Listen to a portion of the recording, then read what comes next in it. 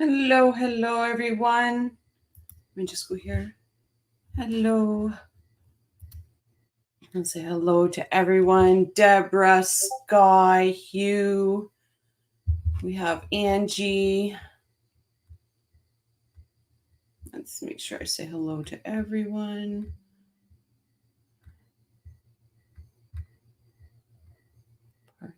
Got to scroll up. We chat a lot. Jamie, Karen,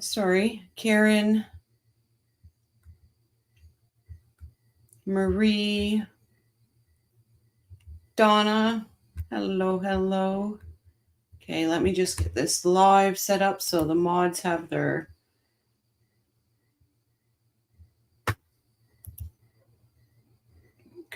should be doing now. There we go. Now the mods should have their ability to take care of the chats.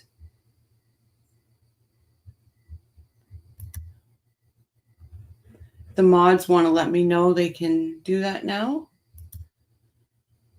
That would be greatly appreciated. Hello, Mrs. Sky. Hello, True. We had some interesting things up today. Hello, Matt from Texas. Are you in Austin, Matt?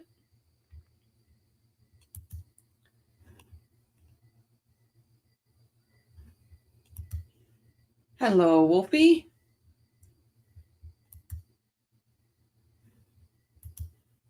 Hello, Elizabeth, Portland, Oregon. Welcome. Okay, let's get right to this because this was interesting. I'm going to share the screen. Sorry, I've been going through it. Hi, Rayanne. This is from our friend, Michael. It's to quash, sorry, I say squash. Hello, Becky from Ohio. To quash a subpoena from Michael D. Weinstein. Oh, Michael, what are you hiding? What are you hiding? I think only creator can slow chat. No, it should be in there. They did it last night.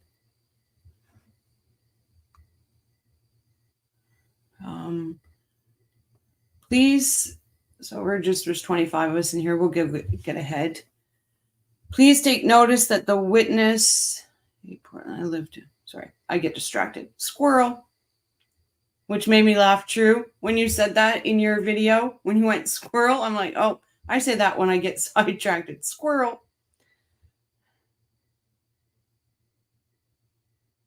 Oh, that's weird. Okay. Motion to quash subpoena. Please take notice that the witness and pro se counsel Michael D. Weinstein, undersigned, respectfully request this honorable court to enter an order quashing the subpoena and as grounds stated as follows. 1. Undersigned was subpoenaed in above referenced case. 2. For several years prior to his ultimate conviction, undersigned counsel represented Charles Adelson in a variety of matters as his attorney, including but not limited to rendering legal advice upon his initial investigation. As a defendant in this case. 3, under the Florida Bar Rules of Profession Conduct, prohibits undersigned counsel from providing any testimony as to his involvement in the above referenced case. Florida Bar Rule of Regulations explicitly states a lawyer who has formally represented a client in a matter and in any capacity where the attorney-client relationship was formed must not afterwards reveal information relating to the representation. Any and all testimony undersigned can offer would directly conflict with the interest of Charles Adelson, who was previously represented by Daniel Rashbaum and subsequently Donna Adelson, who is currently represented by Daniel Rashbaum. At the time of the filing of this motion, undersigned has no present and substantive knowledge about the facts of the case. Undersigned was never retained as counsel for any of the parties in the above referenced case. Undersigned counsel strictly assisted in Charlie Adelson's case only before Daniel Rashbaum was permanently retained. Any testimony undersigned could offer would violate the attorney-client privilege and could induce a detriment of Daniel Rashbaum's former client, Charles Adelson.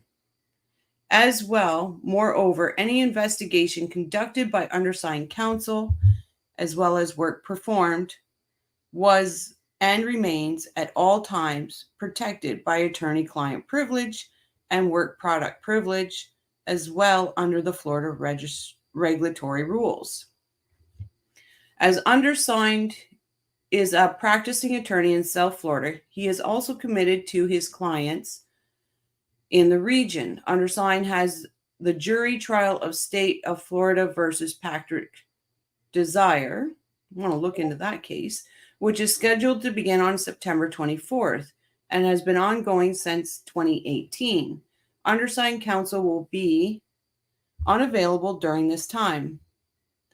In light of the aforementioned unavailability, undersigned counsel respectfully requests that any hearings pertaining to this motion and the relevant subpoena be heard via Zoom. This request is due to the distance location of the parties.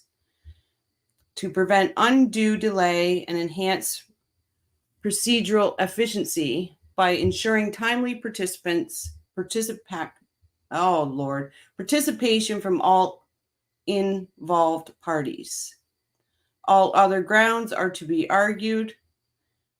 Wherefore, the witness, Michael D. Weinstein, respectfully requests this honorable court enter an order quashing the subpoena together with such other and further relief as this court deems just and proper. Certificate of service. And then here's a letter that he had sent to SAA Kappelman. Please be advised that my office has received a subpoena from you in the above reference case. As you know, I represented Charles Adelson in various legal matters prior to him becoming a suspect in any one of your prosecutions regarding the Markel case, as well as providing legal service and advice once he was identified as a suspect. It is my position that any information I could be questioned on is protected by both attorney-client privilege and work product privilege. Therefore, any questioning of me would be subject to same, and I would be unable to answer. Before I file a formal motion to quash the subpoena, I am requesting that you release me from its requirements. Given that the trial period is approaching, I would appreciate a prompt response. She didn't squash it. She didn't squash it because he had to put in a motion. He put in the motion, but this is the subpoena. He was to date and time you shall appear, 9/19/24 through to 10/9/24. And she gave the subpoena on August 26th. And he put the motion in on the 30th. And he sent that to Georgia on the 29th. She didn't squash it. She didn't say, nope. Interesting. Oh, what do you have, Michael? What do you have for us? So I wanted to show you guys that because there is just one about doing depots, and it's for, sorry, I wrote the names down. Rick, Yvonne, and Susan. So Rick and Susan were the ones that were at the house helping with all the paperwork and everything. It is interesting. So I wanted to show you guys. That because he really wants out of it. And when he sent that, Georgia didn't reply to him. Just letting it go through as a motion. So we'll probably hear that on the 6th because we're back in court on the 6th. Okay, bear with me because I've seen a lot of people come in. Hey, Marcus, welcome back. Jonas, welcome back. I think Rashi will have to rescue himself possibly in the middle of the trial. Hello, Bob. You come in peace, do you? I'm glad. Hello, Kurt. Welcome back. Let's see. Oh, hello, Patricia.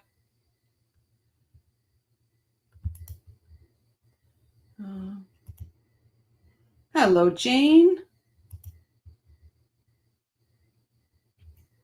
Make sure I didn't miss anybody. Oh. Hello, Bumble. Hi, Rochelle. Bumble in the house. What's up, Coffee Nation? Oh, I love it. I love it. We made a joke about Bumble last night. Let me see. Okay. The Bumble, what a great name. Take 2 moldy stacks. Okay, so I'm sorry because I said we're doing June, which we are, but when I saw that, I'm like, I gotta bring it to you guys. So that'll be interesting on the 6th, which I think, sorry, I have to look. So Friday. We will be here Friday morning, ready for the motion hearing. I'll get rid of that. And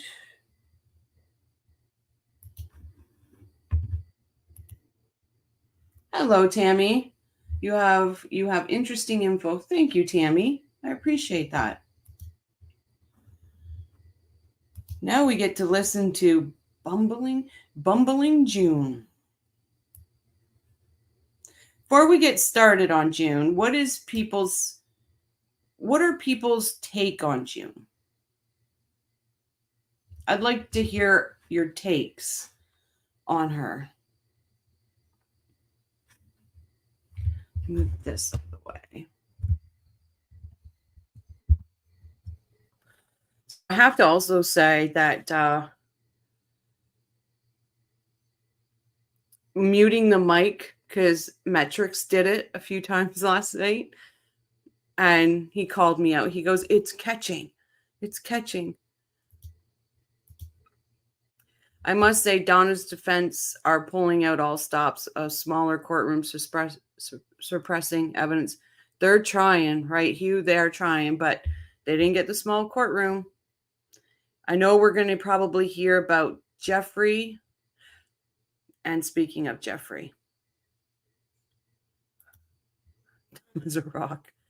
I just want a quick minute here on Jeffrey.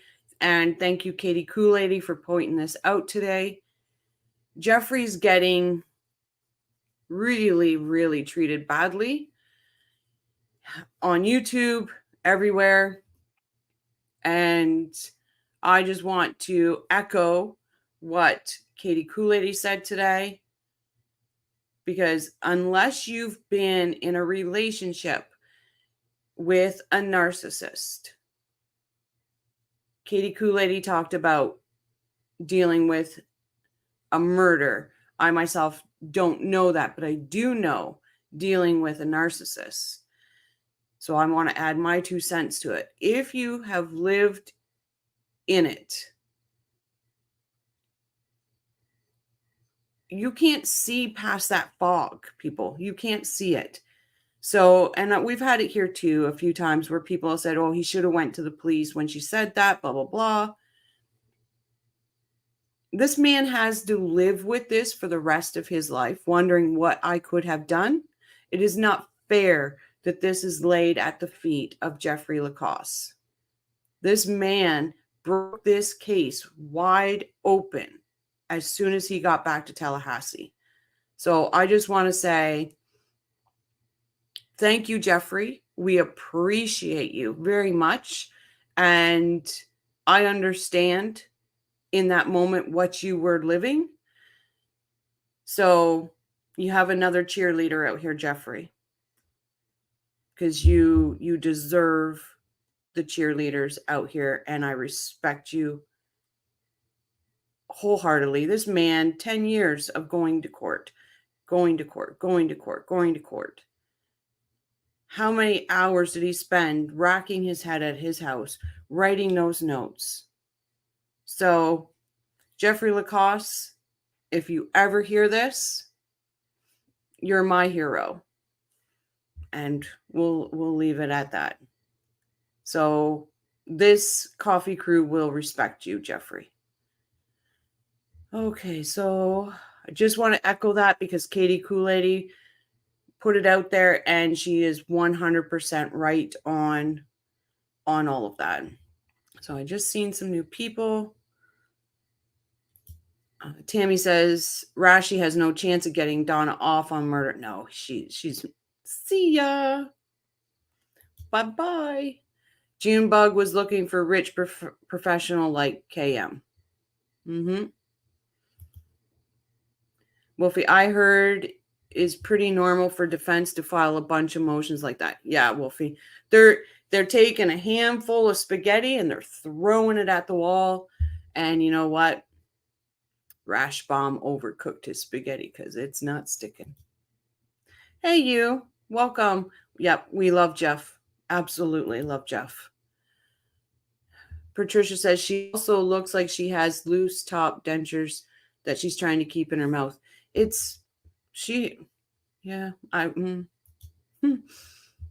Hugh, as far as June goes, I think she's just a simple in love with Charlie, not a bad person.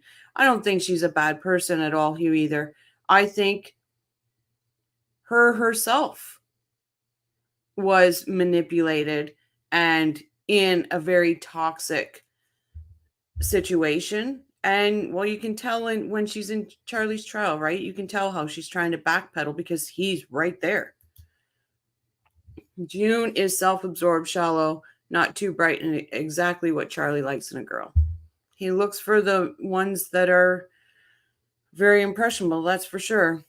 Deborah, I haven't seen enough of her. This will help me, my guess, pretty quick to make a decision.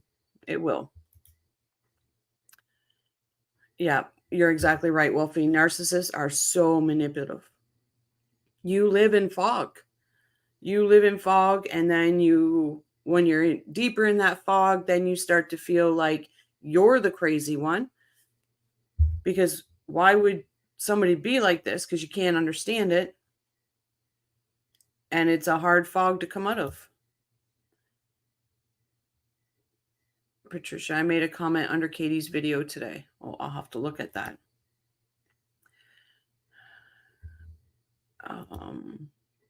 Jamie, but for Jeff's putting the pieces together, Isom would be still in the blue eye ocean of DC. I don't know if I'm not going to come hard at Isom because the work that he did was absolutely amazing.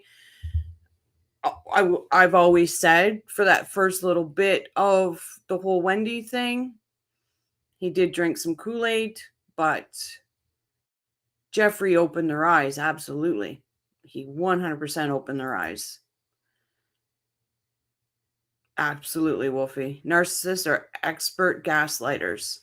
And we all know from Wendy, she's more honed her skills of narcissism and all that more than her mother, more than her brother. She is the most dangerous of all. Absolutely. Jeff is great, right, Karen? Hi, Pin. Welcome. The more people who start following this case, they will be mean behind their keyboards. Hopefully, if he is being threatened personally, he is keeping records. Exactly. Like, these people aren't arrested. The rest of them aren't gone. The most dangerous one of them is still walking the face of the earth. She's still walking. He's got to be a little worried about that. He knows she's the most dangerous of all. We heard it when he said she did this. Hugh, Jeffrey and Tamara are the brightest of them all. You're right, Hugh. Hey, Gerard, welcome. Hey, Jeff was honest in his court appearance, right, Tammy? 100%. Star witness completely. Complete star witness. Angie, Jeffrey probably has PTSD. We love you and pray for peace for you, Jeffrey. Amen. 100%, Angie. 100%. Hi, Rose. Hi, everyone. I feel the same about Jeff. I couldn't imagine what he went through with Wendy. Could not imagine. Could not. That is unbelievable. Patricia, imagine releasing the woman you are falling in love, realizing the woman you are falling in love with is willing to put your arse in jail for life. Once self-esteem would take a battering, right? And she was already on getting cheating on him, doing all this. Like, the people say it's jealousy. It's not. When you're in a narcissist relationship and they're doing that stuff to you, they're breaking you. They are breaking you down. I know. She said arse. Oh, my God. Who is Isom? Wolfie, Isom, Craig Isom was the lead detective on the Markel case.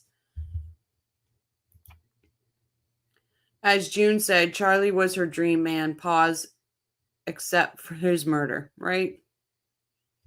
Absolutely. She said that.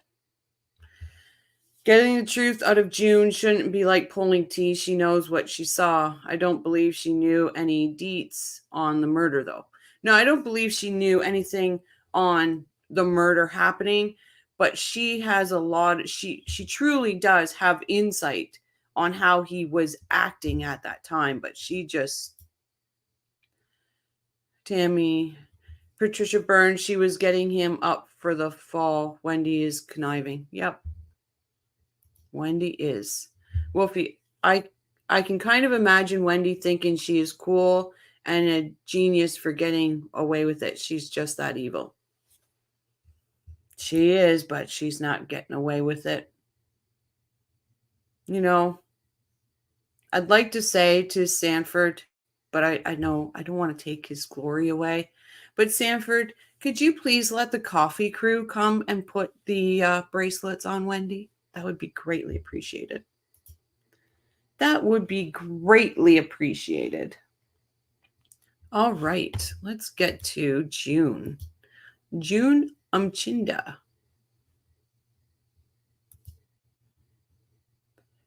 Here we go.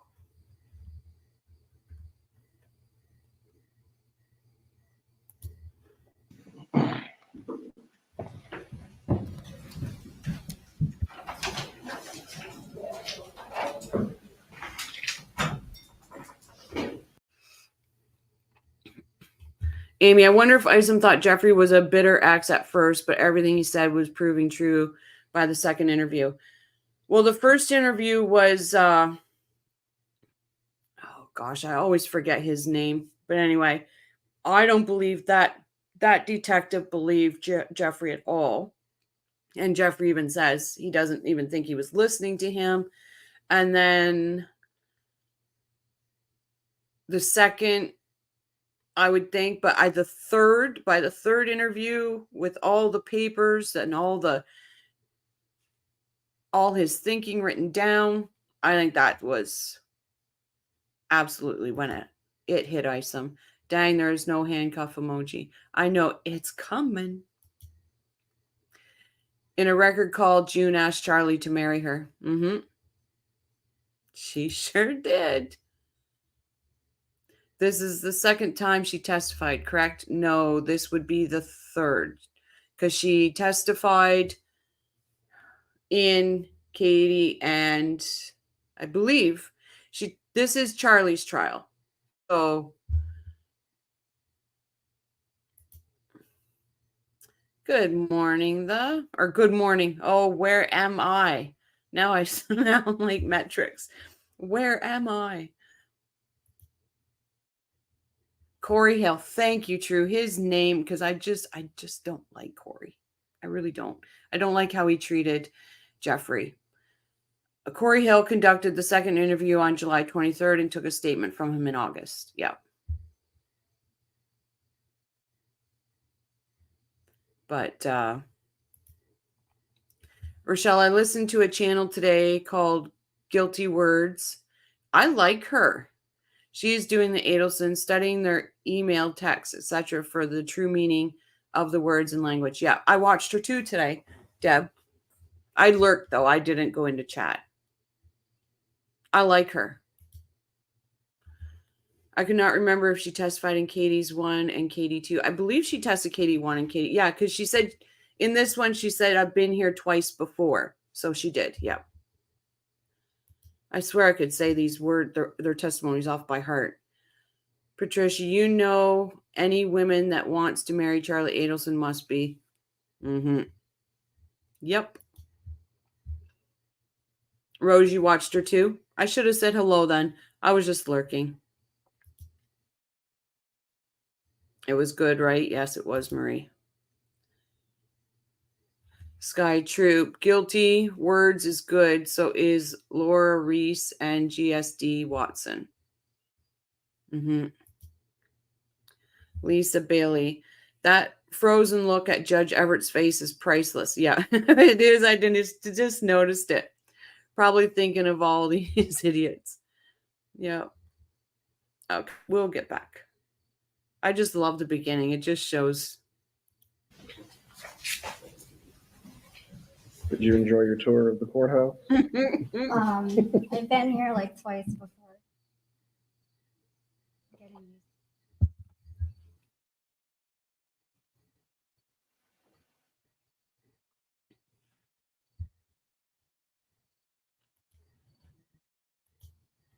She does. She believes she's innocent. She believes that she's going to be able to save her family. Yes, she does. She's delusional, but she does. Oh, I bet you he is a hoot. I bet you he is a hoot. I do. I love his sense of humor. Not by the look on her face, she looked defeated. How she is portraying herself and what she is saying are two different things. You're good. Hi, James.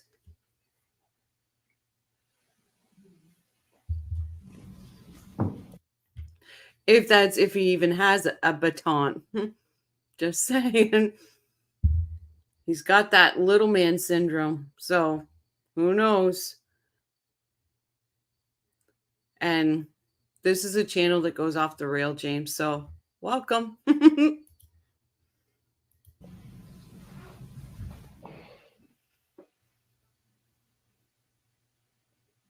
I'm gonna sit. You're good. You may. All right, you're in the courtroom.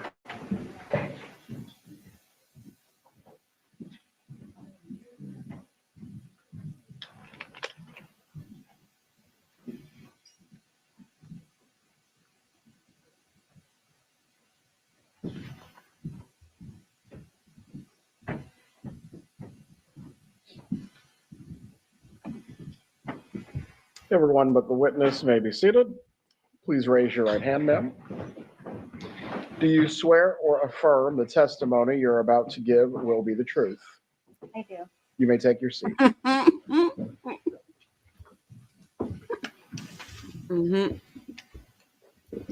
Now, please state your name and spell your name. Hi, I'm June Umchinda. It's June first name, last name Umchinda. You don't have to, I don't think you're going to have to lean that close to the Oh, microphone. okay. We can let you know if we can't hear you. All right, like that. Where do you live, ma'am?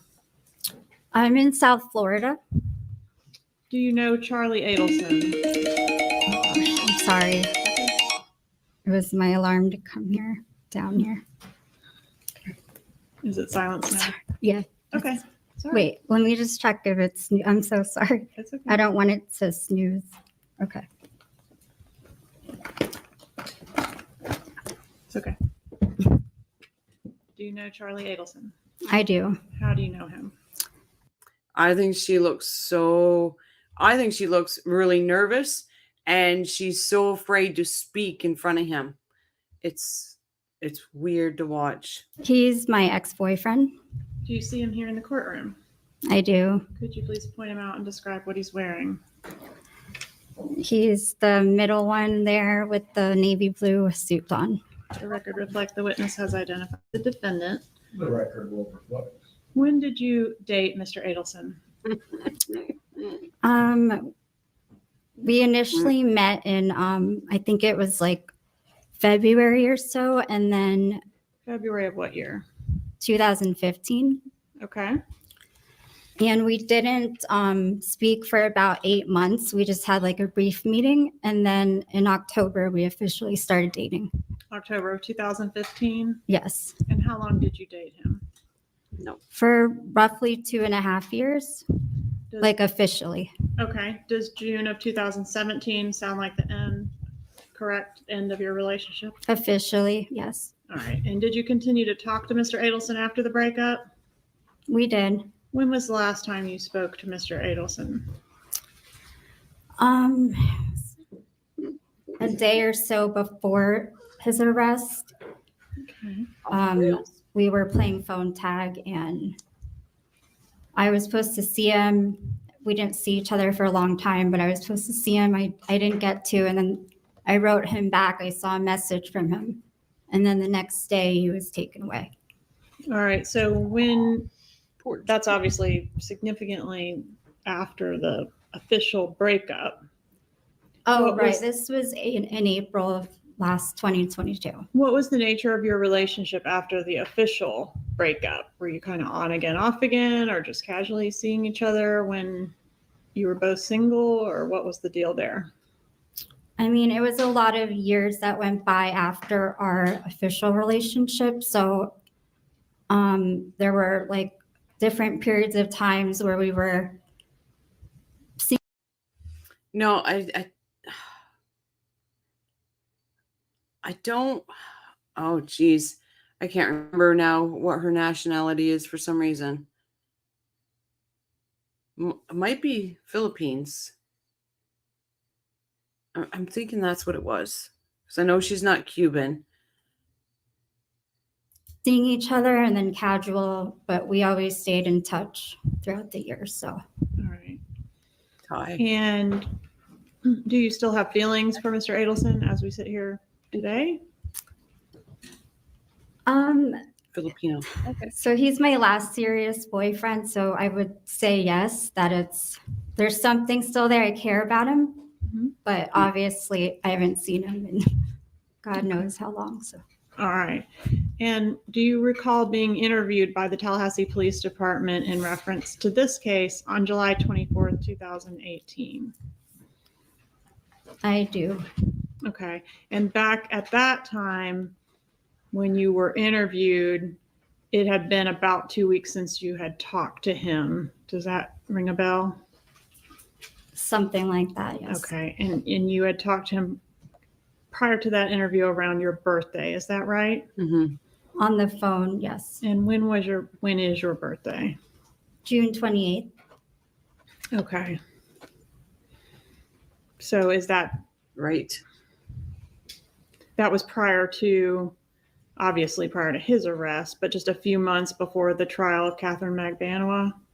Did you talk to him then as well? I'm not sure. I don't recall when her trial was. I know she had a retrial, so Okay. I don't know the date specifically.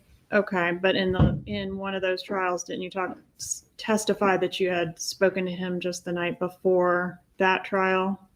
Mhm. Right. I mean, we were still talking, so yes, I did speak. Okay, to so her. I'm just kind of trying to establish in reference to the importance of this case, you seem to have had some communication with him pretty close in time to those important dates. Would you agree with that? Yes.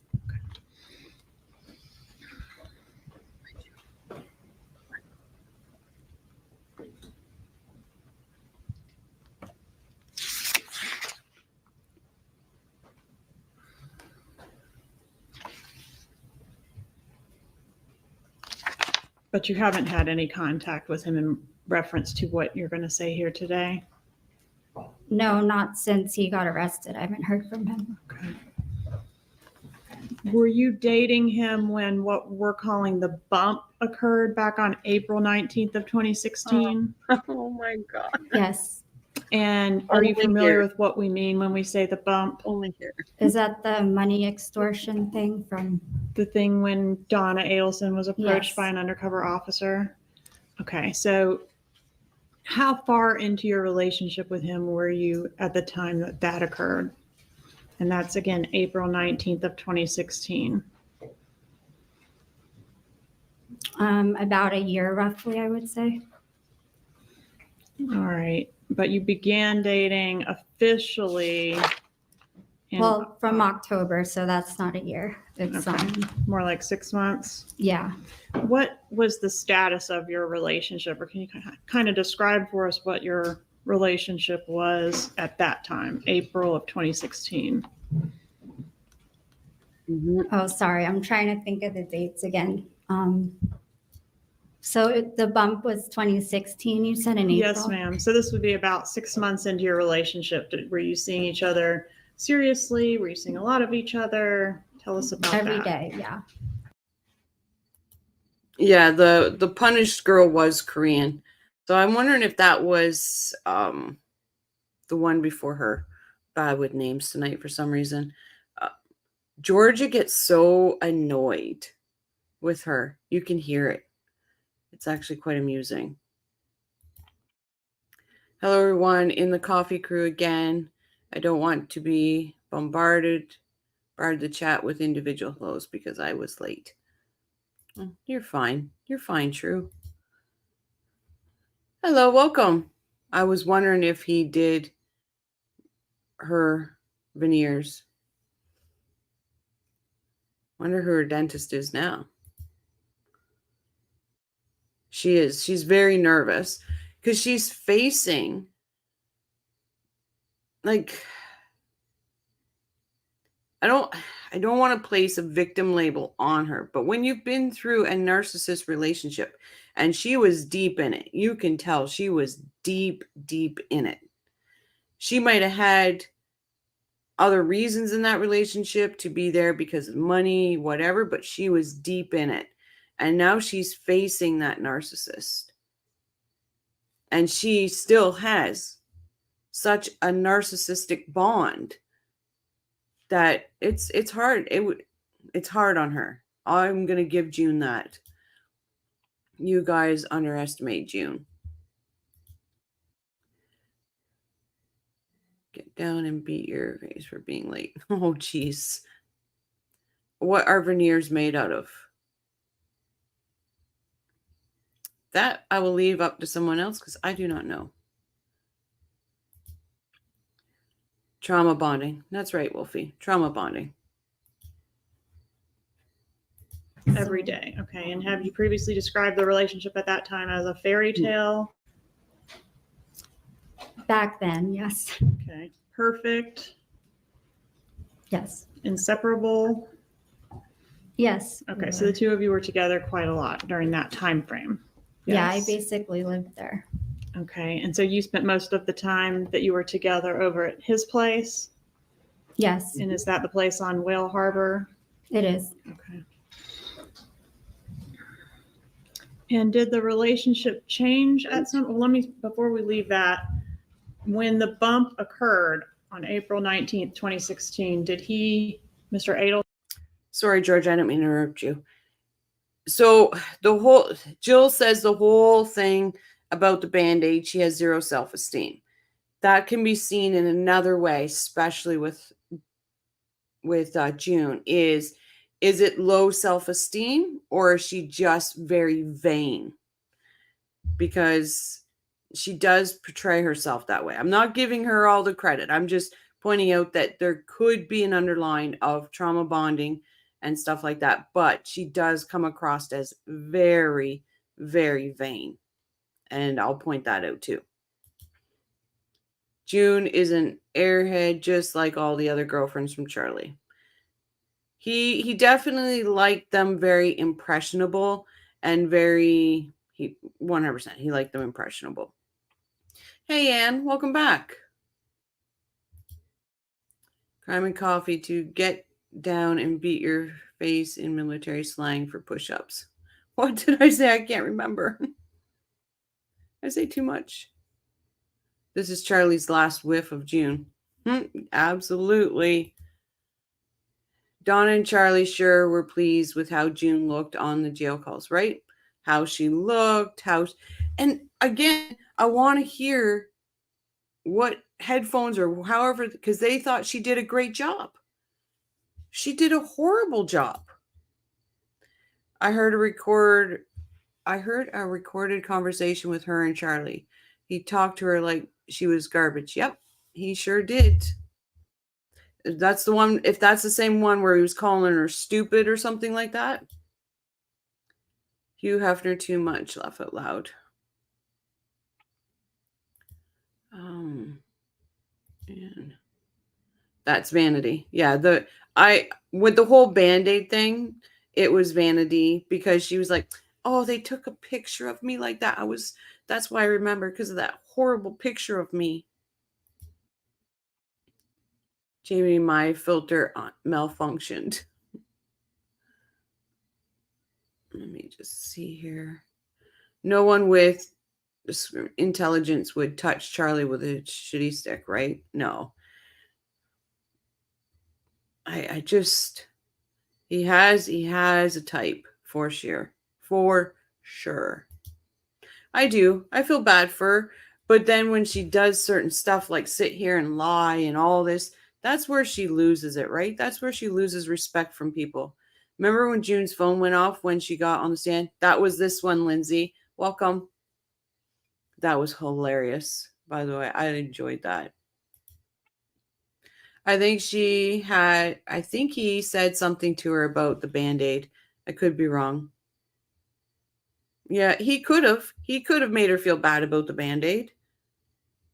But Charlie seems like the type of guy to pressure his GFs to be perfect. I would think so. I agree. Adelson tell you about the bump? No. All right. So at some point, did the relationship change around this time frame, April of 2016? I can't say exactly like when it changed because we've had a lot of ups and downs, but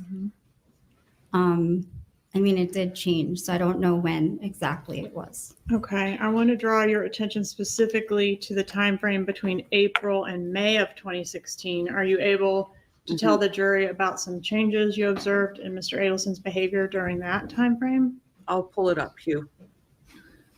I don't know, like, if it was in that time frame exactly. Okay. Do you recall giving a law enforcement interview in this case?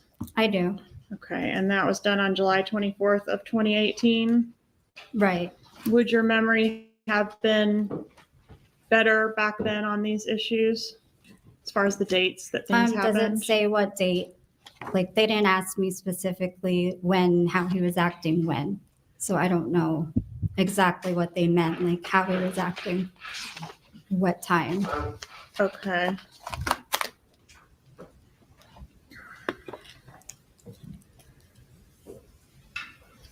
So you didn't tell them that he began to freak out around that time and act sneaky and go places without telling you where?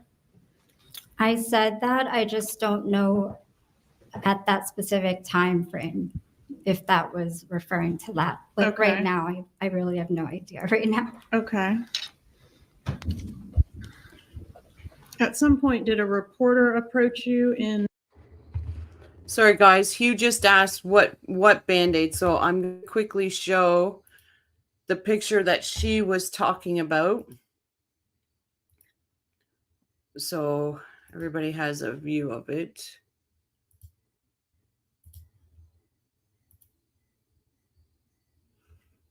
So it's this picture here, Hugh, and it's the Band-Aid on her arm. It's basically what she describes as a burn from fireworks.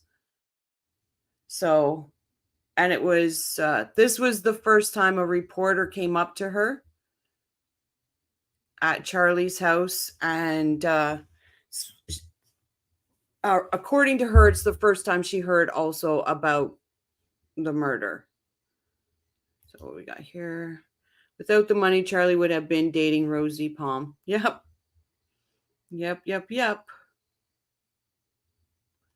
Oh, absolutely. I would like to know if she's, well, he wasn't calling, though when he was in prison, she said he wasn't calling her.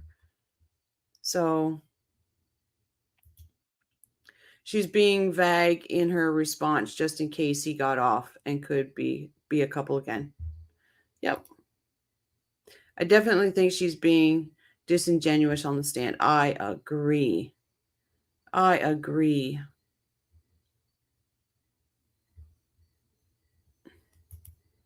They did. They ruined so many lives. Yeah.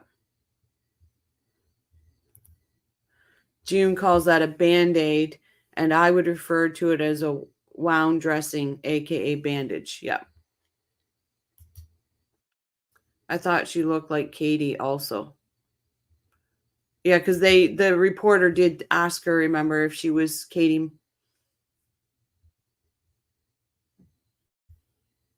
Yeah, I would be nervous too, and like Georgia calls it out. Did somebody talk to you? And I would wonder, did Harvey and June, or Harvey and June, you guys got that in my head now. Harvey and Donna get to her. She's been prepped by the Adelson family lawyers. Seems like, yeah, I agree with you, Bob, that she was. April, you would have dated June in a heartbeat. If Charlie had not been arrested, she and Charlie would be running some fraud schemes in real estate. Charlie pushed her into real estate. Yep. And I don't think she would have really known that the fraud was going on because she was so she would have let Charlie do anything. She just would have. Charlie had a type, petite, Asian, young, and not high IQ. Yep. The Adelsons destroyed themselves and many others, all because Wendy. There you go. Right there. April loves golf. Laugh out loud. Okay. We will put that back. I just wanted Hugh to see what she was talking about. Hi, Lee. Welcome back. Hi, everyone. Not sure how late I am, but I know I'm late. You're not that late. This channel goes off the rail. We're only not too far. We're only 10 minutes into the video. Hey, Road Scholar. Welcome back. Yes, about Charlie's type. Hey, Young. Welcome. Okay, let's go back to the...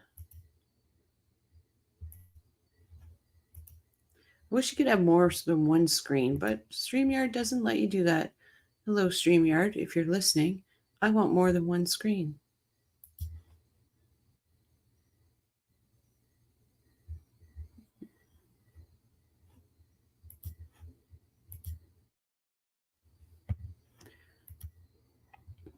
Hi, Victoria. Welcome.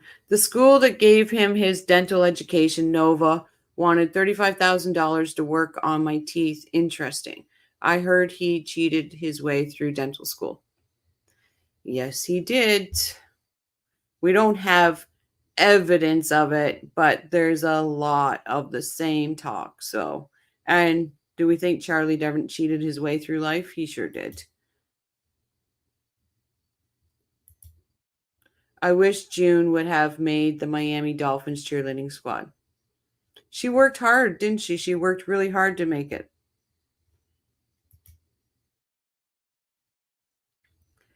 He didn't call her because he was spending 35 hours a week on the phone with his mummy. Yep, you're right, Valerie. Welcome. No extra time for anybody. All his time was for mama.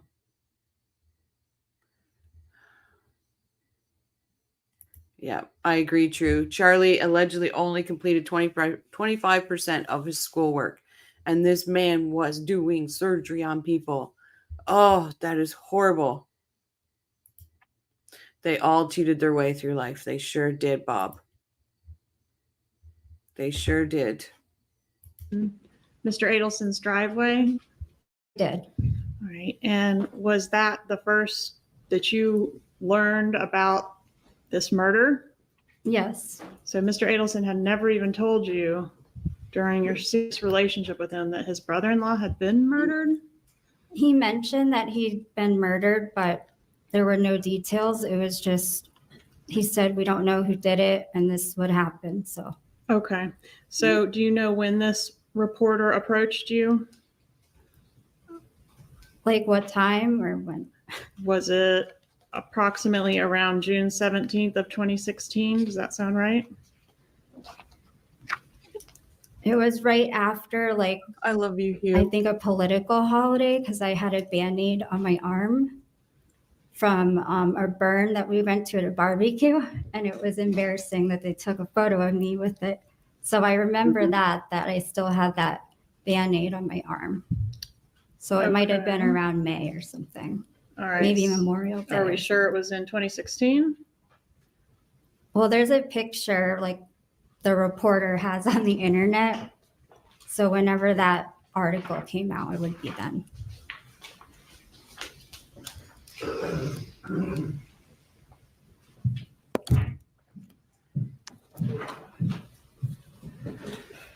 I'll approach and show you an article and ask if this is the one you're That's a good referencing. call. Yes. So there's the Band-Aid on my arm, as you can see. All right, and what is the date of that article? That says June 17th. So when is Memorial Day, May? Yes, what is the year on the article? 2016. Okay, so can we agree it was approximately in June of 2016 that you got approached? I believe it was May, but I think they published the article in June. But yes, around June, May, June. I thought the reporter had the article with them when they approached you. Is that not the case? No, I mean the photo. Like he made that article and posted it, like From the the interaction. story. Yeah, from I guess our candid shot or whatever. All right, so maybe you were approached in May and then the article came out in June. I believe that's correct. Yeah. Okay, and that was when that reporter approached you, that was when you found out that there was this whole backstory to this murder agree. that may involve Charlie Adelson. I actually didn't find out at that moment. They like ran up to me asking if I'm Catherine, and I had no idea who that was. So I didn't even know who they were. How come you didn't know who Catherine Magdanoa was? Not at all, no. All right, so is that the first? Did you eventually find out who she was after you learned that name from the reporter? Yes, eventually. Who was she? She was Charlie's ex-girlfriend, and she also worked for another. I thought that too. I just don't know, Kurt. I don't know if the man is able to have genuine affection for anybody. I think he has genuine affection when they serve his purpose. now I actually think I see him laughing at her, not with her. He's laughing at her, in my opinion. But we both could be right. When is Memorial Day, right? She must have been pissed. Well, and she was angry. Like she even says, I was angry when I did that interview with the police. And then she tries to backtrack it. Be nice to June. She's perfect. He has affection for, oh, geez, Jamie. Yeah, I really do think that she was a means to an end. Like all of his girlfriends were, right? Katie was a means. There was a reason for Katie. She knew gangbangers or however you want to say it. There's a reason for all of his girlfriends. The Adelson can only love themselves. Agree. I agree, Rose. He thinks he's flirting her up, thinks he's Antonio Banderas. It's probably true. Charlie doesn't feel bad for her. He's laughing at her. That's how I take it, Maggie. Absolutely. June was mad. Bree got pregos. Yep. She was mad, but she was really hurt, right? She was really hurt. Rose, yes, yeah. She was hurt because he had these big plans for their future. Remember? Can I just say, fellas, don't wear an orange t-shirt when having your photo taken. It makes you look like you're locked up killer. Oh, that's brilliant. In my opinion, Katie might have been his type, but he kept her around for more like 30 days because he was looking for a hitman. I agree. Charlie is floating to the jury and other men in the courtroom. This is the kind of woman I can pull. He stated some of those male jurors never got laid in their life. They made a life that she felt should be hers. Yep. Yeah, he had all these. Are there any pics of Bree? I don't have any pics of Bree. Oh, wait, there is the one when they're holding R. But I'm not going to post it only because I want to respect R. It's not his fault. You know, I wasn't respecting R for a while, but I decided that, you know, this poor child, it's not his fault either. He didn't ask that to be his father. I would hope so, Kurt.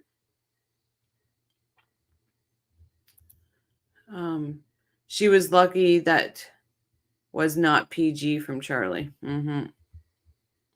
But I will, so you know what? I will post it. I'll post it in the community. I'm just going to block R out of it. April loves golf. That's an excellent observation. Valerie. She really thinks she is somewhere else besides a witness in a murder trial. The giggling, smiling, physical expressions are just immature as Charlie's are during her testimony. I can see how people could say that, Valerie. And honestly, guys, I'm not taking June's side. I just know the side of the trauma bonding. And what I see is somebody that is so uncomfortable, someone that's having a tug of war in their head between truth and the person that she really does love. Like it's a battle. She's sitting there in a constant battle. So I'm not taking her side because listen, tell the effing truth. I get it, but I understand the battle she's going through right now. Oh, absolutely agree. Just wanted if Bree is Asian. Nope, she's not. June got out of jail when Charlie was imprisoned. Absolutely, James. 100%. Definitely. And she strolled in with luggage. Yeah, the luggage thing is quite funny. $100 June is better housekeeper than Wendy. Anybody's a better housekeeper than Wendy. Anybody. We have to remember that Philippine culture is very different from that of the West. So how she feels about Charlie could be rooted in her culture as well as trauma bonding. That's a good point too, Carol. She was so bummed he had a dog with Bree, more than a child. Right? I'm wondering if that might have been something that they were going to get a dog together or something like that. I agree, Hugh. June is still in love with Charlie. Unrequited love is notoriously hard to live with. Isn't that the truth? And it doesn't go away. You could be miles apart. You could have the pond between you. It just doesn't go away. Laugh out loud. Maybe 80% of people he dates fall into his type, but he will try others. Yep. And all the cheating he did on her and everything, she knows it. But he's good at what he does.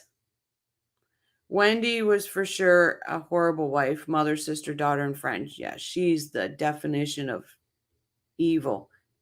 Devil itself right there. Other friend of mine at the front desk. And who's that?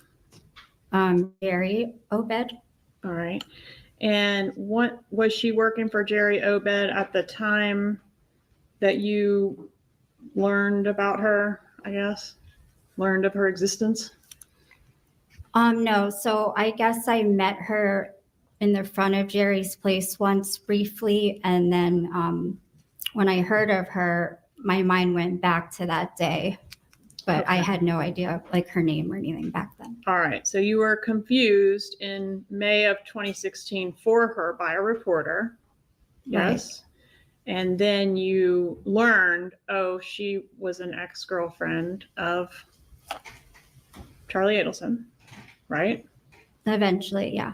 Okay. And then subsequent to that, you realized, oh, that's the girl that used to work for Jerry Obed. Yes. Okay. I'm with you. All right. Once you found out about this sort of backstory to this homicide and investigation, did the defendant, Mr. Adelson, tell you anything about how to handle the police if you were to be approached by the police? He said if anyone came knocking on the door asking questions, I don't know anything. And at that time, I really didn't know anything still. So he told you not to talk to the police. Right, because I think he had to go away that weekend or week, and I was at the house by myself. So. And had he been acting strangely for weeks before that article was published? And again, that article was published June 17th, 2016. I believe so. All right, tell us what acting strangely means. I think I said it in my interview that he would kind of run off to places without really giving me an explanation. We kind of had a routine going. We would work, go to the gym, and then every night usually see each other at a certain time. But it was getting to the point where like he was running late or things were happening and I didn't really know the reason. And also I think I just felt like something was different in our relationship. And did you notice that he had begun communicating with Catherine Magbanua around that time? The time, which time? 2 weeks prior to the publication of that article, which was published on June 17th, 2016. 2 weeks before that. I can't remember exactly when I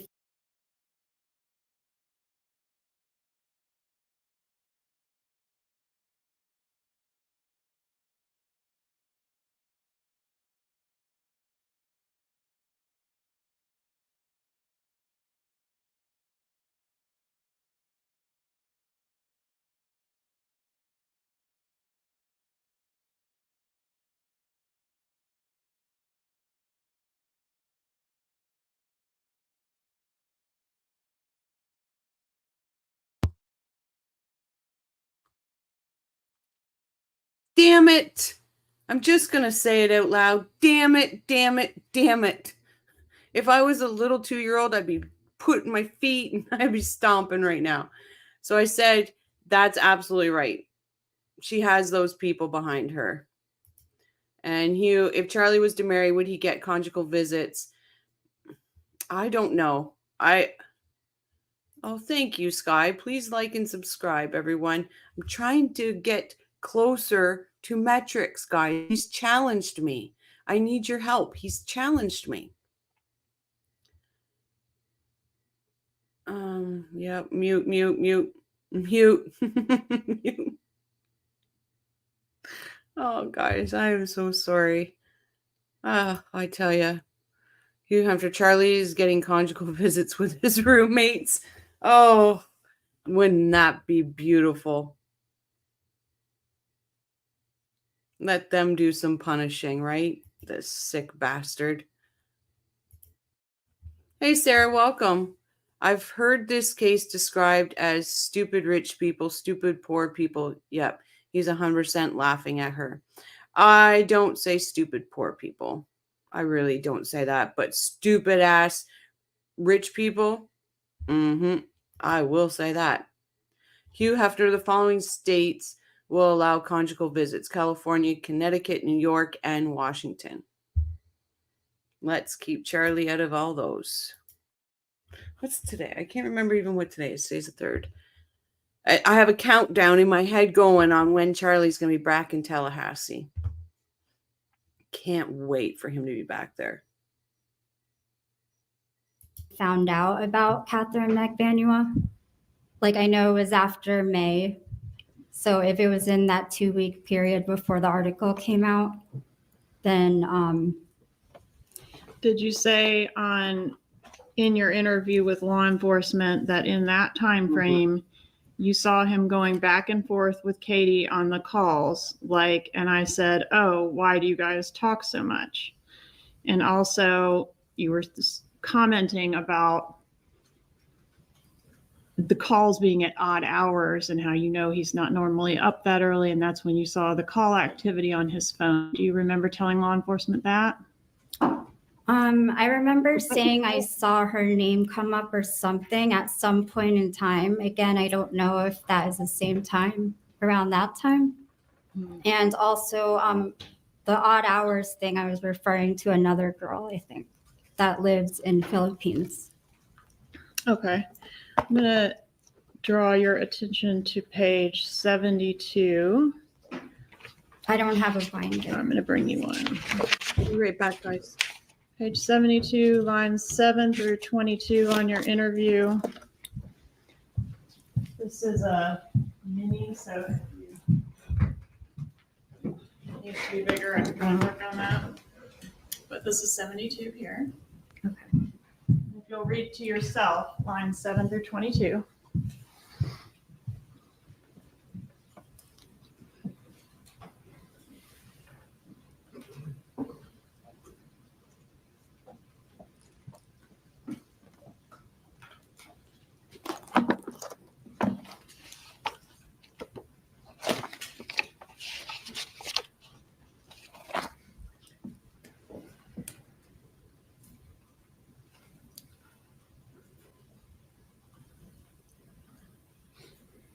Okay, so So let me ask a question. Yeah. Are you still maintaining you're referencing another woman in that comment, or were you talking about Catherine McBanua? So in that comment, I actually was referring to when I found out the phone records of Catherine and Charlie, like speaking in the morning when they showed how often they would speak on the phone. All right, thank you. So, Did as Mr. a- Adelson ever express any interest in or curiosity to you about who had killed his brother-in-law?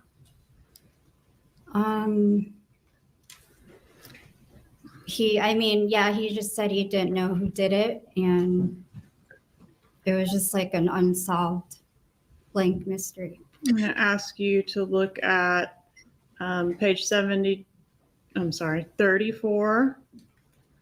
34 of that same mini transcript in front of you. And if you'll review lines 10 through 15. Sorry, I want to just Young, yeah, I have a picture of her. I will I'll post it. She was, every time he went there, he went and seen her, and people have said he was really in love with her, and she was very, very poor. Very, very poor. She lived in a shack, but that was I'll post that picture.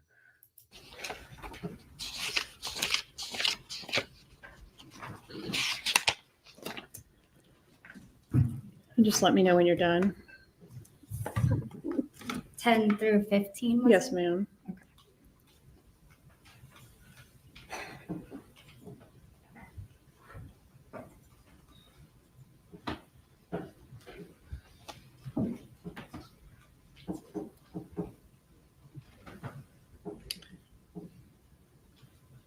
So yes, I see it.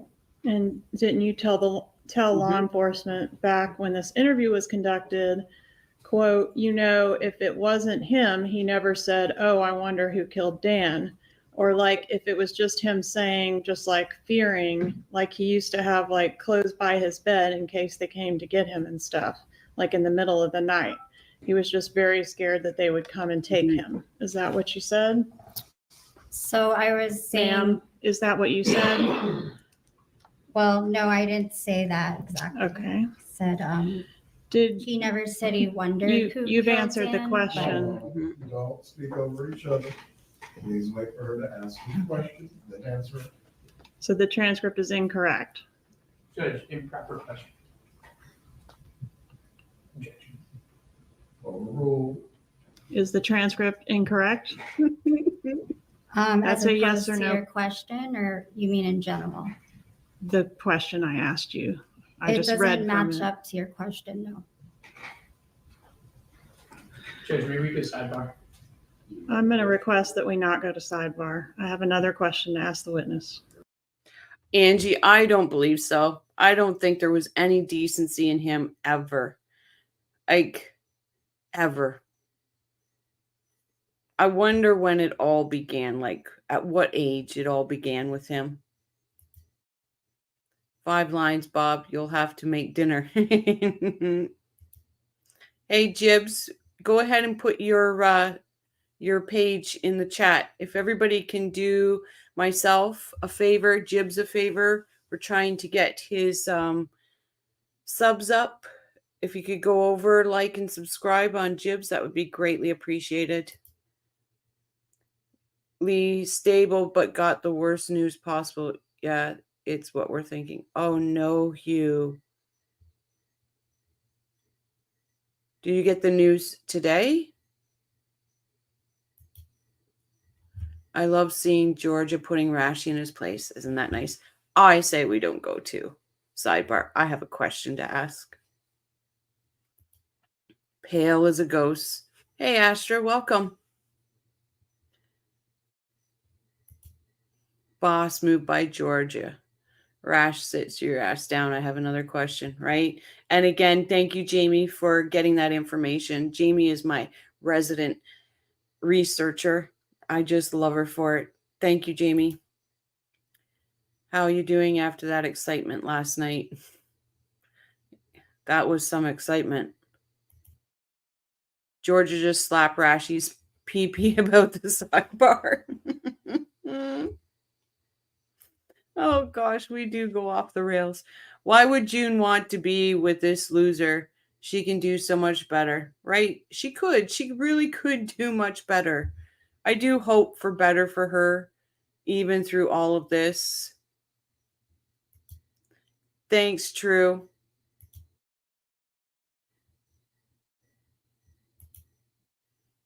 Confirmed today. Oh. Well, we got you, Hugh. We got you.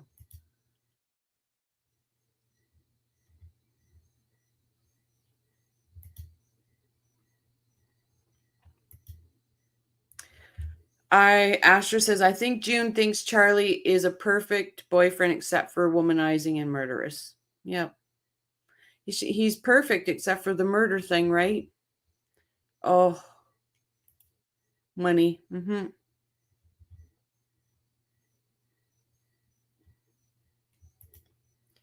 I'm as incompetent with computers as Rashi is in court. I don't know how to do a link. That's okay, Jibs. True Crime Wifey put it in there for you.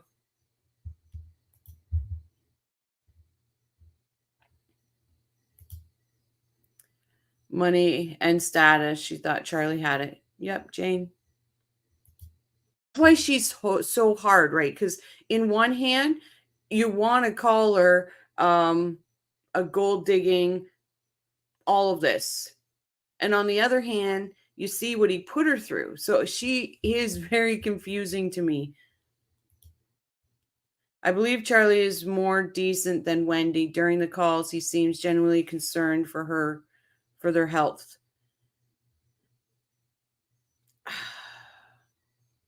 He's got a weird connection to his mother, a very weird connection. But you also have to remember, if his mom and dad are not around, he knows Wendy's not taking care of him. Wendy's not sending him money. So is it him talking like, I need you guys, or I just really love you guys? Jim and Dab, I love that stuff. Mrs. Not so much. Walk the scene today, fixing to assist with repairs, keeping out for squatters until then. Front door secured again. Messy scene. It looked like a messy scene, Sky. It's manipulation and basically making her feel he's the best she will ever get. Yep. It will be okay. Not gonna grieve before the funeral. No, and the coffee crew's got you, remember? We're sending out all the best.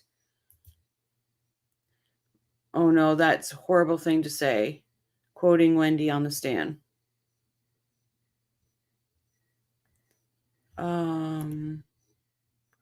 We have 104 people watching. Chat with us and hit that like. Everyone thoughts are considered. Thanks, Jamie. Crime and Coffee, it's so good to see your numbers rising with every kudos, lady. Thank you, Patricia. It is humbling. Honestly, truly, people, it is humbling. And I greatly appreciate every single one of you. I even greatly appreciate the ones that are lurking. Honestly, join the chat. It's fun. Charlie thought up this whole thing. He is an evil person. I believe it was Wendy that thought this whole thing up, and she activated her mom and Charlie. But who knows? It'll all come out someday, hopefully. I looked up Bree. She resembles June in looks. Yeah, but she's Bree's a pretty girl. I'm not going to say she's not. Praying for you now, Hugh from Australia. Thank you, Carol. Yes, he is. Wendy is worse. Yep. The connections are weird here, but I don't get the sexual component, right? And it is odd. It's just odd. Yeah, I guess we both hate when murderers come to court and lie, right, Jibs? Oh, these people. Wendy is the maestro. Absolutely, she is. I wonder if she's driving around in that Ferrari. June would not have put up with any of that crap with a poor man. So she got paid to be used and abused.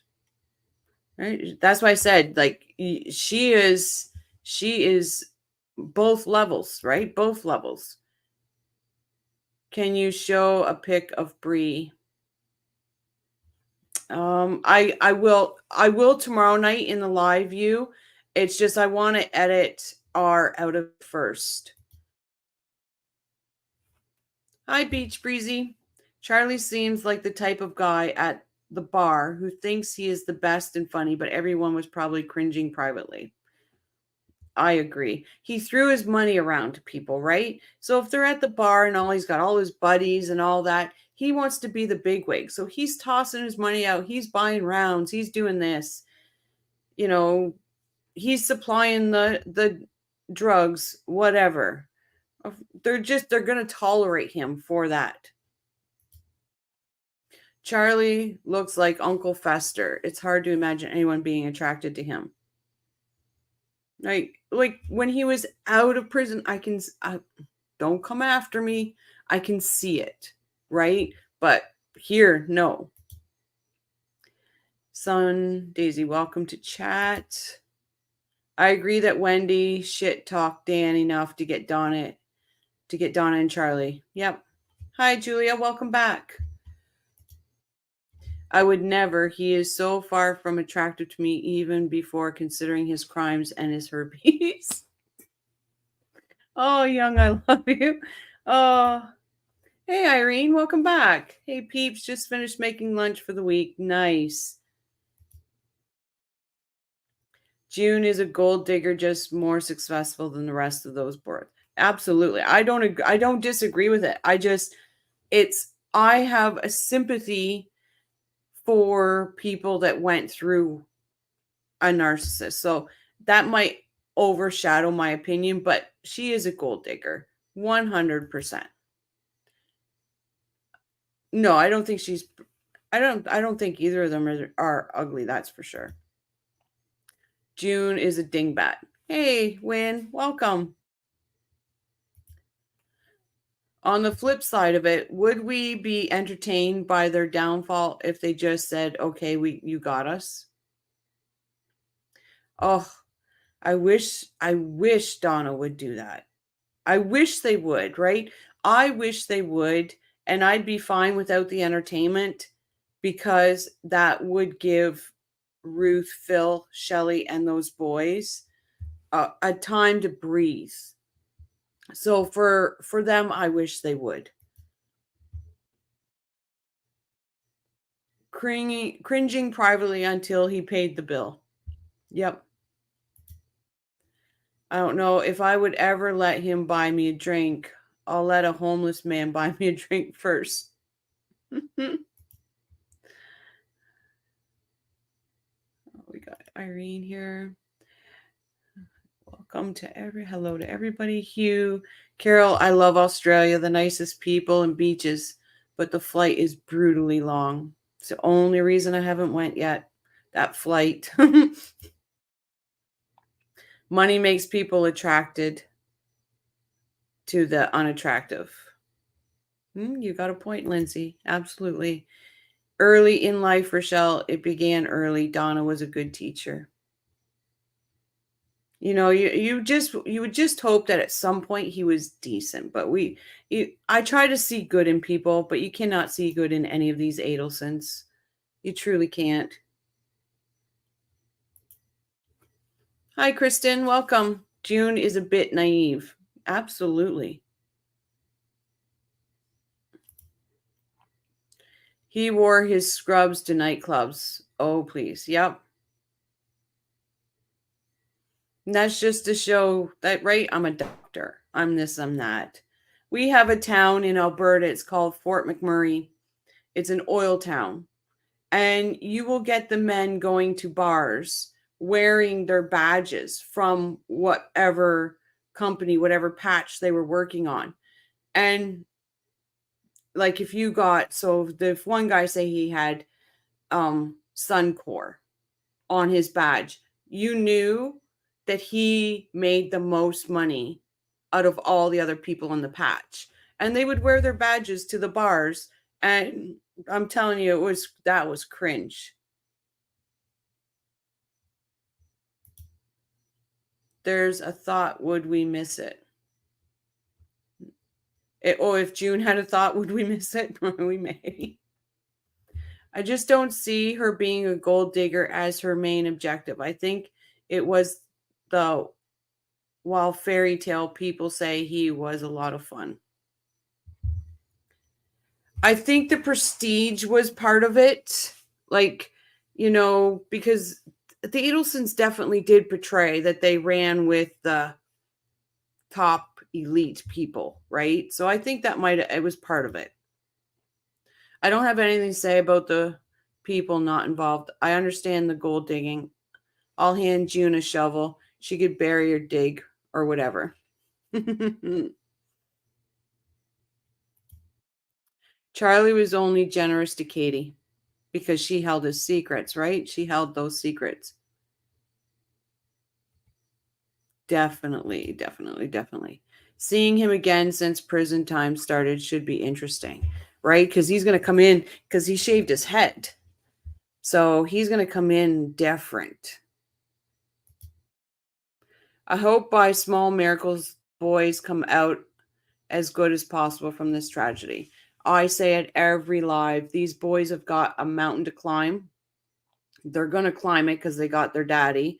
But I believe their dad's going to walk every step of the way with him. Oh, excuse me, everyone. Yeah, CNAs wear scrubs.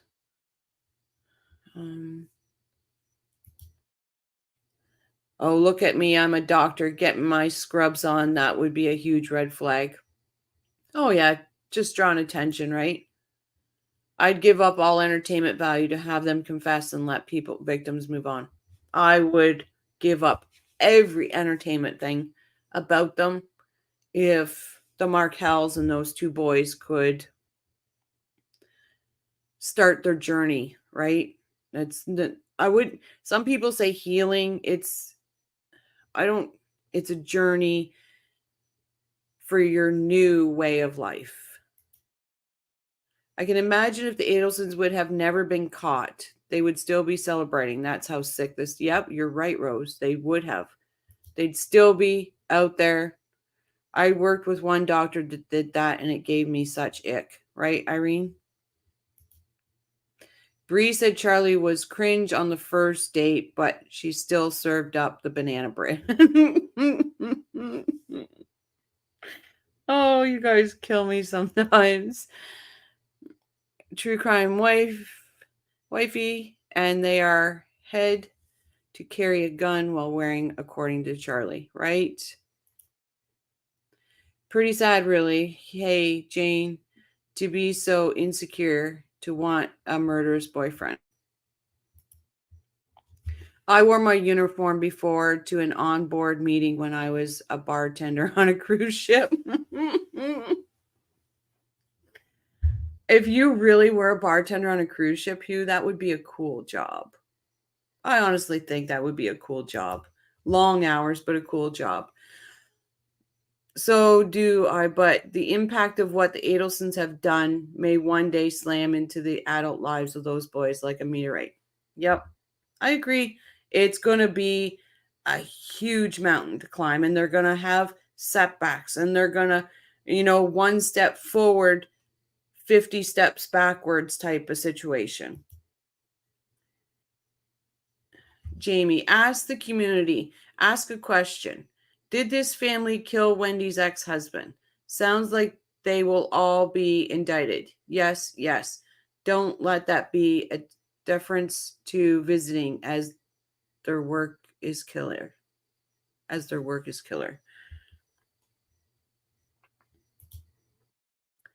The hair is growing out. I sent you his mugshot from South Dakota. Yeah, he's got a brush cut. I have that one. I had that one. Hugh Hefner, you were Isaac on Love Boat. Now I know where I've seen you before. You very well may have. Bet you were a handsome bartender, Hugh. I betcha. With a great personality. The tips were flying Hugh's way, that's for sure. On a big cruise ship. I'm sorry I missed your message. I try to think about one good thing about Donna and nearly fainted on the work. Oh, I tell you, I get that. I truly get that. Hugh, you should write all your stories.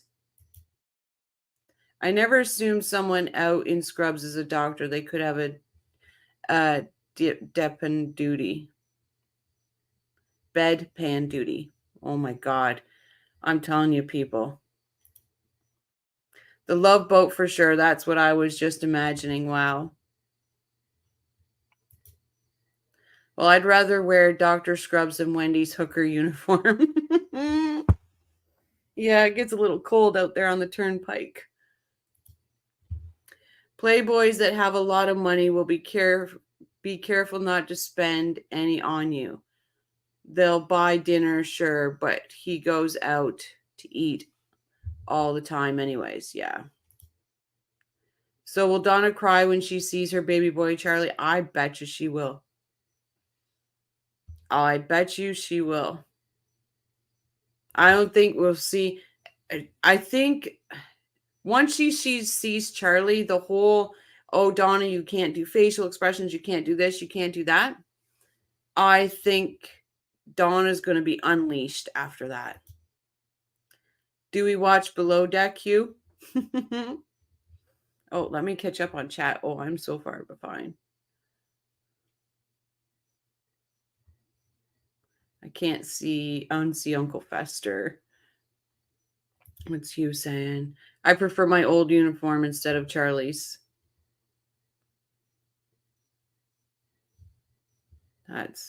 Donna's a hard old chick, isn't she? She is. But I think seeing Charlie's gonna set her off. You are right about that. Good catch. Like mother, like daughter. Oh, I missed that catch. Jane. Donna was the one in the hooker outfit. Did you see that dress she wore to the bar mitzvah? Donna, I think that was Wendy at the bar mitzvah. Donna was in jail.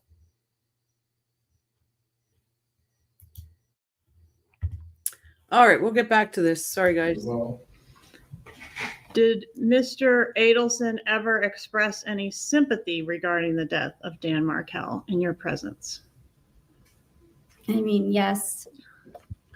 I'm going to turn your attention to page 84 of the transcript, lines 23 and 24. Mm-hmm.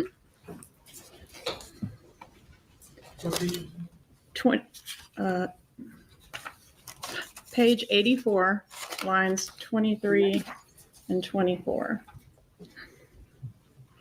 I'm sorry. You mean section 84? Or? No, ma'am. It's page 84. I think I've got the lines wrong. Let me just take a look.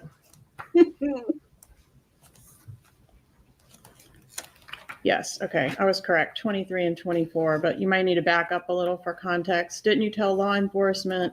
That's what was weird to me. I'm always like, well, if you didn't do it, then who do you think did it or something? And he wouldn't ever like show any sympathy or anything. I don't even see page 84. All right, thank you. What about, let's go back to Catherine Magbanawat. Did you ever actually meet her or just knew that she worked at Obed's office? I mean, she greeted me when I walked in the door there. So I met her as like somebody walking in really quick. Okay, but never hung out with her socially or? No, I don't even think I spoke to her. Okay. Was Catherine Magbanawat, if you know, the girlfriend that was right before you with Charlie?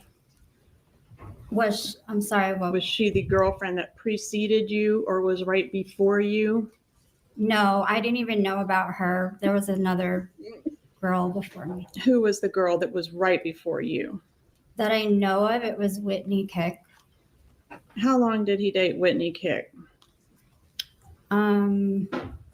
So initially when I met Charlie in February, I don't know if it was February around then, he was with Whitney at that time. So I think he broke up with her a little before we got together. So Was there anybody else between Catherine Magbanawat and you other than Whitney Kick, to your knowledge? there was Okay, who was that? someone named Jessica. Okay.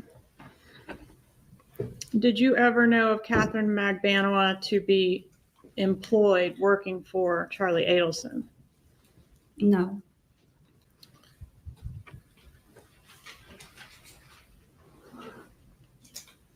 During the time frame of the bump, the bump in April, but prior to Ms. Magbanoa's arrest in October, was the defendant picking up communication with Catherine Magbanoa? Did you notice that he was communicating with her more?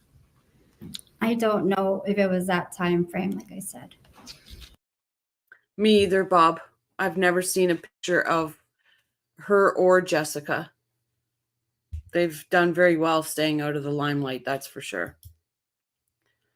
My bio dad took off when I was 5. It was devastating for years. Ben, the boys are going to need a lot of therapy. Absolutely, Hugh. They are definitely going to need a lot of therapy.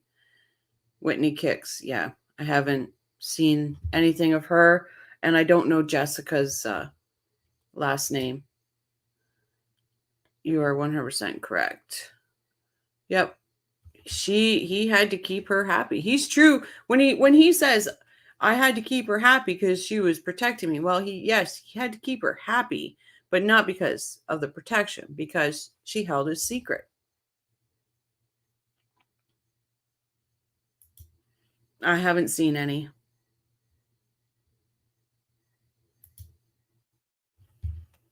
I don't know if it was because he dated a Jessica there when Whitney and June, there was a Jessica.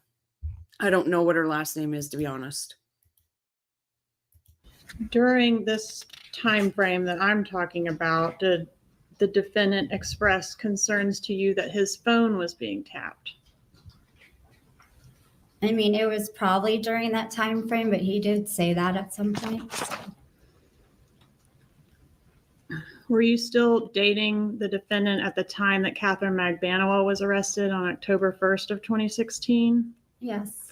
What was the defendant's behavior like after her arrest? I mean, I think around that time, the media got a hold of the story, so there was. That's not my question. What was the defendant's behavior like after Catherine Magbanoa's arrest? Well, I guess his behavior was just someone that's being convicted of murder, or not convicted, accused of murder. I'm sorry. All right. Was he, quote, very scary to be around?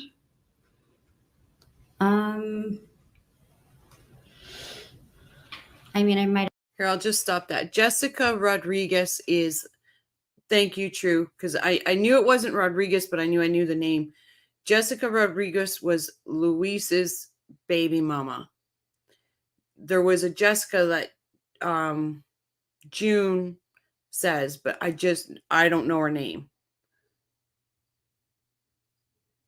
Yeah, he just dated. She was still with. He dated Jesse's girl too. Yeah, she thinks murder is funny. That bugs me. Okay, I thought that was who we were talking about.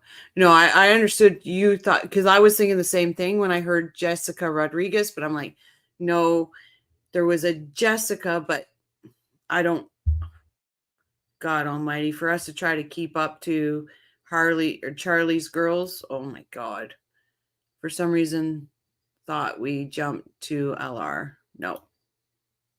June was still under Charlie's spell right here. Yep, she was. Beach Breeze, you changed your picture again. When we see him bald, Charlie will really look like Uncle Fester. I understand why you changed your picture. The smiles are nervous tics. They are. She's very nervous. She's very nervous. Like, I also think she might have had a phone call saying you need to backpedal on this and this and this. Generally, water seeks its own level. Mm-hmm. Might have said that. You might have said that, or you did say that. I think I did say that because we had a fight, so I was afraid one time. Was he, quote, just like angry and different? I guess he was, yeah. Was he violent, agitated, and short? Sorry, guys. I keep looking for her because her Instagram and all that, she's went private now. But anything on there, there was nothing about any new date, nothing. Yes, June was worn, coached. Yeah, I agree, Hugh. Did you listen to her interview with the police? Then she forgot all her answers. Yeah, that interview with the police is hard to listen to, but I did. I pushed through it. Look at the wall of teeth. Getting direct answers from June is exhausting. I can see why Georgia was frustrated with her, right, Lisa? Georgia was, you could hear it. You could hear her go, oh, and everything. I love when Georgia does that. Hey, Tattles, welcome. The police interview was crazy. It was as bad as reading Wendy's book, honestly. Georgia didn't get close to June. She might bite with them chompers. Stay back, Georgia. Beware. June is just crazy nervous, although she doesn't seem to take this whole murder thing too serious. No, she doesn't. And that's why she gets called bimbo and all the lying, or she gets called gold digger, or, that's why people come at her, because she's done this to herself. Really, she truly has. Short fuse during that time frame? I believe so. Did he have trouble sleeping or being alone? Didn't want to be home? Do you recall saying that? Yes. When the case came up, did everything just tick him off? Yes. Did he start getting really red and screaming and take random walks, like just acting like a crazy person? Yes. Yes.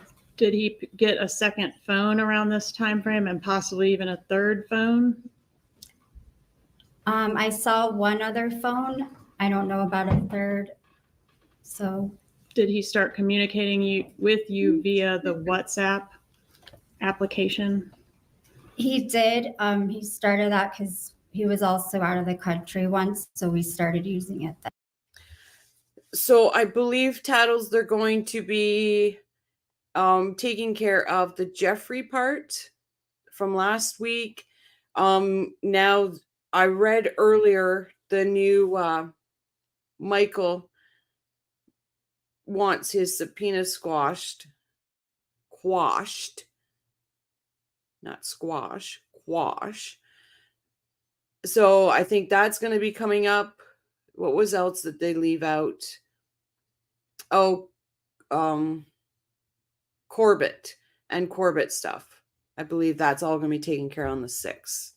If it's not taken care of on the 6th, whatever was left over from the last motion hearing will be taken care of on the 6th. But if it's not taken care of on the 6th, it'll be definitely taken care of on the 12th.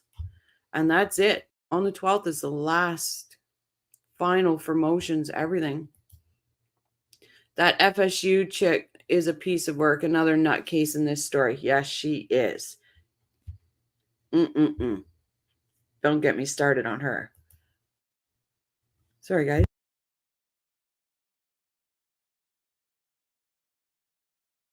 Oh, I apologize. That time of year when all the leaves are starting to get ready to fall to the ground. Acting like a crazy person. Don't get me started on her. What did I miss? I'm watching chat but didn't see. I gotta say she would make a great wife, subservient. And that's why I say, people, I truly believe that Charlie, somewhere in his brain, thought he was a Christian Grey, right? He thought he was a dom and all these girls were his submissives. I believe he had that. Charlie is right there. Kids would need to wear Velcro shoes throughout their life. Yeah. Oh, boy. Okay, we don't let the mods take care of that. Thank you, mods. Who said that? Ray. FSU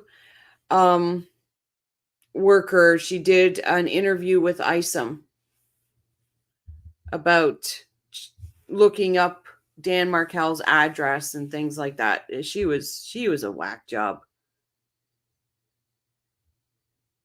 I'll maybe tomorrow we'll do her interview, guys, because I see people saying, who is she? June's smile and her teeth are beautiful. I know y'all are just funny. That's why I'm shocked we don't have June trolls right now.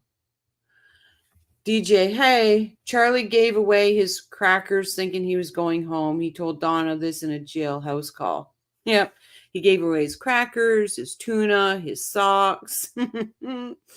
Oh, God.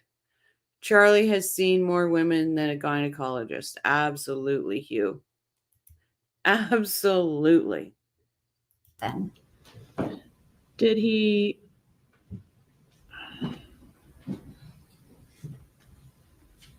sleep with a gun at night? And in that time frame specifically? so when you say sleep, do you mean like physically in the bed or? You tell me. Where was So the gun? he had guns because he had his carry license. So he had a few at different places. So in his bedroom. But he slept where he specifically slept. in this time frame, did he change his habits in reference to the gun? No, So not he that didn't. I know of. Okay, so he didn't begin sleeping with a gun under his pillow or near his bed where he hadn't before. And that right there is what we're all trying to wrap our head around, Julia. How they thought this ridiculous defense was going to work. It just won't. Yeah. Thanks, Sky. No wonder the dirty bastard has got herpes, right? Oh, God, guys. We say the damnedest things in here. Poor June getting grilled by the grill master. Not sleeping with it. Like it was in the room though. So I don't know. All right. Was Where? he super stressed and very affected by the arrest of Catherine McDaniel? Yes. But not super stressed and very affected from what you observed by the death of Daniel Markel, was he? I have no idea about that. Well, you said he wasn't Where is that? in the interview that we just reviewed. I mean, where what you line said, is it?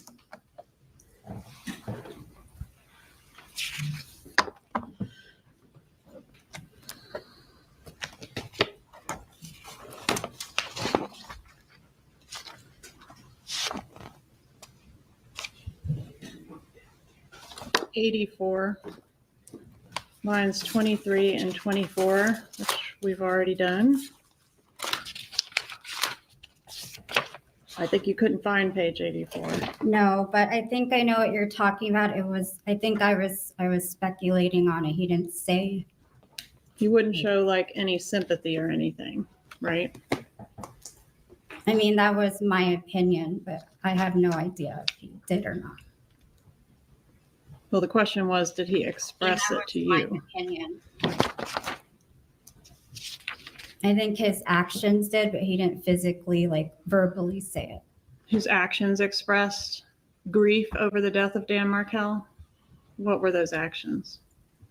Well, I mean, just somebody concerned, upset over this tragedy and everything. But that's the opposite of what you told law enforcement in your law enforcement interview. Well, that isn't was it? like a long time ago. That So was has your probably memory 7 years ago. Has your memory improved since 2018? Regarding what? Night, Bob.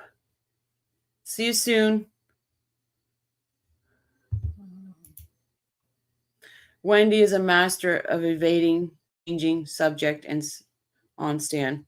She is, but she catches herself so many times. It's obvious now, right? It's obvious to all of us.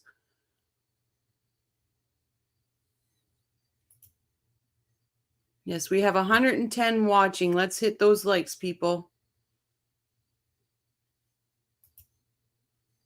June becomes bothered by the incorrectness of transcripts, right? Don't think she is playing dumb, but I know, Astra, it's really hard. It's really hard because I don't want to be mean to her, but sometimes it's like, can somebody give her a shake? Shake it, because it's, come on, quit. You know what you said in the police report. Just be honest. Just because that goofball is sitting there.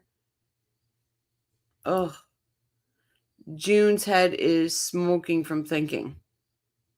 That would be a good thumbnail, you.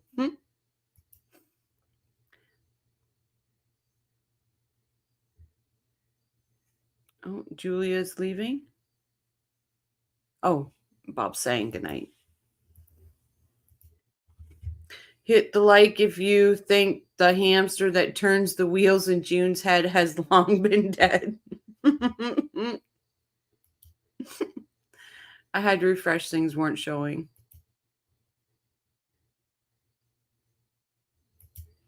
In her defense, upon the stand can get one so rattled. It could, but if you're telling the truth, Ange, right? If you're telling the truth, you have nothing to be rattled about. But I get it. He's sitting there. She's still attracted. She's still attached to him. All this, but you still got to tell the truth. Like, I wonder what her friends and family think of her, how she was on the stand. I would really like to ask that question. Thanks, True. This incident and Charles Adelson's lack of remorse over the death of his brother-in-law. Thank you, Sky. It is greatly appreciated. Thank you so much. So after that, after whatever I said, obviously it's been a lot of years. So he probably expressed sympathy after I said that. All right. What about his mother, Donna Adelson? Did you know her? I did. How was she holding it together during this time frame where the bump was occurring, after the bump occurred? I think she was also stressed out.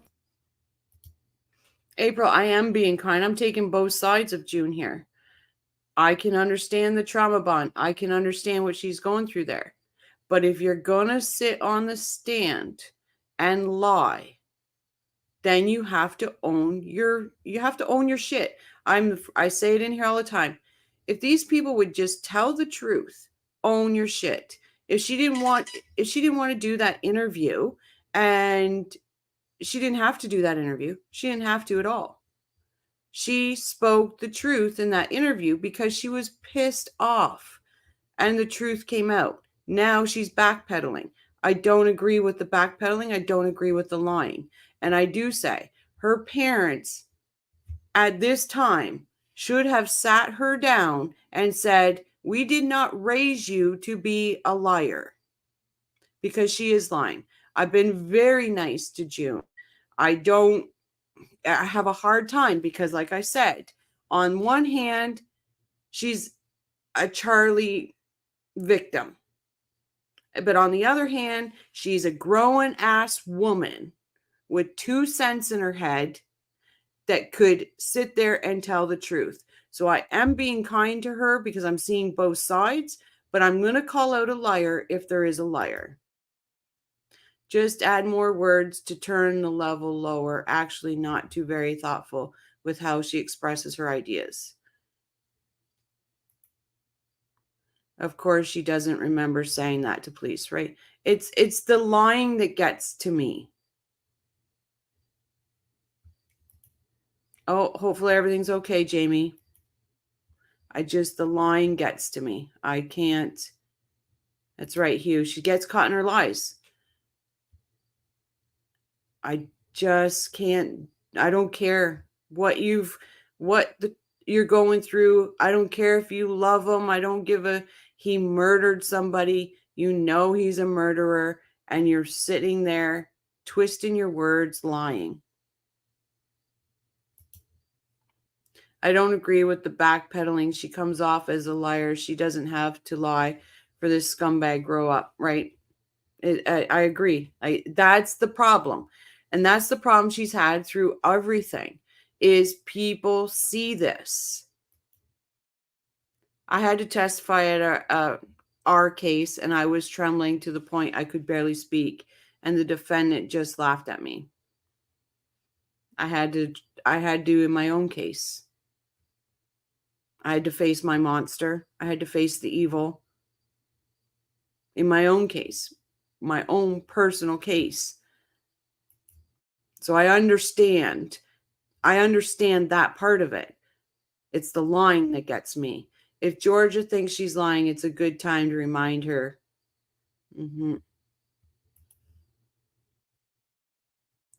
June is not a victim. No, she's not a victim, Maggie. But, okay. If you've never been in a narcissist relationship of any kind, that you are being victimized by that person. So when I say a victim, it's because he mind fucked her head completely. So that's why I say that. She is not a victim in the Dan Markel case, nothing like that. I'm not taking anything away from that. I see what she went through. I sympathize what she went through, but I will not stand here or sit here like as I am and say, oh, it's okay. She's lied because of this and this. No, she's a fucking liar. She knows he's a murderer, and I will call it out as such. She would take him back today. She would, Maggie. Absolutely, she would. Jeff and Dan was a real... Jeff said Dan in his first interview because he was speaking Wendy's words. I've had this so many times, this comment. And he even said, those were what Wendy said to me. Wendy told me this. So he was just saying Wendy's words. Like I will take a stance when it comes to Jeffrey. Those were not his words. Those were Wendy's words. People need to listen to that interview more, because the fact is he says it in his third interview. These were the things that Wendy said to me. I believed Wendy. Maggie, keep talking about it, and one day you won't tremble. Yep, exactly. And Maggie, if you ever want to email me, I know what you're talking about. I've been there. I'm more than willing to talk with you, because I understand triggers. I understand it all. I understand panic attacks. Trust me, I've left my full shopping cart of groceries in a grocery store and ran like a crazy person. I understand panic attacks. Maggie, I don't think so. Charlie has Bree and a son now. Charlie doesn't even take care of Bree and his son. Maggie, yeah, she would take him back.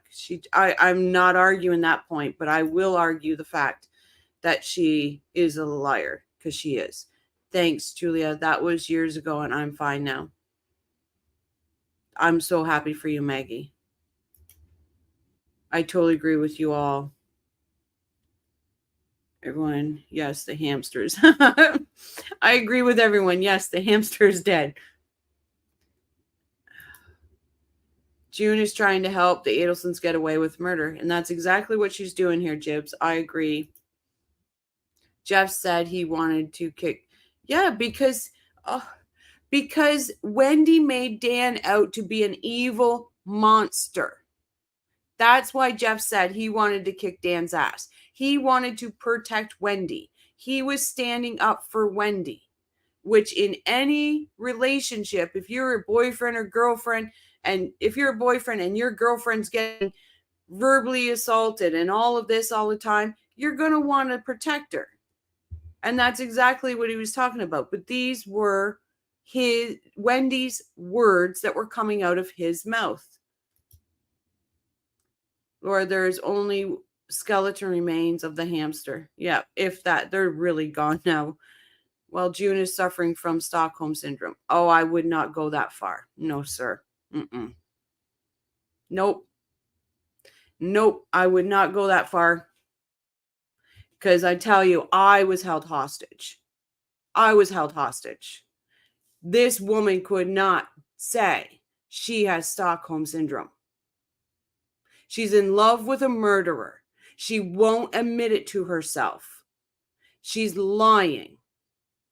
There's no way in hell I would label that and say June is going through Stockholm syndrome, because she has no fucking idea what it's like to be held hostage. So to say somebody has Stockholm syndrome because they were in a bad relationship, I'm sorry. No, absolutely not.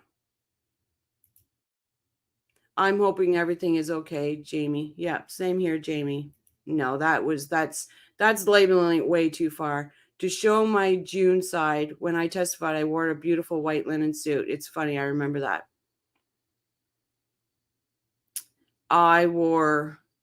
It's funny you say that, Maggie, because I wore white too.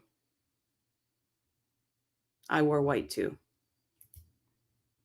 Yes, Jeff had been brainwashed about Dan being an awful person.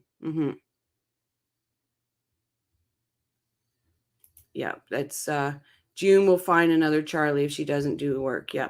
I didn't come on to June to be mean to her or anything like that. But when somebody won't own their own shit, she said these words. It's on recording. You're backpedaling because he's sitting there. You're backpedaling because you think, oh, Charlie Warley's going to take you back if he gets off. He wasn't, even if he got off, he wouldn't have taken her back. That's not. She wasn't abused. She wasn't abused. She was in a narcissist relationship. I myself was in a narcissist relationship. I don't call that abuse. That is a mind fuck. She was not abused. I honestly, April, I'm sorry. What you put Stockholm syndrome on that, there are so many people out there that have been through really bad stuff, really, really bad stuff, that label fits. But Stockholm syndrome does not fit this lying piece of shit that's on the stand that I'm watching right now. And I'm going to call her a lying piece of shit because she is fucking lying. So I will call it out. Wendy, unfriend Jared from Facebook, because he said the only people saying Dan was abusive to Wendy are the Adelsons. Yep, he did. I was in my wrong YouTube. Oh. Nobody here has been mean to April, May, June. No, and I've taken both sides of it. I've taken both. But putting her in a category of people that have been in tremendous torture and everything like that, and are absolute victims, which I don't like the word, I like warriors, in that same category, that's no, not happening, not here on this channel. No, Jeffrey was the only one getting one side of the story.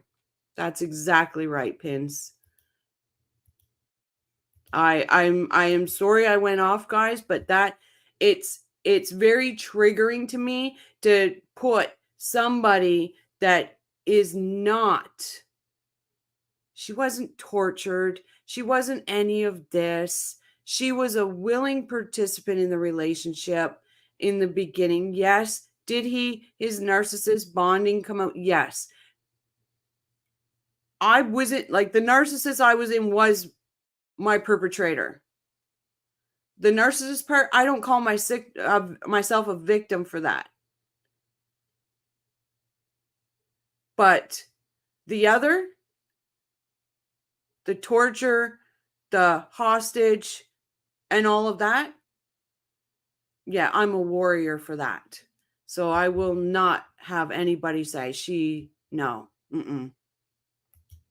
Thank you, Hugh. You understand what I'm saying. But we'll get. keeping it real, Jeff said when he met Dan was condescending in full of him. But everybody had said that, right? He didn't say it was in a mean way. He said it was in the snobby, intellectual way. So that's how Jeff said it. And other people have said that. I'm not going to dismiss that at all. But the nasty shit that Wendy was feeding feeding Jeff was what came out of his mouth in that first interview. If you come out of a narcissistic relationship with your life, you should be very proud of yourself. Yep. Because they're very dangerous people. And that's why I've taken that stance with June, because I understand that. But I just can't put her in a position where you say Stockholm. It's just wrong. It's just wrong. Lost in your living room. I had an idea for that and off the rails t-shirt. Yeah. I do have merch in the works. I just got to find the right person to design for me. I'm down to buy some merch. You are so right. Hi, California, Amy. I do apologize, but when that stuff just hits me right to the core, and I do not like that label is something to protect her from her lies. No. June lying her ass off here. Absolutely. Okay, we'll get back on that rails here, guys. Give me 1 second. I'll be right back. Did you observe her to be crying or appear as if she had been crying? I've seen her like that before, yes. Did she tell you she was on painkillers for stress? She may have, I'm not sure. Did you notice that Donna Adelson was really involved with her grandchildren? I believe she was. And was that Wendy's kids? Yes. Specifically?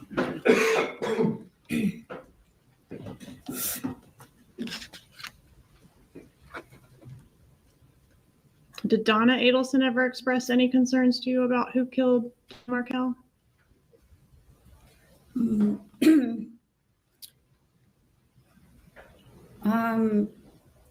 No.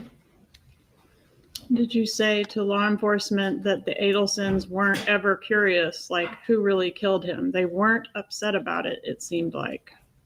Did you say that? I might have said it. Page 50, lines 19 through 23.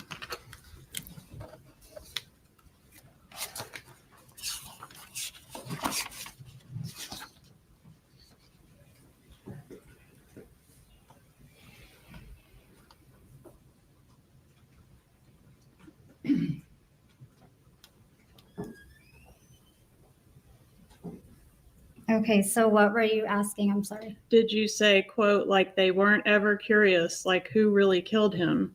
They weren't upset about it, it seemed like. I did, and I was speculating again, so. Did the defendant ever say anything about something he did coming back to him? Where is that? Why don't you answer the question first? Wait, what was, you said something coming back to him? What do you mean? Yes, ma'am. I mean, did the defendant ever tell you about something bad he did coming back to him? I think he was referring to a horoscope. Yes, tell us about that, please. From what I recall, I think we were just reading horoscopes and I don't even remember this point. I'd have to look it up again, but. Page 109. Okay. Did you review this transcript this morning before your testimony today? I reviewed it beforehand in the email that you sent.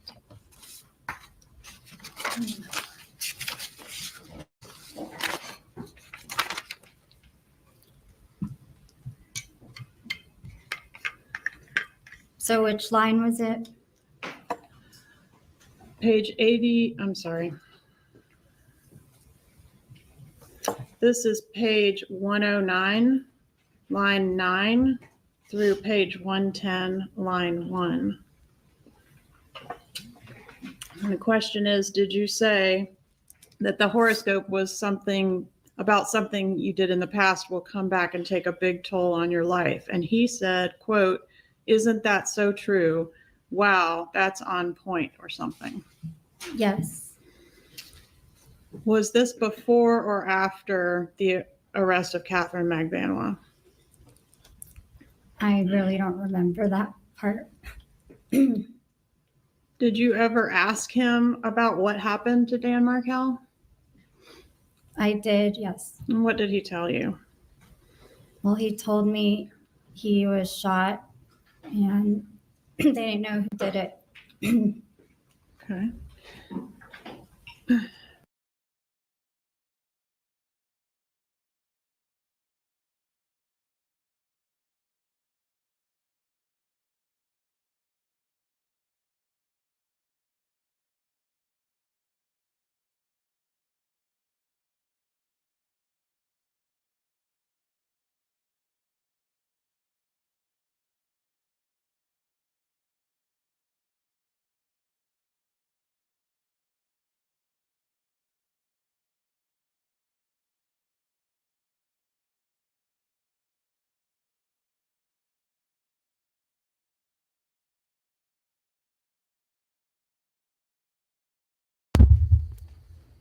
I'm so rattled. Oh my God. Okay. Back to it. Sky gifted 5 Crime and Coffee memberships. Thank you, Sky. I greatly appreciate it.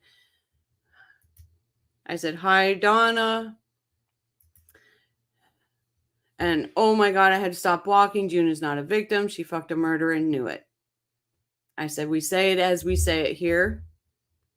Muted. Her name is actually Chinda, but she forgot and said, Chinda. Oh gosh. Rabbit says, to be fair, I'm not convinced June remembers who June is. Right, Rabbit? Thank you so much, Dog Mom. That's really greatly appreciated. Thank you. I do. You guys are amazing. The more June testifies, the more I dislike her. And that is what I've been saying. It's too hard to, you can sympathize with her. You can understand what she went through, all of this. But the more she testifies, the more lying she does, the more backpedaling she does, all of this, it's too hard. It gets too hard.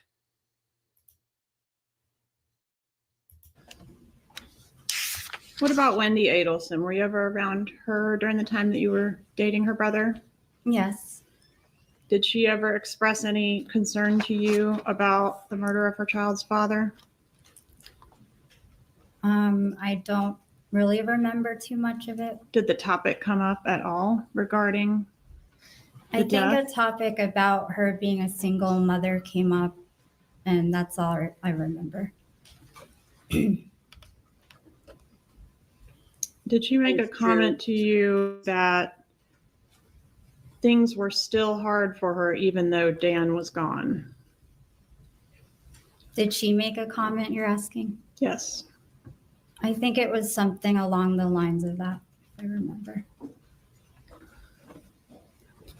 And did at some point Charlie Adelson tell you that he and Wendy were actually fighting about this case?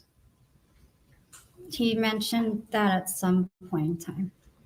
And was Wendy not speaking to the defendant for some period of time because of something to do with this case?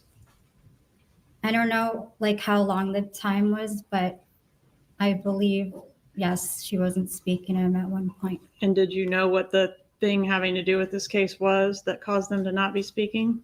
I have no idea.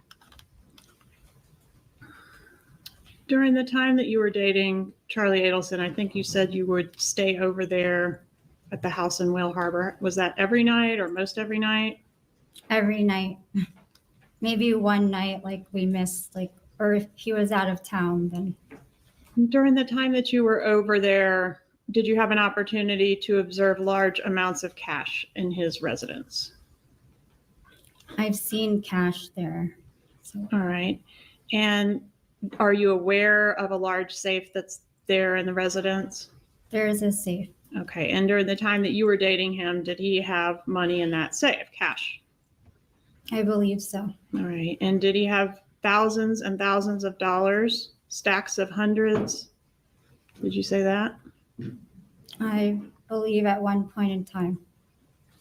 Did you say, quote, hundreds are like dollars to him? I did say that. Did you say that, quote, all of his money is like stapled together, the hundreds in bundles? I believe I did say that. Do you need to review the statement? No, I mentioned like the staples. I just don't remember the bundle part. Are those my exact words or?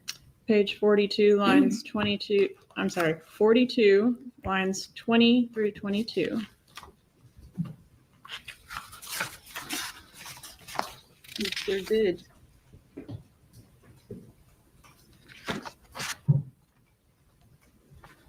Okay, I see it.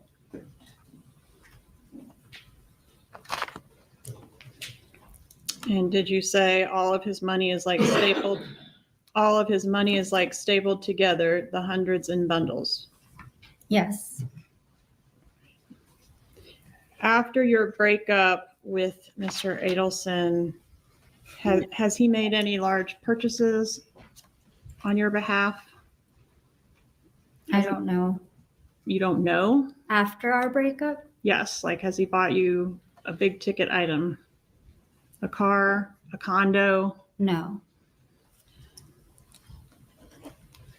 Has anybody tried to tell you what to say here today? No. Has anybody Just myself. has anybody told you, I don't know, to forget what you said in that interview? Did anybody instruct you to do that? Is my question. No. One moment, please, Your Honor. Okay.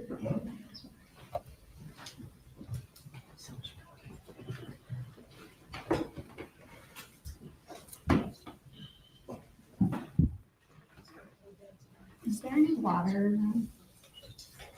You know now. You'll be off the witness stand soon. Okay.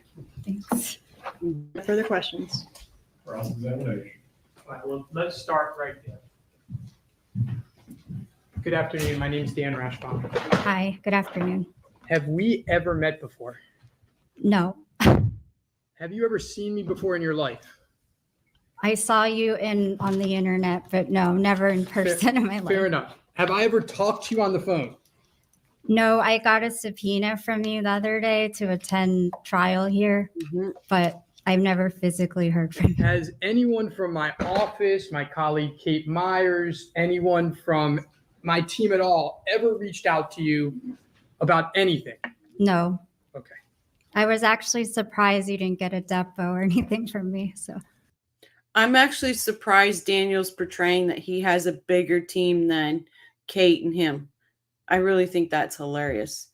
Really? You got more people behind the scenes there, Rashi? June said Charlie stapled money. Luis mentioned money stapled. Is this rash flirting? This is his A game right here, B Rabbit. This is his A game. ML, they're looking like a champion rugby player. Never physically hear from you. Yeah, right. Did you ever physically hear from me? Oh, Rashi. So sorry for Rashi. I never deposed you, right? no, I haven't heard from you or I Charlie. never or dated anyone. you, right? Okay. So let's just make that clear. Let's clear up a couple other things. Professor Markel was murdered in 2014. Right. Did you know Charlie Adelson in 2014? No. You didn't start dating him until, I think you said, give or take, October of 2015, right? That's right. So any type of feelings he had about the murder of Professor Markel in 2014, you wouldn't know anything about that, right? Right. Okay.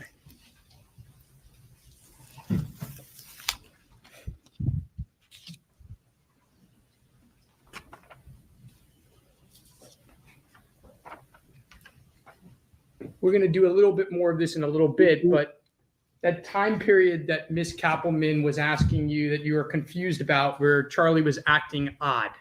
Right. You know what the bump is, right? The Donna thing, the Yeah, extortion. Where law enforcement approached Donna Adelson on the street. Yes. You probably watched it on TV. Yes, everywhere. Right. And you know there was a wire involved in that, correct? I do. And that's the point in time that Charlie Adelson was acting kind of weird, right? Yes, I believe so.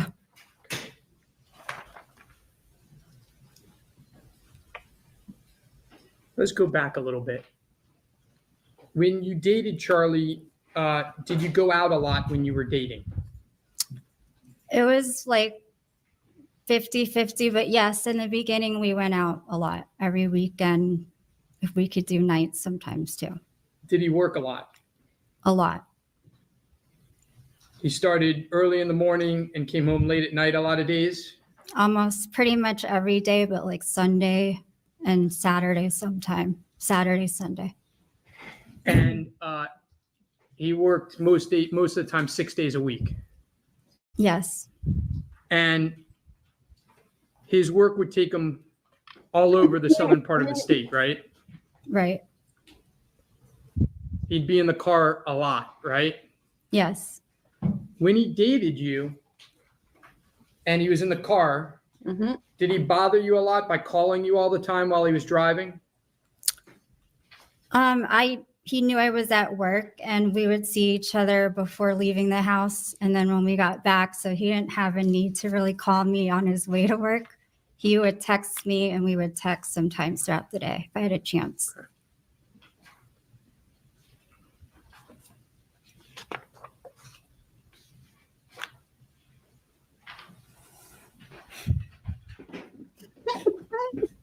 Now, you said Charlie keeps a lot of cash at his house, right?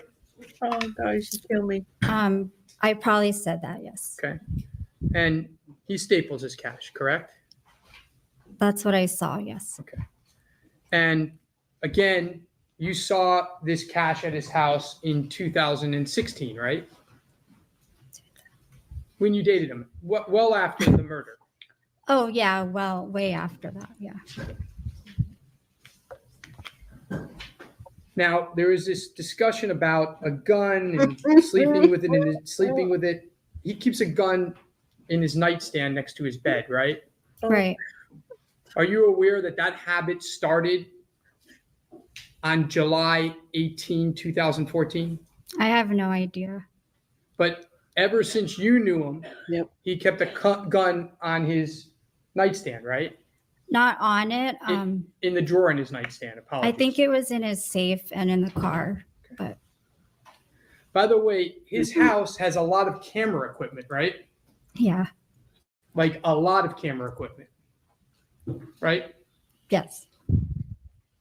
Are you aware that that camera equipment was It's that time of year. It's that time of year here in Canada where, everything's dying. Sometimes it gets to me. Sometimes. Charlie's regret dating a bimbo is written all over his face watching said bimbo on the stand. Yeah, I truly believe she was contacted and she's not capable of spitting out the stuff that they told her to spit out. So she's confusing herself. That's what I think. Charlie's regulars in the Philippines are missing him. Yep. You're supposed to know to watch out for men like this if you're over 30-ish. Yep.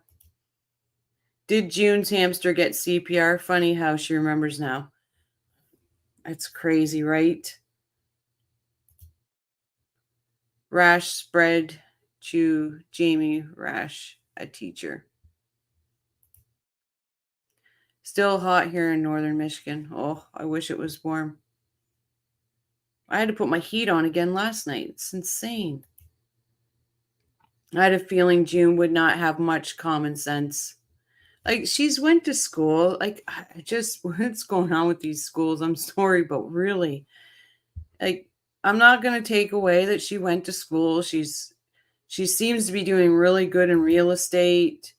Like, I just can't take the lies. Was installed within 2 weeks of Professor Markel's murder. Are you aware of that? I wish. No. But it was there when you were there, correct? Right.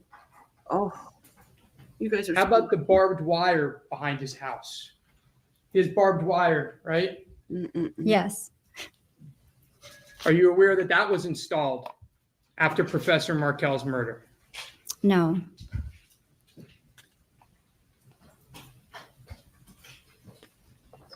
Mm-hmm. Did you ever go to the Adelson Oh. Institute? I did. Okay, you guys are all bragging right now. I would give anything to live in that climate and never have to do with Canadian winters. Did. Did you see all the camera equipment there? I didn't notice.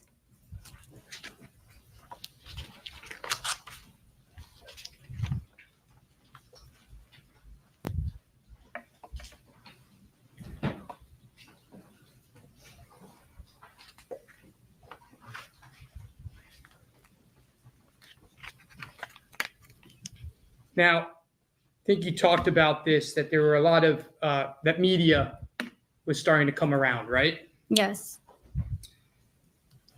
And this was in 2016 after the bump and after some arrests Right.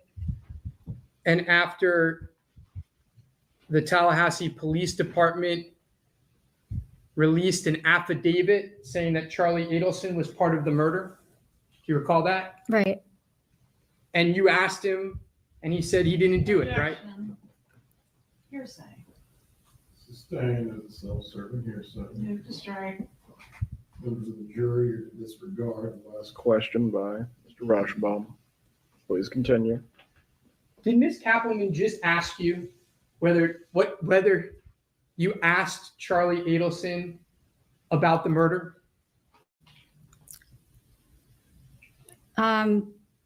Not in the same context, but yes, basically.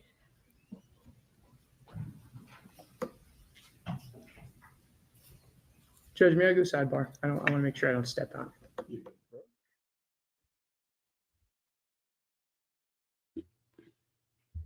What's he going to step on? An ant could make more of a dent than he could. I moved from Boston to Florida a couple of years ago. That was a quick sidebar. I hate the heat down here. I'll take a blizzard any day. Oh, God. Not me. I can't stand it. I hate snow. I hate winter. It's been generous this past week. Shot an 84 today. Heat warming. Thursday heard the news going to be in the 80s. See, you guys can golf all year round too. Rabbit, I remember every summer it would be 105 for at least a few weeks and cooled down to the 70s and 80s. I was in Long Beach. I moved to Oregon because of those social earthquakes. I was in one. Oh, geez. I've never experienced an earthquake. We had one here. I didn't feel it, but it has cooled off here this week, 58 and 74 during the day, but was 98 2 days ago. Oh, very dry heat. June glances at Charlie. Any chance she gets seeking approval? Probably not. We are constantly under excessive heat warning and golf only if you are trying to die.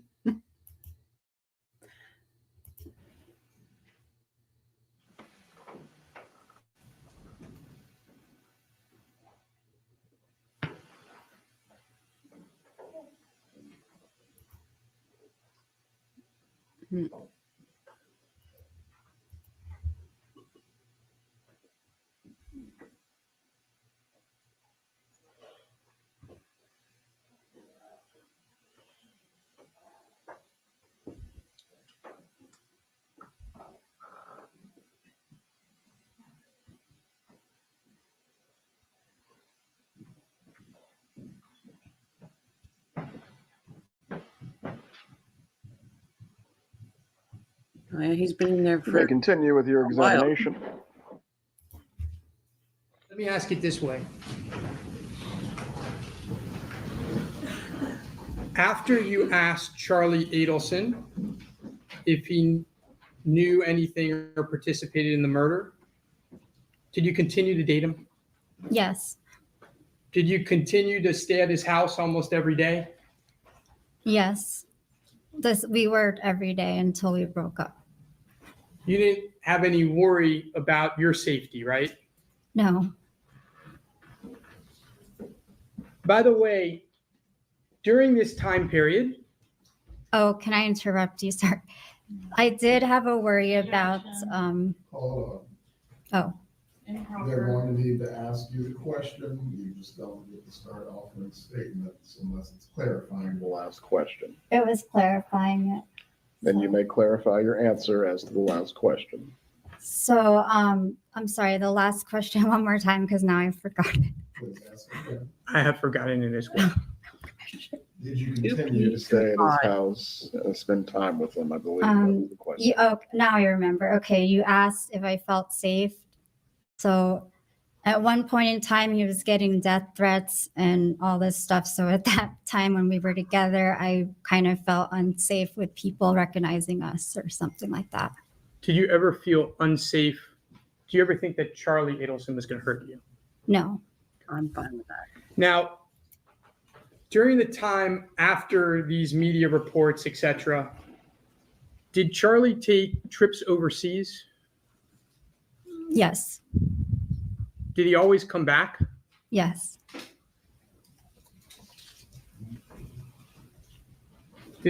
Does anybody else think that is the most stupidest question that Rashbaum could ask? Did he take trips overseas? Yes. Did he always come back? Well, apparently he did. Like, I just find always, every time he says that, I'm just like, that's the stupidest question ever. Yeah, Hugh, the overseas question. It's just so stupid. Apparently he came back. Like, it's just, Rash needs help. Dumbass Rashy. Yep. It's just the stupidest question. He got arrested in his house. So, of course, he came back. It's just a useless question. Did he once tell you he wasn't? Withdraw. Withdraw. I like the question.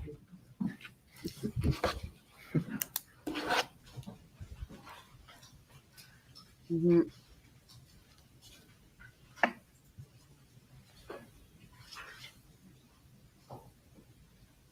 Ms. Kappelman asked you about how he was angry, how he was upset. Do you recall those questions? I do. At that time, there were Dateline specials being aired, right? Yes. More than Dateline, but And Stupid question. what was his reaction to these media reports? I think he was just flustered and stressed out and a ton of different emotions. Was he angry? Yes. Mm-hmm.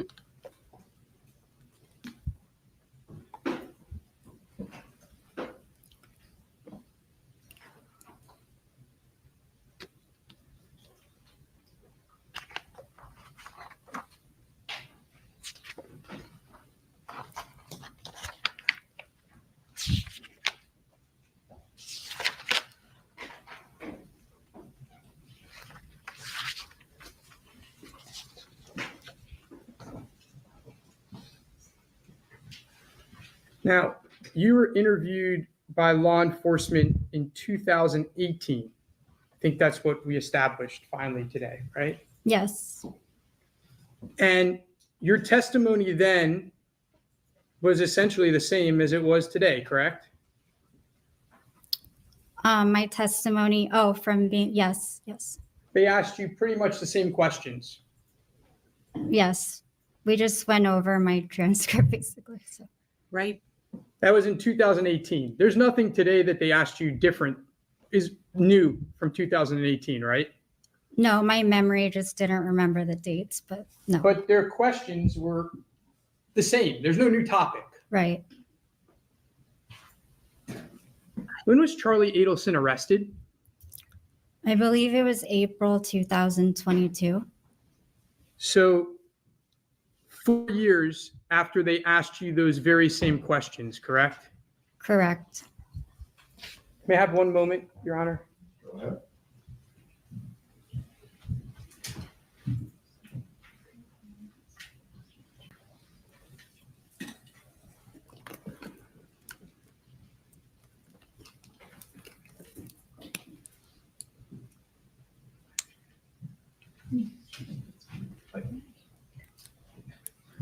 The best part is when she stops and leans in and says, "Happy birthday," by the way.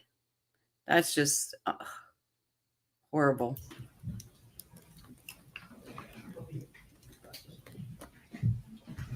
One moment, Your Honor. Just double check.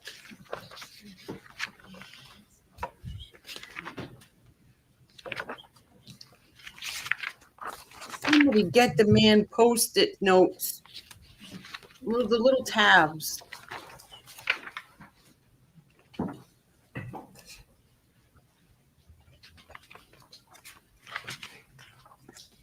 Here, Rashi, you want these? I'll send them to you. Has Charlie ever told you to lie? Has he ever told me a lie? Yeah. Objection, hearsay. Overruled. He has, yes. He's told you to lie? Oh, I thought you said a lie. I'm Has sorry. Charlie ever told you to lie? No, never. No further questions. Redirect examination. George is like, "Oh, do I have to?" But he has told you a lie. He's never told you a lie. Right.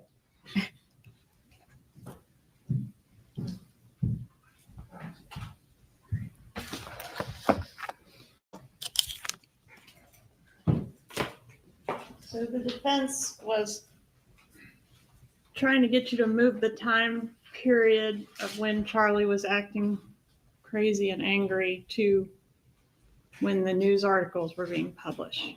Right. But in your law enforcement interview, you articulated that he had been acting Mhm. weird for weeks prior to that first news article. Isn't that right?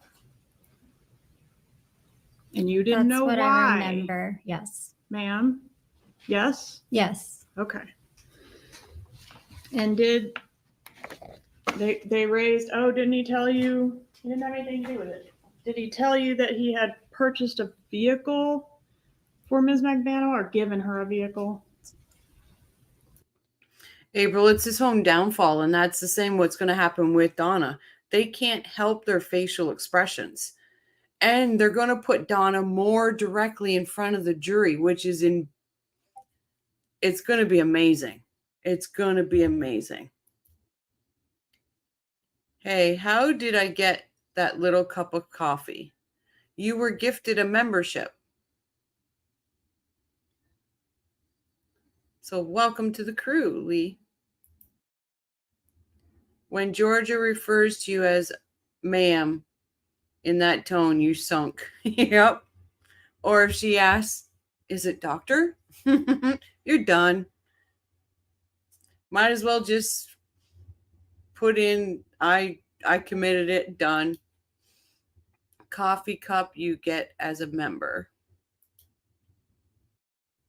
When it comes to the defendant, they're not going to stop them from showing their true colors, right? Lee, you were gifted a membership. Enjoy your new emojis. Yeah, you were gifted by Sky. Sky Troop gifted you a membership. Welcome to the crew. He didn't tell me, but I saw that in the 2020 thing and asked him about it. Okay, and he admitted he gave her a vehicle. He said his father, it was an old car that his father, Did he give her Cancer. a vehicle? I don't know.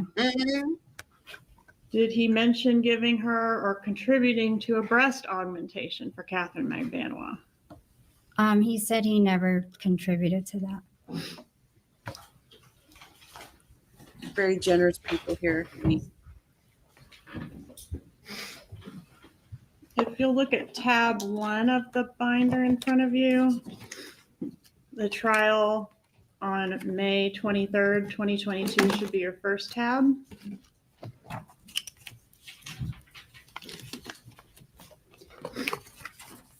And if you'll look first on page 1197, lines Charlie's getting 19 through frustrated. 24.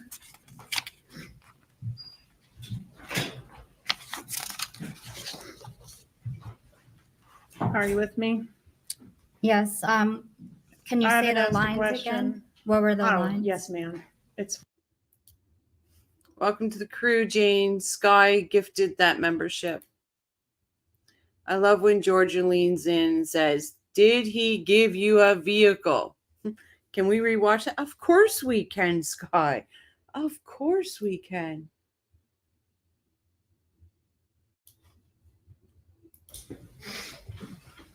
if you'll look at tab 1 of the binder in front of for Ms. McBanois, or given her a vehicle. He didn't tell me, but I saw that in the 2020 thing and asked him about it. Okay, and he admitted he gave her a vehicle. He said his father, it was an old car that his father, Did he give her Cancer. a vehicle? I don't know. Okay, Did have he to do mention- something? We have to do something. We need to see it again. He didn't tell me, but I saw that in the 2020 thing and asked him about it. Okay, and he admitted he gave her a vehicle. He said his father, it was an old car that his father, Did he give her Cancer. a vehicle? I don't know.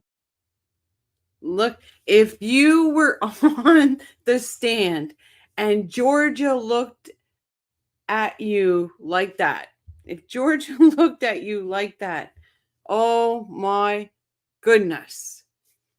Oh my goodness. Wouldn't you just want to piss your pants? Honestly, you know what? Give me 1 second, everyone, because this is a screenshot moment. So I'm going to save that.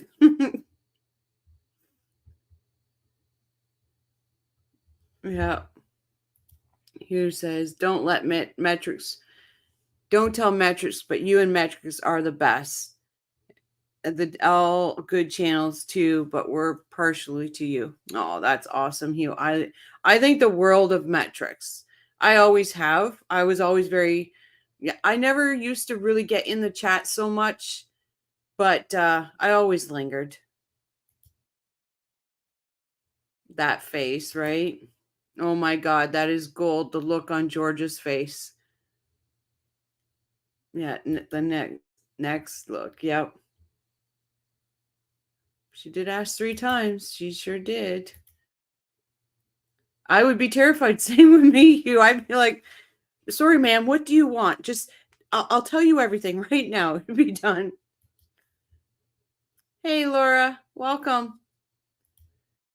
Will Donna even make it another 2 weeks? She looked jaundiced and sick. Oh, she'll make it. She'll be there. She's a lot stronger than she portrayed the other day. Let's just say that. Yeah, Metrics is good. I would like to meet Metrics one day. I truly would. Wow, I'm so thankful. So many hugs to you. And you've used the flying monkey. Even the lady in the glasses is pissed off with June. Like, and look at Grumpy Pants. Grumpy Pants in the pink shirt. I know you pointed it out, Patricia, earlier. He's got that's a resting bitch face if I've ever seen one. Let's just say. Very frustrating, Rayanne. Very frustrating. Yeah, is it a yes or yeah? Is it a yes or no question? Oh, I tell you. Didn't hear who was the generous gifter of our membership. Sky Troop was. They're using makeup on Donna to make her appear ill. I wouldn't doubt it, but she's not as timid and weak as she's letting on. That's for sure. There are a few with RBF. Yeah, there is.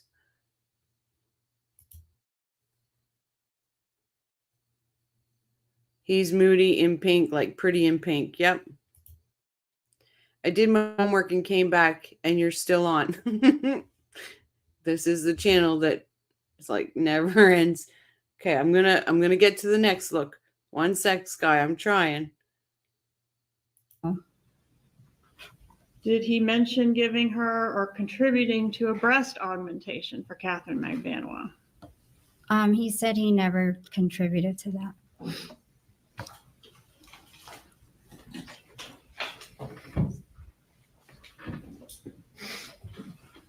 If you'll look at tab 1 of the binder in front of you, the trial on May 23rd, 2022 should be your first tab.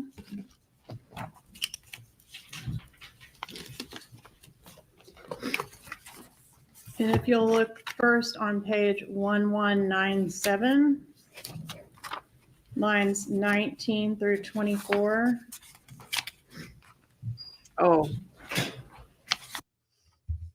There's no way she doesn't go up against Wendy and Donna. There's no way. Especially Wendy.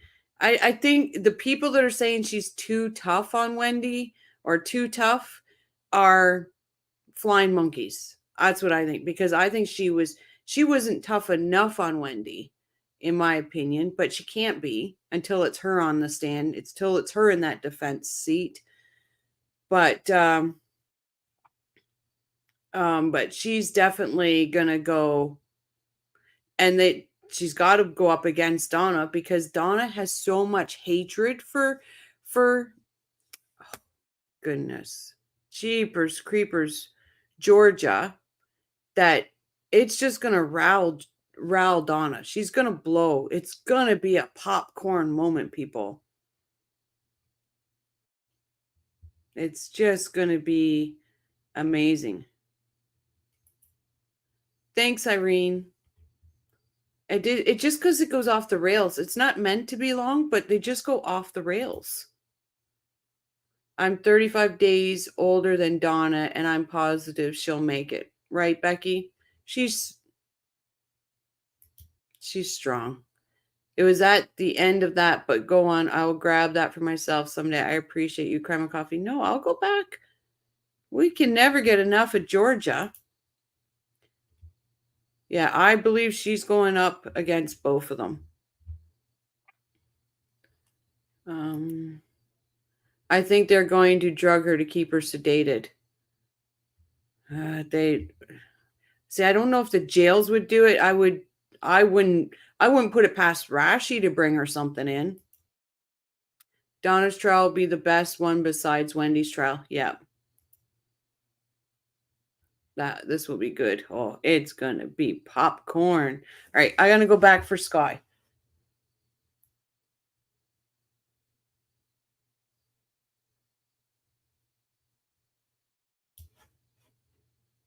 For Ms. Magbanua, or given her a vehicle? He didn't tell me, but I saw that in the 2020 thing and asked him about it.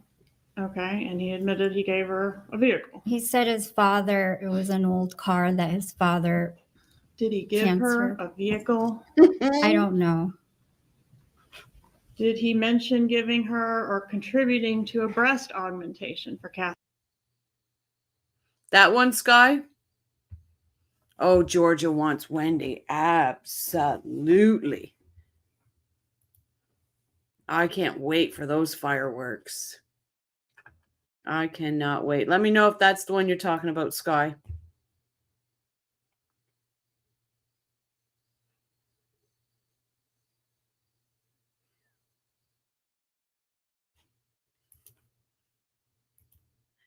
You're welcome, Sky, anytime. Catherine McVanois. He said he never contributed to that. I like to say that Donna is a cockroach strong. The way she scampered down the icon steps off of, but she looked seriously worse than the last hearing. She was playing. She was playing. Wendy thinks she's smarter than Georgia, and Georgia will set her straight in a hot second, right? Absolutely. Dan is looking down from heaven, knowing how much people care. God bless him. Absolutely, Hugh. All about justice for Dan, justice for Ruth, Phil, Shelly, and justice for those two boys.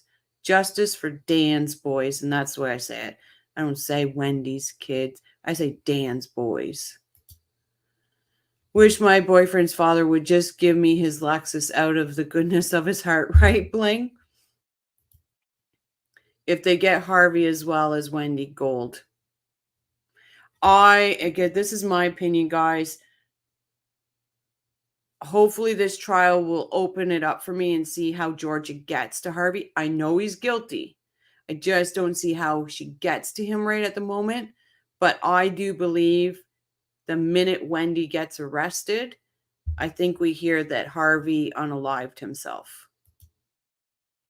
I would pee in my pants if I was on that stand. Yep. I wouldn't want to go up against Georgia. Be careful, Bling Chick. It comes at a hefty price. There has never been a day in Donna's life when she thought she would ever have to step foot in a jail. Yep. Was it worth it, old lady? That's good. Still, I agree, Hugh. I love Metrics, and his channel is my favorite. Well, hey.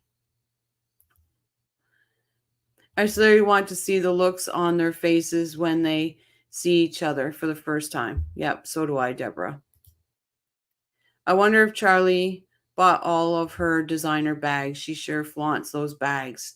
She flaunts them on her Instagram, everywhere. It's Harvey's money, isn't it?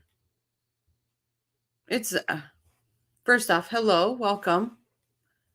It's all their money, right? Their money is so intertwined. And I think that's why Rashi wants to keep the financials out. At the first hearing where she claimed she was getting weaker and weaker, she could have played like that, but not acted out. It's like the Adelsons never know how or when to act appropriate. Exactly. Please like and subscribe, everyone.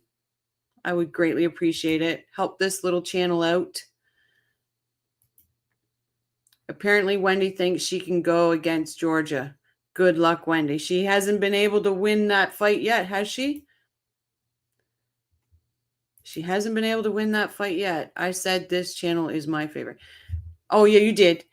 Dog Mom said Metrics is, and I get it. That's fine. Metrics is amazing. I'm not gonna.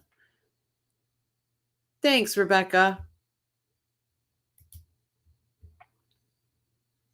Thanks.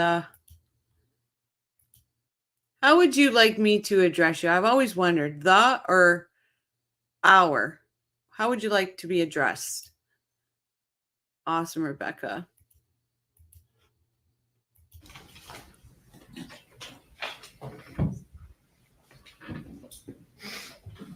I did If like. you'll I look at like tab this. 1 of the binder in front of you, It lights up the blue. trial on May 23rd, 2022 should be your first tab.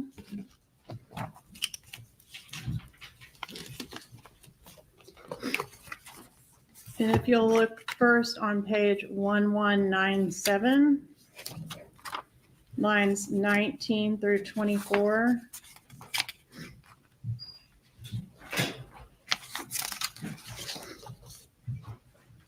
Are you with me? Yes. Can you I say haven't the asked a lines question. again? What were the Oh, lines? yes, ma'am.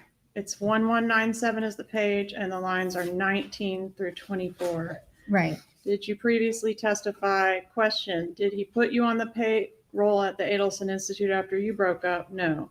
Do you recall him telling you that he gave Catherine Magdanoa a car? Answer, I do. Page 1216. That's what he said, yes, at the time. And would you turn to 1216 now? I'm there, yes. Oh, okay. And in that testimony, did you also testify?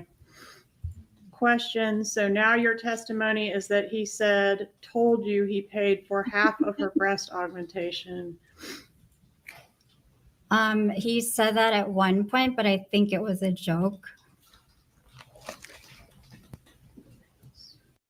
Well, that could have been Hugh. That could have been, that could have been Ian. That could have been Bob.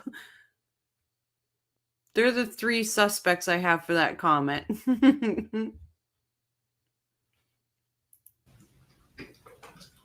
No further questions. You may step down. Will the witness be recalled as a party? No, sir. Judge, we do have her on the subpoena, so there's a possibility. You may step down.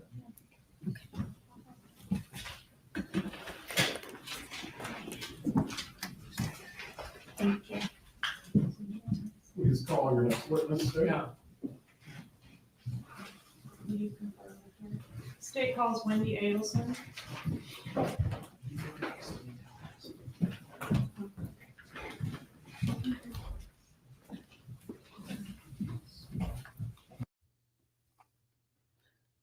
This Katie went to prison for an old used car, right? We did it, guys. Oh my goodness. We got through a video. At a reasonable time. How did that happen? She is not happy with Charlie now. He lied to her. Forget the fact he had someone. Yeah, absolutely. Charlie looks like a little man, but I hear he's tall. Still yucky. I think they said, was it 6'2", something like 2 or 3? Like the movie The Terminal with Tom Hanks. Yeah. She told Charlie happy birthday. Exactly. It's just, what will we do for the next 3 hours? What will we do? What does people want to watch? Holy smokes, June's purse is luggage size. She had a purse and luggage. Yep, they all lied to each other. Absolutely. And then Hugh, 6'2". Yeah, I thought it was 6'2".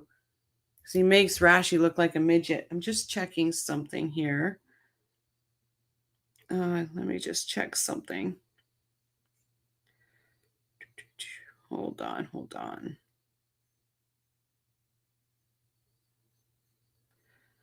Bear with me, guys. I just want to check on something.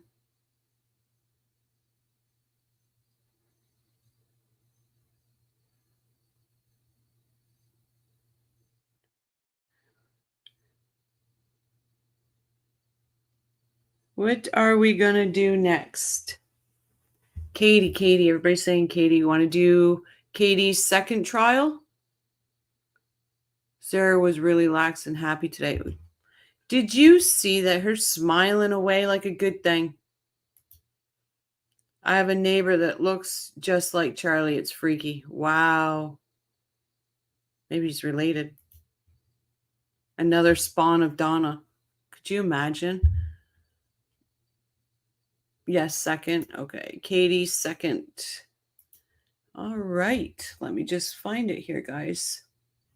Let me stop sharing this. Bear with me.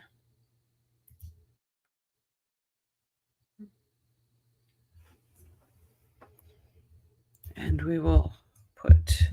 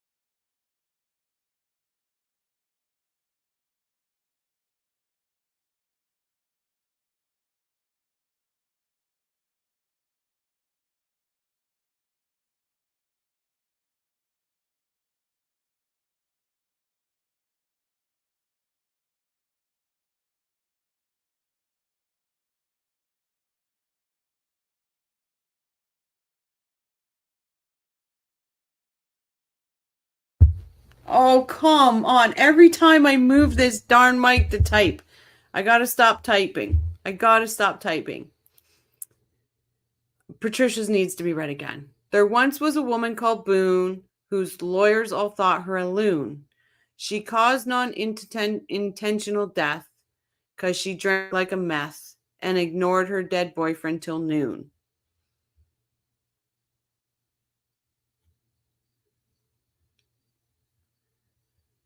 That's all. I seriously, I gotta figure out this mic thing because every time I move it to type, it instantly goes into mute mode. Oh, what I really need is one of those ones that come over so I can't touch it at all. That would probably be the best kind to get. So we're gonna go. No, that's not the right one.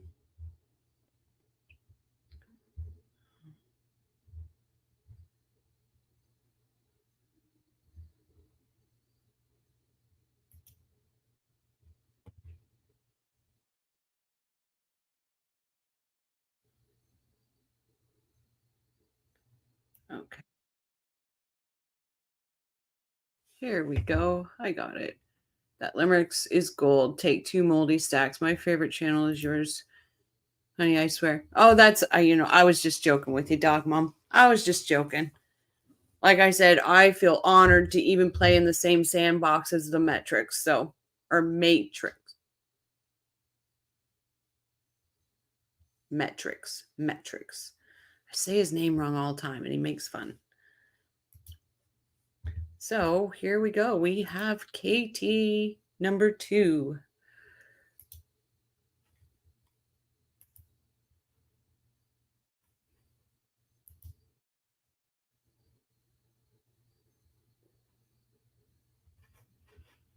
We're going to share this. Hello, Clueless. Hello, and nice and sweet lady. How long has everyone been here? We have been here for 3 hours. So the funny thing is last night on Metric's show, he had joked about doing a 24-hour show. So I asked him, I said, how's it going with that 24-hour show? And he said, should we do a relay? I honestly think I could win it, guys. I think I could win a 24-hour show. I think the coffee crew could win it. Hello, welcome back. 3 hours. Well, last night was 6 hours. We're marathoning it. We're a marathon, but do you guys think we could win against Metrics on a 24-hour run?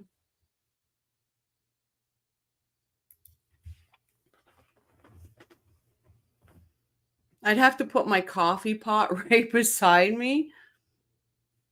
I would have to put my coffee pot right beside me.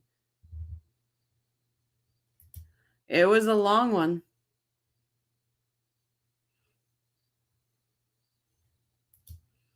Yeah. I don't know if there was any rules of how many people had to be in the chat or if we just had to do a 24-hour run. We'll have to ask. We'll have to find out. Too easy. I don't sleep anymore.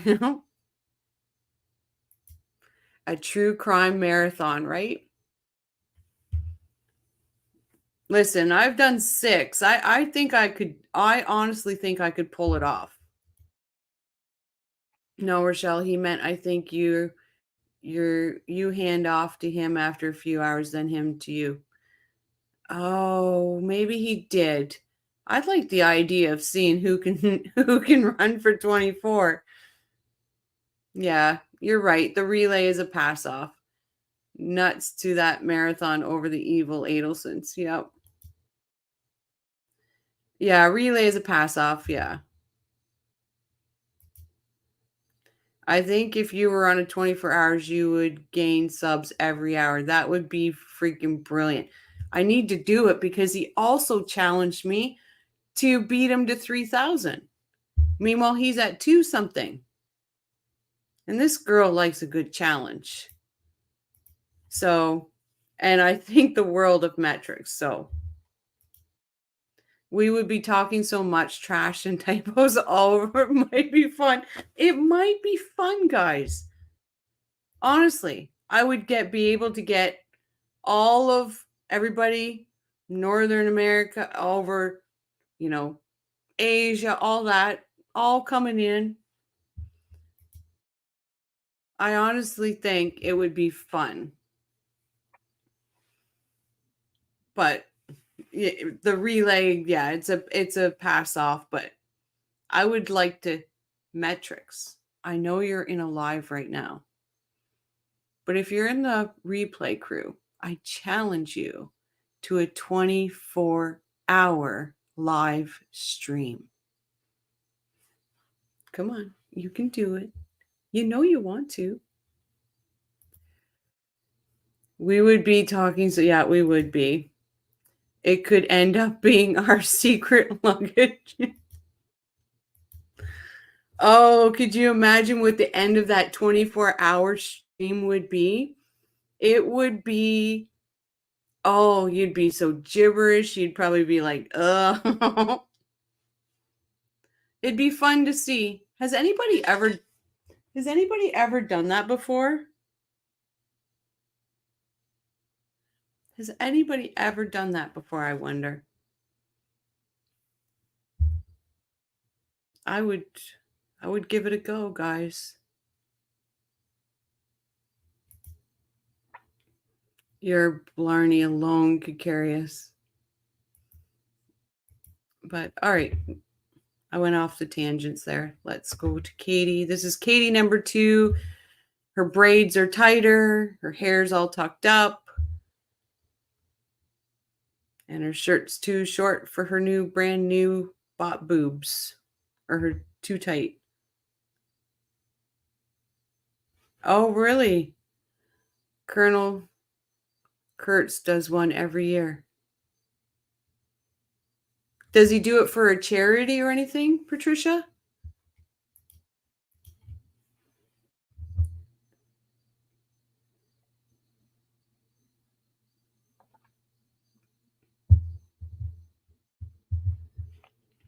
That would be interesting.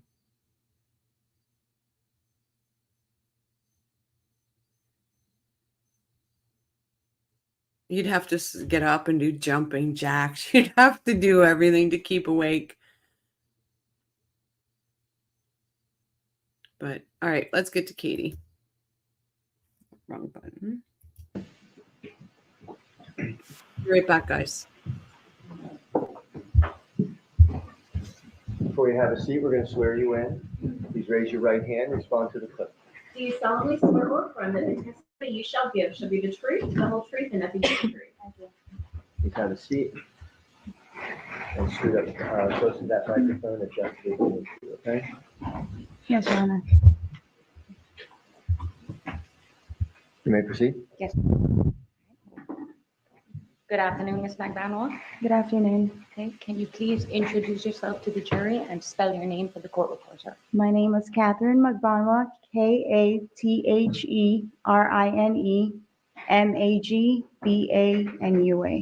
Okay, so before we get started, I just want to ask you how you're feeling. Freaking out. Are you a little nervous? Yes. All eyes on you? Yes. A lot of eyes you've never seen before? A lot of eyes I haven't seen. Okay. All right, so if I ask you a question and it's confusing, stop me. Yes, Okay. ma'am. And I want to make sure that everything that we get out is clear for the jury, all right? Yes, ma'am. Okay. Now, we're going to be talking about a lot of stuff. Yes, ma'am. We're going to go back in time, almost 10 years, Yes, ma'am. okay? Because you know that this has a lot to do with your relationship with Sigfredo Garcia, right? Yes, ma'am. And also your relationship with Charles Adelson. Yes, ma'am. Okay. So now you understand the oath that you took just now, Yes, ma'am. okay? And what was that oath? To tell the truth. You understand what the punishment for lying on the oath is, correct? Perjury? Yes. Yeah. Okay. Now, you also understand, because we've talked about it numerous times, You do not have to testify today. Yes, ma'am. You have a constitutional right not to testify. Yes, ma'am. And are you doing this voluntarily and freely? Yes, ma'am. Did anyone force you to testify? No, ma'am. So let's start at the very beginning. Mhm. All right. Okay. When is the first time you ever laid eyes on Charles Adelson? I was working down in South Beach at a dental office, and he's one of our specialists, a periodontist, so he came into our office. Now, which office was this that you were working at the It's time? at Sophie Dental. It's south of 5th, I think. That's what That's what- Sophie stands for, right? Yes, ma'am. All right. And is it on South Beach? It's on South Beach, yes. And where were you living at the time? At that time, I believe I was living in Treasure Island. That's in North Bay Village. Now, what did you do? What was your duties working at Sophie Dental? I worked front desk, so I did a lot of like clerical work, answer the phones, set up appointments,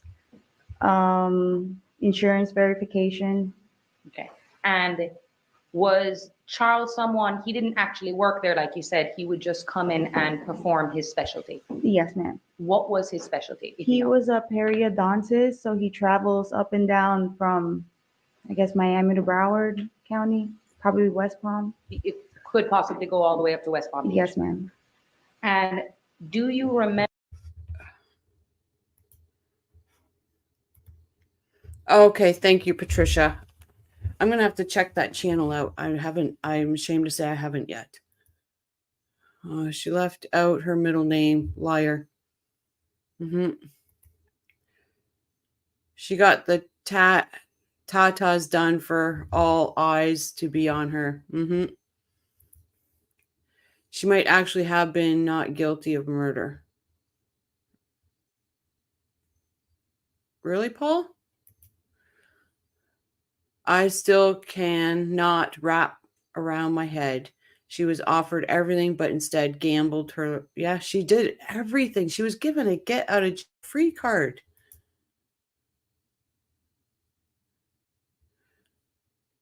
I love that movie too, but not as much as I love Full Metal Jacket. Nope, this ain't Wendy. This is Katie number 2.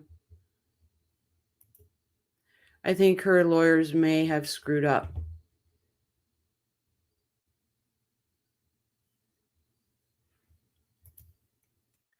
Charlie met her and said, "You are cute and would look so much better with D cups." I wouldn't doubt that, Sky. Her latest proffer is the proffer. She still doesn't speak freely. She totally is holding back. Yep. That's why I still say there's a money trail somewhere.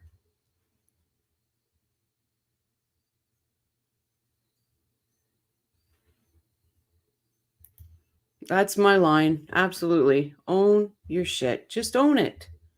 You're in jail for life. You've been convicted. Own it.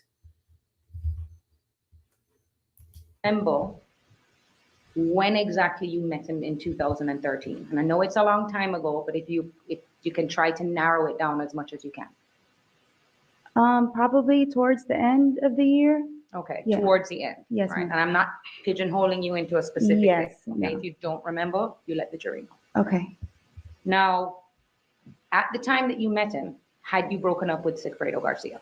Yes, we were separated already. Now, I want you to explain to the jury about Sigfredo Garcia. Okay? When did you first meet him? I met him probably right after I graduated high school. He's just like through mutual friends, and I mean, he was trying to get with me, so. Were you a teenager at the time? Yes, ma'am. All right. Did he go to the same high school that you went to? No, he didn't. I went to Beach High, Miami Beach Senior High, and he's older than me, so he's like 2 years older than me, so we weren't in high school together. All right. So it's because you had mutual friends how your worlds collided. Yes, ma'am. And like you said, how old were you? About 18, 19? Yeah, 18. Now, did you guys start dating?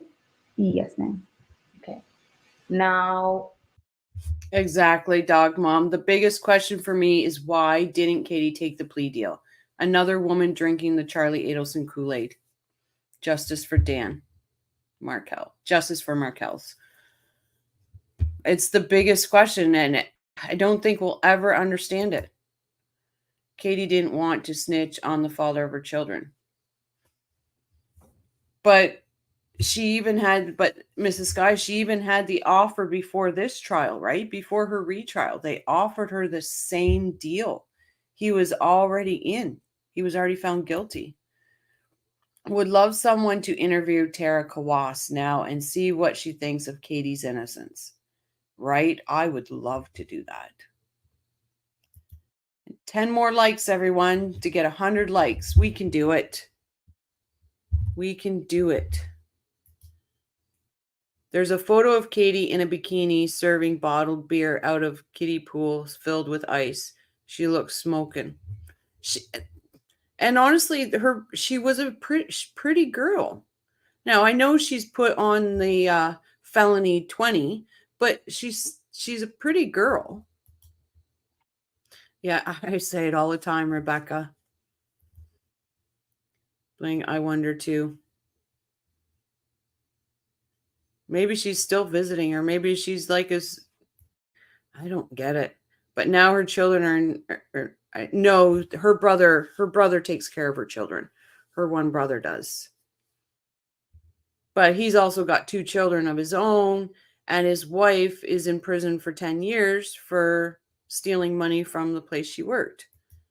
It's crazy. At some point, did you end up going away for college? Yes, I got accepted to a couple colleges actually, and then I picked University of Central Florida. So I'll have a chance to be out of the house. Where were you living when you were graduating from high school? Who were you living with? When I graduated from high school? When you first met Sigfredo? I moved up to Orlando where UCF is, and I was living in an apartment.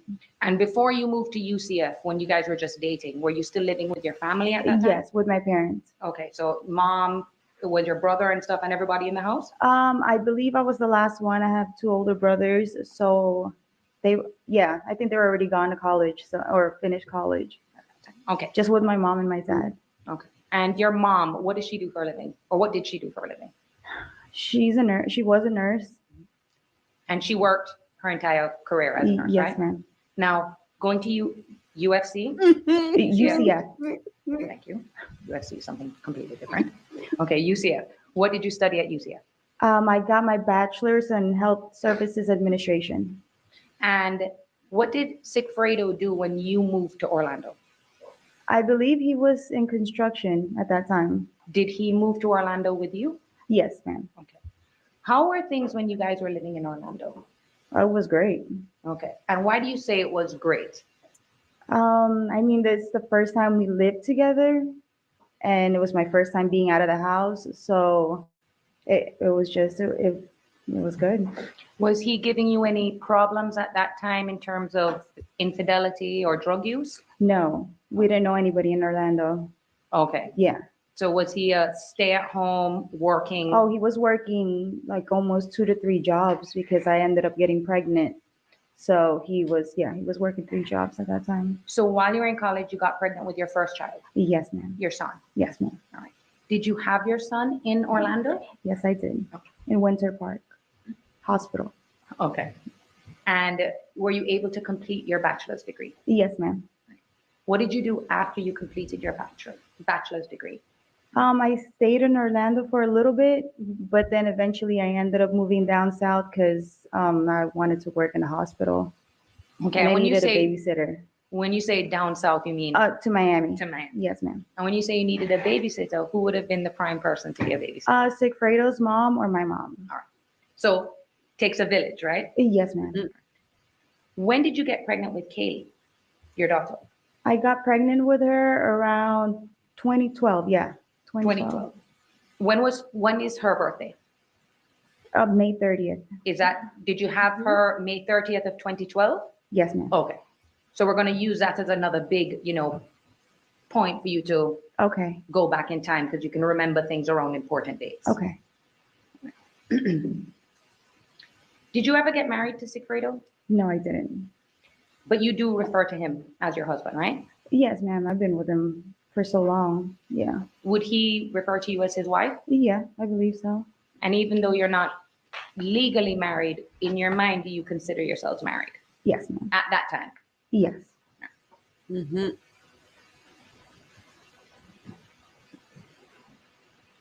Now you come back to Miami. Do you remember how old you were at that time?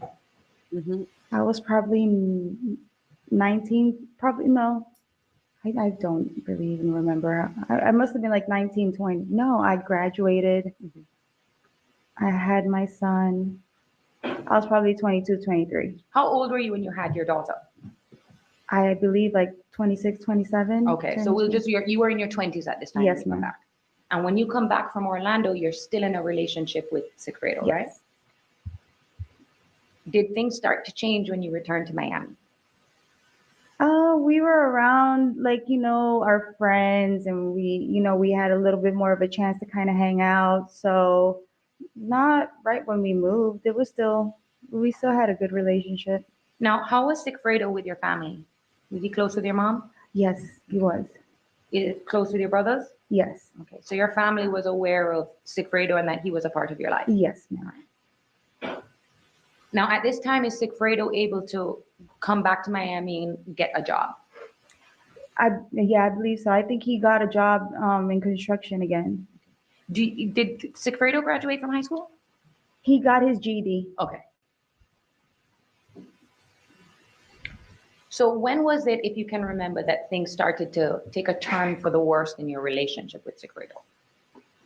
It had to be like a little. I started kind of fighting like when I was pregnant with my daughter, and then probably after I gave birth to her, that whole year we tried to work things out, but it kind of started fiddling down. Now, what were you guys arguing about? He just disappeared and I don't know, he would be drinking, and half the time I didn't know what he was doing. Did you suspect that he was using drugs? At that time, I believe so, yeah. Would he do drugs in front of you? Probably smoke weed, but nothing, or like alcohol, but that's about it. Okay. And did you suspect him of cheating on you? What time frame? Like, Okay, so now we're talking about, like you said, you got pregnant with your daughter, yes, okay? And it's a year later when you guys actually break up, around her first birthday. yes, ma'am. Okay. So you'd say that that whole year between her birth and her first birthday is when things were kind of rocky. Yes, ma'am. How bad were your fights? Did they ever get violent or? No, it didn't get violent like that. Like we would just argue back and forth. Half the time it was probably me like screaming at him, and then he just doesn't respond, or like he'll leave. Okay. And now just to remind, you're in your mid-20s and so is Sigfredo. Yes, ma'am. So you guys are kind of young. Yes, ma'am. And were you aware that he was involved in criminal activity? What do you mean, Hugh? Like the latest on him?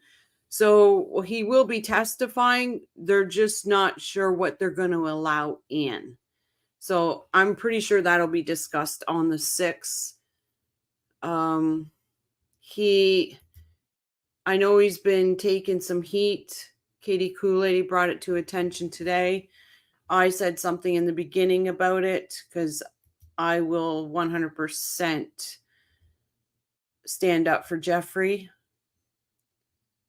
And, but people are going around saying that he should be ashamed of himself for not going to the police earlier and this and that. And it's just horrible. So this is terrible. She should have taken the free card. That was what I heard too. Sky Troop. Oh, that he got married. I Googled it and it said Jeffrey Lacoste married, but when you pull it up, it's a picture of someone else. So I hope he did. I hope he did. I hope he's very happy. And like he said, he always wanted to be a dad. So I hope he gets everything his heart desires. I really do hope he does. Am I the only one who has constantly refreshed to see the likes updated? I go on my phone to see it because I can't see it in StreamYard. No, man, we all do. Yeah, I just go on my phone because I don't see any of the stats in StreamYard, which I don't like, but it is what it is. Like, you hear her talk and it's like, you just see that free card and it's just like, why? I mean, I don't know if he was, or like, I mean, now it's like I'm seeing a lot more of, what's been going on, but at that time, no, I mean, he was just hanging out. And you do remember a time when Sigfredo picked up charges in South Florida, right?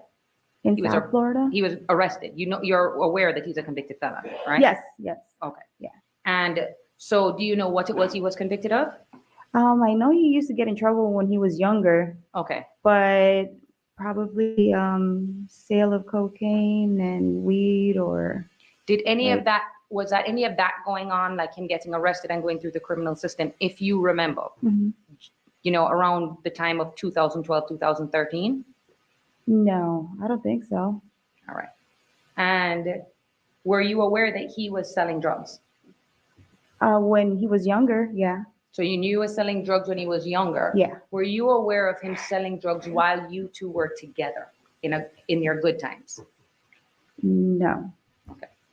And did you suspect that that is maybe what he was doing after you broke up, or you didn't know? I didn't know. All right. Now, is there one specific? No, you could be right. So you hit that thumbs up button, that's like, and then you hit the subscribe button, which makes you part of the coffee crew. And then you click join and you get the emojis. Thank you, Maggie, for pointing that out, because that could be very important. This line of questioning is useless, right? When it's just useless. It's leading, it's everything. It's horrible. Garcia had a very lengthy juvenile record. Yes, he did, Paul.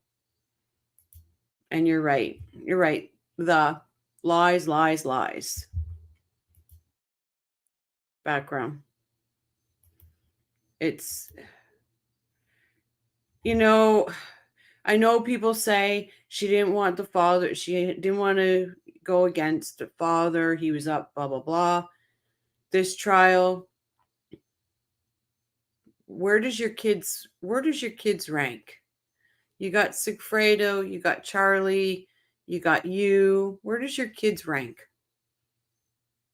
Like, that's the sick part of her. And I will not take her side in anything. There's nothing. I think it was in her one proffer, how she tried to always keep Sigfredo out of trouble and all of this. Well, excuse me there, Chicky Poo. Did you not go to him and say, hey, you want to make $138,000? Come on. Oh, what did Rebecca say? Sorry, Maggie. To the far left is thumbs up or down. You can only hit it once. Yeah. Oh, thank you, Rebecca. Yeah. Don't hit that thumbs down one. Hit the thumbs up. Oh, Meg, good point. The little hand flashes blue and puts the thumb up. Once you do it, you will always want to do it. Thanks, Lee. Sky, I'll be right back. New boob state health insurance. Exactly. Even in that scenario, right? She chooses something else over her kids. Always. He wanted her to turn him in and take the plea deal. Yes, he did. He tried to get notice to her to take the deal. He was thinking of his kids. As a monster as he is, he was thinking of his kids. 95, I know. Come on, people. There's 123 of yous watching. Not all of yous are in chat. I appreciate that you're watching, but while you're sitting there watching, let's hit that thumbs up.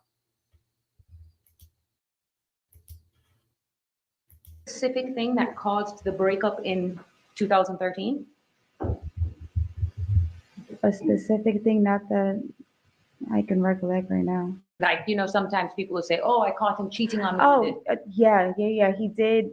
One time I was going through his phone and I saw that he was like talking to another girl, or there was like text messages from another girl. Okay, and that could have been the catalyst just for the argument that caused Yeah. the split. Yeah. But are you sure, or you think that's what it is? I believe that was that's one of the times.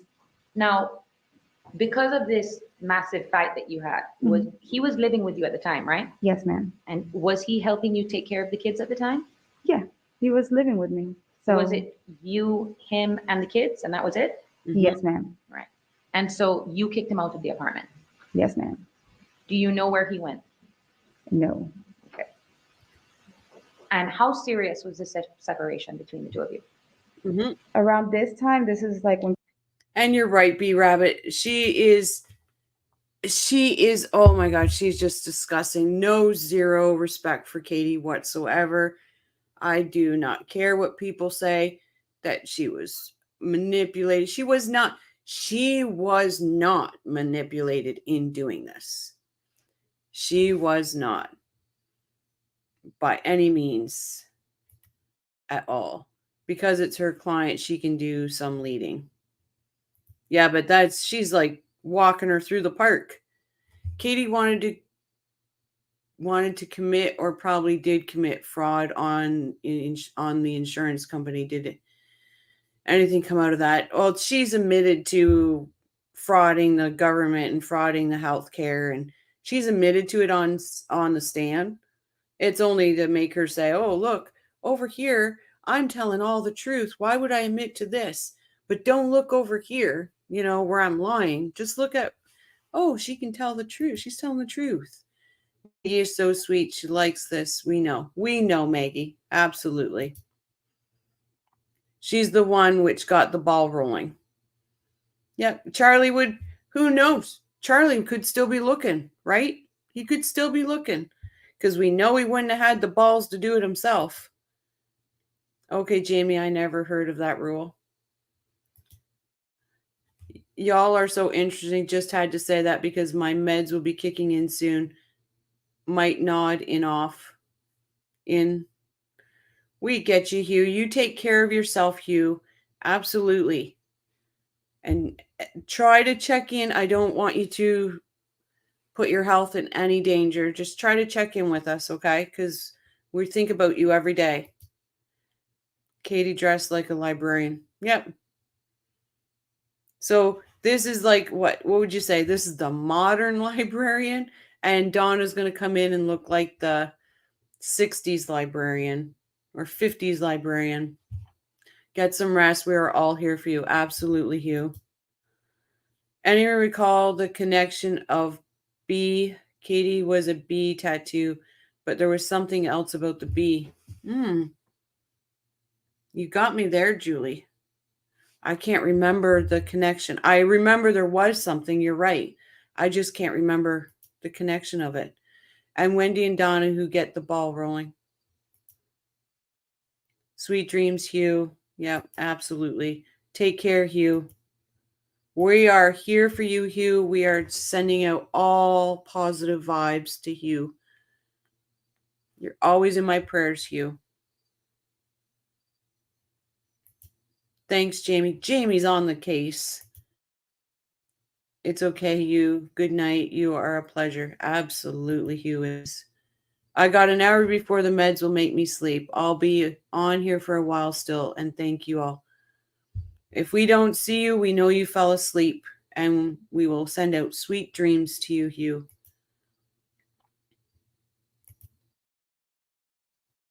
Yeah, thanks, Lee. Take good care, Hugh. All right, we'll get back to Katie. Our community's more important than Katie. And Kaylee was like probably This one, is right? now we're at 2013. Okay, yeah, she's around. She's one. Well, I'm sorry. What was your question? How serious was this separation between the two of Oh, you? I've had it at that time. Yeah, it was a lot of things led up to that big fight that we had. Okay. And on times that you would fight before, you'd fight, but it never got to the point where you'd kick him out the house. Yeah, no, I would kick him I've kicked him out once before that time, but nothing really. Like we would just argue and He'd come he back would, and he, ask you to. yeah, like he'd come back like later at nighttime and he'd be home. So would this be the first major breakup? Yes, ma'am. And you were done? I was done. Did he try to get back together with you? Yeah. I mean, he always tried to get back with me. Now, so you start working at Sophie Dental. Do you remember how you got the job at Sophie Dental? And one of my high school friends was working there and she told me there was an opening and she told me the hours would actually be really good for you. I already had my daughter, so I was looking for a job and I did an application and And started working there. Mhm. Did you have any other jobs at the time you were working at Sophie Dental? I believe I was working promotions as well. You saw earlier during your trial a picture with you and some other ladies standing up behind like a table with some, like a case of beer. Like samples, yeah. Was that a good example of what the liquor promotions were? Yes, ma'am. Is that what you were doing in that picture? Yes, ma'am. Can you explain to the jury what that entails and how it is that you became involved in that? Okay, so we worked with different liquors, like let's say Absolute. It's been so long. And certain types of vodkas, and we would we would buy with the money that like the company would give us. We would get it from the owner of like the store, buy it from the store, and then we would give samples out to people that are coming in. Okay. And then how would you get paid? At that time, I think I was getting paid through checks. Okay. I don't remember. Are you certain or you're not certain? I'm not certain. All right. And were you broken up with him at this time with Sigfredo? Yes, ma'am. All right. Now, when you first meet Charlie, did you know right away that he wanted something more than a friendship? Oh, yes. Okay. Explain to the jury how it is that he got your number.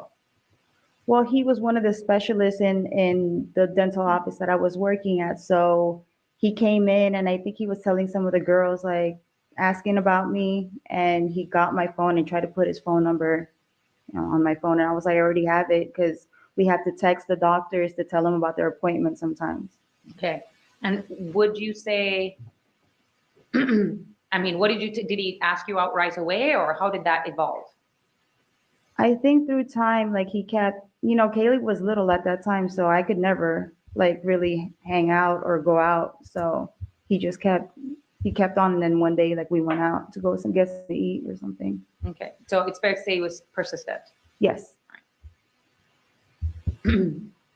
Now, I'm going to try to help you with your memory. Yeah, I think it's called Dawn. I'm trying to remember who has it on there. Isn't it? Oh my goodness, Roberta Glass that has it. She knows if she got paid with checks or not, right? Welcome. Thank you. She knows. Yeah, there we go. I'm in the wrong one here. Oh, it keeps skipping. Sorry, guys. On Matrix, Discord, or on YouTube. I think it's on YouTube. Roberta Glass. I'm pretty sure she has the Donna song. 100. We did it, guys. We did it. Hello, Margaret. Welcome. You think for Charlie's purpose, he'd want her teeth to be really small? Oh my gosh, Maggie. You are now part of the crew. She should have kept it professional. Yep, she should have. I was a bartender for 15 years and I never heard of party store promotions. I looked it up here and they don't do it here either. I never heard of it. Roberta Glass, yep. Oh, Metrics has one too? Oh, I didn't know that. I know Roberta Glass does. Or maybe, did he review Roberta Glass's song?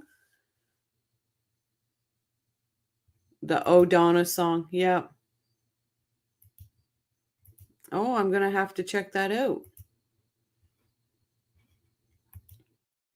Charlie picked up the underworld vibes right off the bat from Katie. Don't kid yourself, Katie. Charlie didn't actually ever fancy you.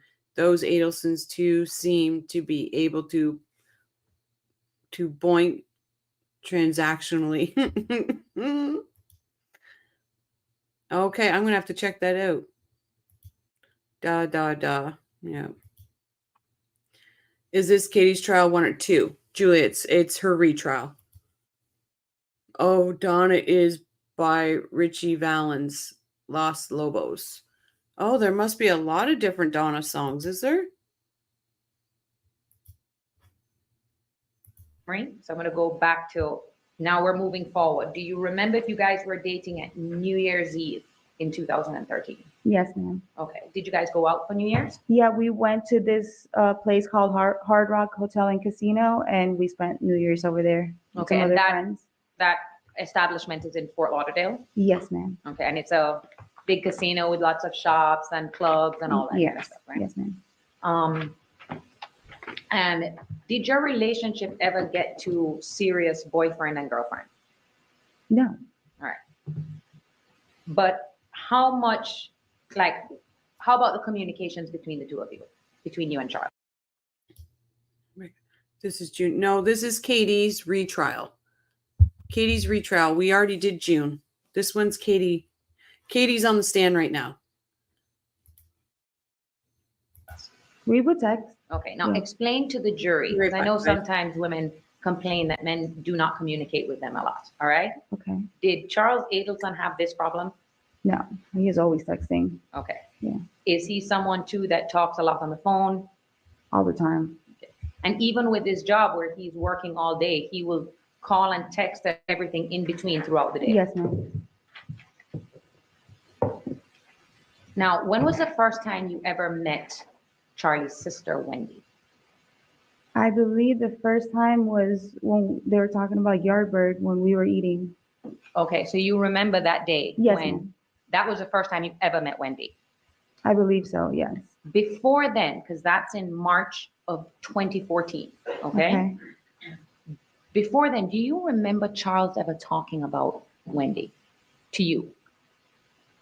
Not that I can remember. Okay. He probably said he had a sister, Mhm. but like he had a sister and a brother, but I just didn't know when he told me he had a sister Okay, and a and brother. he never spoke to you, or you never had any knowledge of, for example, Wendy's divorce? No. Okay. All you knew is he had a sister This and is a brother. not June. This Now is that night June. that night you went to Yardbird. Mhm. All right. What is Yardbird? It's a restaurant that like you can eat out on the patio. It has an indoor, outdoor.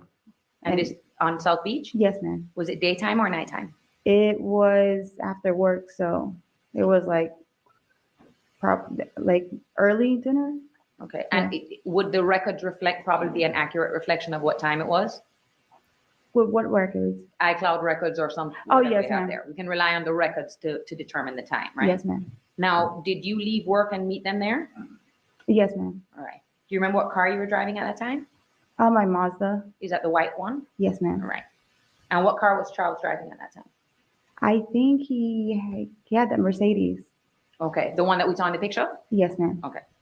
And when you get to the restaurant, are Wendy and who you now know is Jeffrey Lacoste, were they both there? Yes, ma'am. They're already sitting there. And did you show up before Charlie, or you guys? Thank you so much, Purple Smurf. Purple Smurf says, thank you for playing these. I hadn't seen these before. I appreciate all you do. Oh, thank you so much. I greatly appreciate that. All the donations that come to this channel is going directly back into this channel. If it's buying FOIAs or, getting better equipment, it all goes right back into this channel. So I greatly appreciate all the help and support that this little channel's getting. Thank you, Purple Smurf. Rebecca, this is not June. This is Katie. Katie's retrial. She's had 2 trials herself, and then she was a witness in Charlie's trial.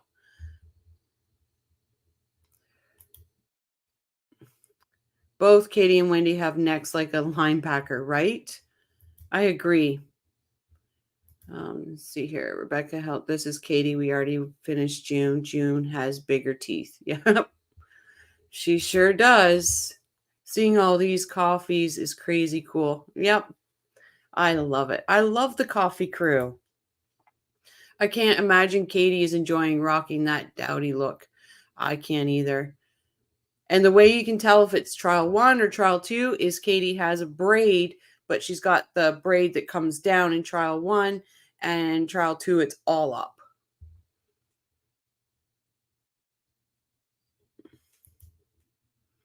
Good point, Julia. Yeah. Oh, thank you. You're awesome too, Purple Smurf.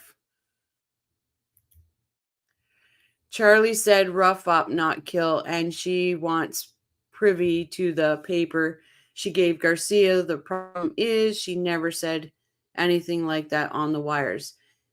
I didn't know is going to be a murderer. Sorry. Hugh, wonder what the one jury that caused a mistrial the first time. It was actually Hugh, it was a woman. She was pregnant. And she couldn't put herself, she couldn't convict a mother when they just put the father away for life. That was the holdout. Crazy. I'm making eggnog tomorrow for eggnog lattes. Oh, that sounds lovely. That's okay, Rebecca. There's so many different. I get them confused sometimes, so don't let that bother you. That braid is her bitch Lisa in jail. Patricia, you're on a freaking roll tonight. You're on a roll. Hey, Bark, welcome back. Rochelle, besides Donna being found guilty, what are you looking forward to the most in Donna's trial? Thank you for asking what I'm looking forward to. I am looking forward to the moment, and I hope they plan it properly, that one kid after another. So say Wendy comes in to testify, Charlie comes in to testify, and Robert comes in to testify. I'm hoping it's all the same day and it's one after another. That is going to be a spectacle in itself. That's what I'm hoping for. For evidence-wise, I'm hoping that Georgia brings out enough that really, really hangs Wendy. Like there's no question asked about it. And that opens the door for me to understand how she gets Harvey, because he needs to go down also. But the cherry on top of it all is hearing Wendy got arrested as soon as she leaves that courthouse. But those are my 3 things, like seeing all 3 of her kids testify, hopefully in the same day. The evidence that really puts the nail in Wendy's coffin, and hearing Wendy's gotten arrested. Those are my 3 things. But thank you, Bark, for asking. I appreciate that. Charlie and Katie threw their lives away for nothing. They all did, right? All for Wendy. All for Wendy. She makes Georgia work it. Yeah, the lawyer right now that we're listening to is her lawyer, Tara Kawas.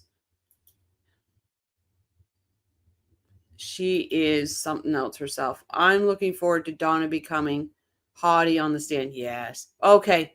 Thank you. You reminded me, Julia. I'm looking also forward. Geez, I should do a list. I'm also looking forward to the Donna Georgia showdown. Oh, I can't wait for that. That's a popcorn moment, people. Thank you for your generous gift. Yes, greatly, greatly appreciate it. I want to hear Robert testify. Right, Hugh? Because he is the outsider of the family that knows the dynamics of the family, that's been through it. So he can let the jurors know that this is how it was living in this family. Bark says it's interesting to see who's in the gallery during the trial and their reactions to testimony. Yeah, when they shouldn't be reacting, they shouldn't. But that being said, if Rochelle was in the juror or in the gallery, which if Wendy goes down, I will be, I would have a hard time. We all know I have a little tiny fuse. So yes, I know, right? He's the one that escaped this. Absolutely, Jamie. Robert is on the list, but then again, he's been on the list, right? He's been on the witness list, but I think this is the one trial that they will call him because he can explain how his mother was in that family. So he's on the list. He's on the witness list, but that doesn't mean he will. No, exactly, because he's been on the witness list the whole time. So, hey, welcome back, Harley. Welcome.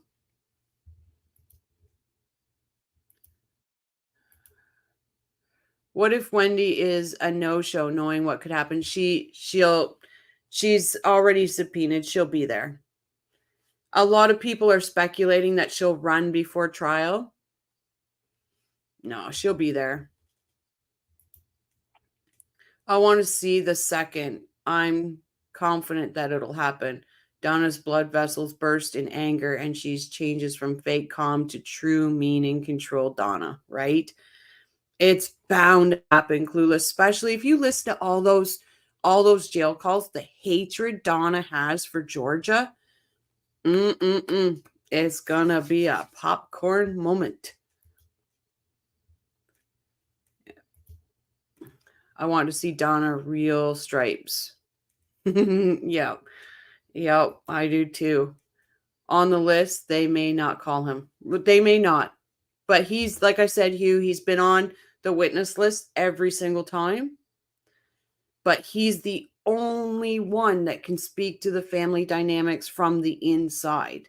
So I'm really thinking he will. Were you at CrimeCon and Joe talked to you? Think I recall the Crime and Coffee then. No, I wasn't. And Joel probably wouldn't talk to me because I'm not politically correct. She won't run because she saw what happened to Mommy Dearest and knows she's being watched. Oh yeah, they've got eyes on her. But I would love to go to CrimeCon next year. Absolutely. Or the next time it's there. I don't know if it's yearly or not. I can't remember. If Donna flees, where would she go? Oh, you mean if Wendy flees? Well, whatever's closest, like Mexico and gone, right? But I don't think she will. She's got too much. Sanford, guys, Sanford's not gonna he's gonna make sure there's eyes on that bitch. 100%. If she tried to run, they would have her in cuffs so quickly. Yep. Harley D all the way. Do you think they're watching Wendy? Guaranteed. Like I said, Sanford's not letting that bitch escape by no means. And they're more on high alert, right? Because of what Donna did. So they're more on high alert.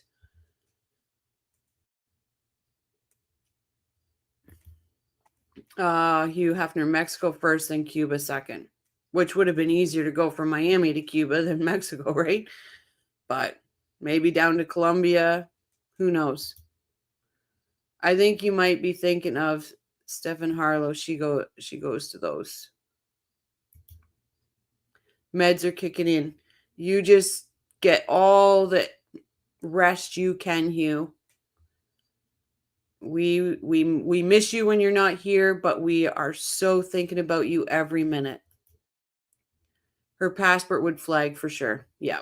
They're not going to take any chance that they know this family can jump ship. And I'm sure her move to was it Houston? I think it's Houston. Austin, Texas. Sorry. Her move to Austin probably put a lot of red flags on her. I'm sure the gallery will be full of our YouTube colleagues. Fancy, Katie Kool-Aid, Patty's Playhouse. Yep. Joel. I know Joel's going to be there. Of course, Fancy's going to be there. Katie Kool-Aid's not missing it. Patty's Playhouse, she said she was going. We have a person in here, Harley D. He said he's going.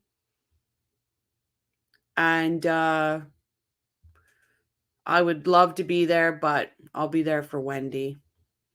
And then we've got sweet dreams, and we will see you next time. Yep, exactly. Enjoy those sweet, sweet dreams, Hugh. Do you think Donna will get or has been getting anxiety meds? I doubt it. So I know Patty had said that they just don't hand those out for no reasons, right?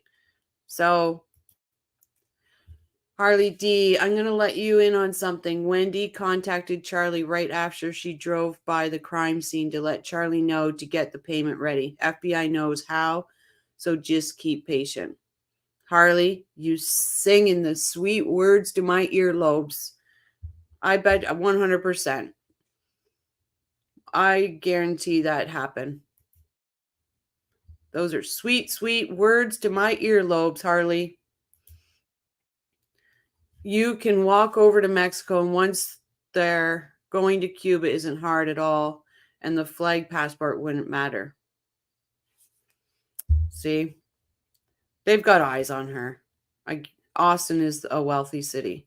But it's so different than Miami, so I don't understand what... Like, I know there's family. The only thing that makes Austin make sense is she knows she's going to get arrested, and she got the boys out of Florida because of the grandparent law, right? So that's the only thing that makes sense to me. Wendy ain't going to Cuba, no way. It's not good enough for her. You all are so nice. We love you, Hugh. We haven't met you, but we love you. Harley D, how do you know that? I sure hope you're right. All right, Clue. Oh my God. I thank you, Marie. Hugh, have a good rest. We are praying for you. What a crew we have here. It's so nice. Walking to Mexico and Texas is not safe. No. Oh, that's so exciting. It will give me sweet, sweet dreams. Hey, Grish, welcome back. Are you the Grish? Are you the Grish with the YouTube channel? I was wondering that the other day. You are very mistaken. Hugh Hefner, you are very mistaken. What did Hugh say? That he's mistaken. Oh. Yes, I walked over into Mexico.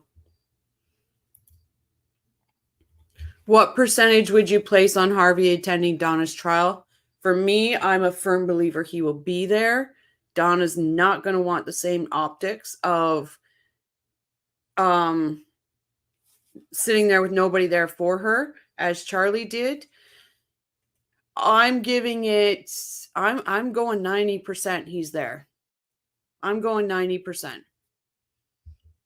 I'll give myself that 10% buffer, but honestly, I think he's going to be there. I think he's going to be there. She's not going to do this on her own. They don't ask for a passport when you walk into Mexico. We go all the time. They spoke earlier in the morning, Wendy and Charlie. Yeah, that 18-minute phone call. Wendy may have moved with her wealthy boyfriend. I think he's still... Was it Patty that said he's still in Florida? Like, I don't know. Maybe he put her up in somewhere. Who knows? Clueless what I am mistaken about. Okay, Grish, I was just wondering. But you're always welcome here.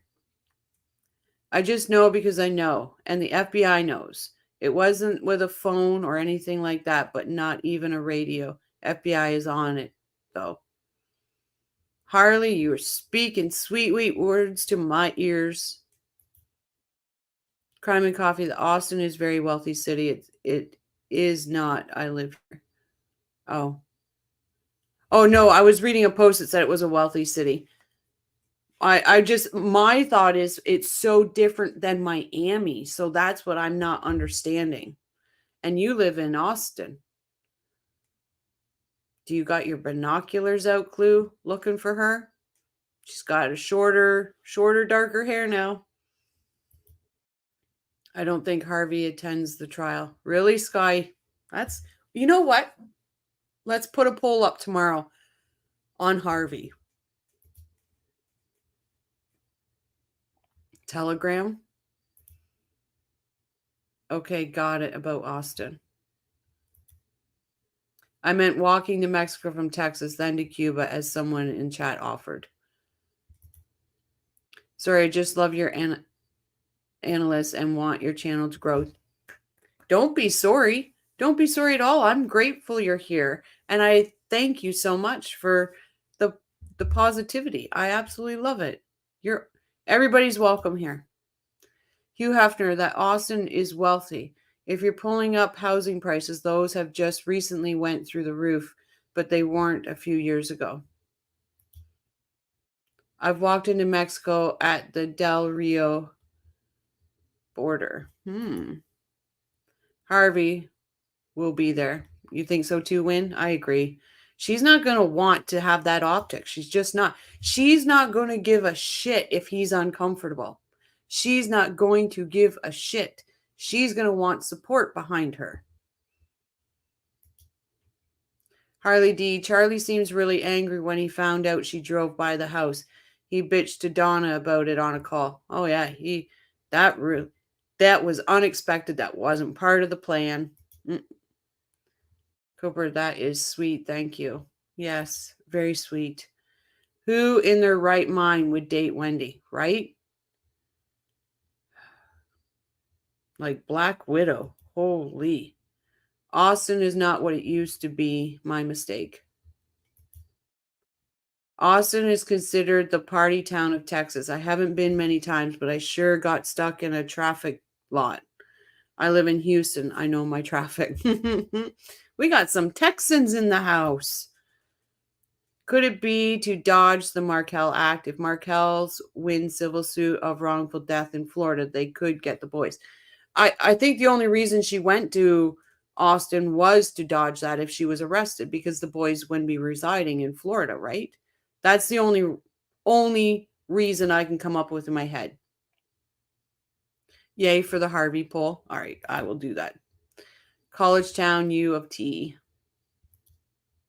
Harvey is a snake. You're all right, Gresh. He is a dirty, rotten snake. Crime and Coffee, it's a total guess, but my guess is she lives downtown in one of the many new high-rise condos. Too far for me to find her. I'd be an awful stalker. Too lazy. Oh, if I was in Austin, I would have you guys on my tablet and I'd be checking it. I'd be a great stalker. I'm not great at research, but hey, I would just pretend. Okay, I'm letting out a dirty secret here. I am and will always be a blockhead. So that means a New Kids on the Block fan. I know how to find people because we found hotels all the time. So I know I'd be good at it. I just wouldn't be good on researching it. I want so bad to see Harvey's expression. Oh, so do I. So do I. And the mastermind of the Adelson fortune, he's no dummy. Yep. He is no dummy. He won't be there. He had no way home from the airport. Honestly, he wasn't in Zoom or court. But they watched all the courts, Jamie. They watched all the courts probably on one of our channels or Law and Crime. They watch it. They've seen it all. I my belief is he'll be there. Austin is the intellectual capital of Texas, too. It was part of the plan, 100%. Charlie had to divert the focus off of the fact on the jail calls, the same as if it wasn't part of the plan. You're making you're getting us thinking in here tonight, Harley D. Is that a subtle hint? For who? Oh, for researching where Wendy is? Jamie, I tell you, if you can find that fucking bitch, I'd be happy. The grandparent law is unconstitutional, according to Wendy. Yep. Everett called her out on that. That was a brilliant moment. Hey, gang, what's happening? Hey, Top Cat. Do you believe Wendy moved to Austin so her relatives could immediately care for the boys if she was arrested? I think that has something to do with it. I know there's people out there rumoring that she's going to have the boys in Tallahassee. I do not see that. I do not see that at all. Is Austin humid or dry heat? Can one of our Texas people answer that one? Because I have no idea. They watch, but they are not there. Yep. Oh, yeah. And it looked bad, and people made a lot of comments about how it looked bad for Charlie's. Welcome back. We are glad you are here. Now the party can start, right? All you Texans, listen to the song by Willie Ray Hubbard titled Screw You. We're from Texas. Great tune. Hilarious, too. I'm going to have to listen to that, too, Hugh. I have a funny Texas story. Wendy driving by the crime scene was part of the plan. Wendy had to confirm the murder took place before Charlie paid the hitman. No, that's possible. Yep. The boys are old enough that they would have some say in who they lived with. Yeah, they would. They would. Murdering your ex is unconstitutional according to human decency. There you go. It's humid. So, Hugh, it's humid in Texas.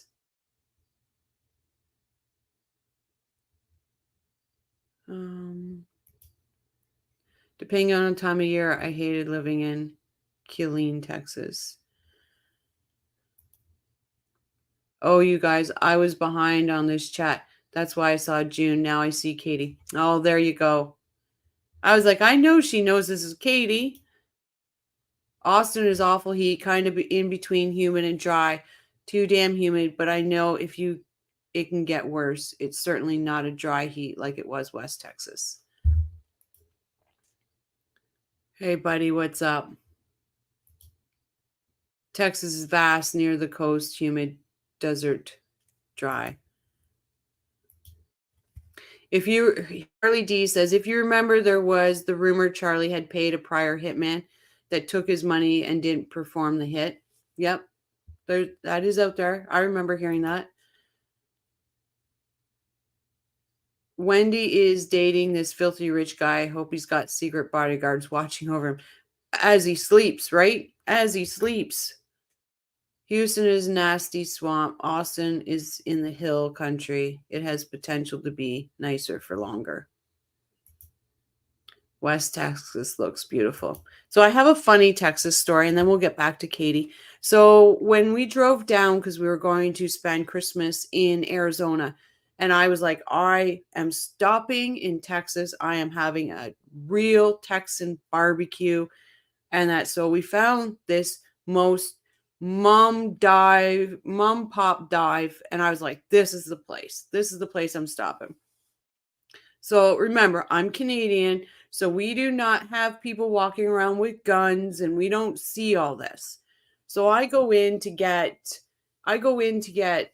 some real barbecue, because I was like, I'm not leaving Texas to have real barbecue.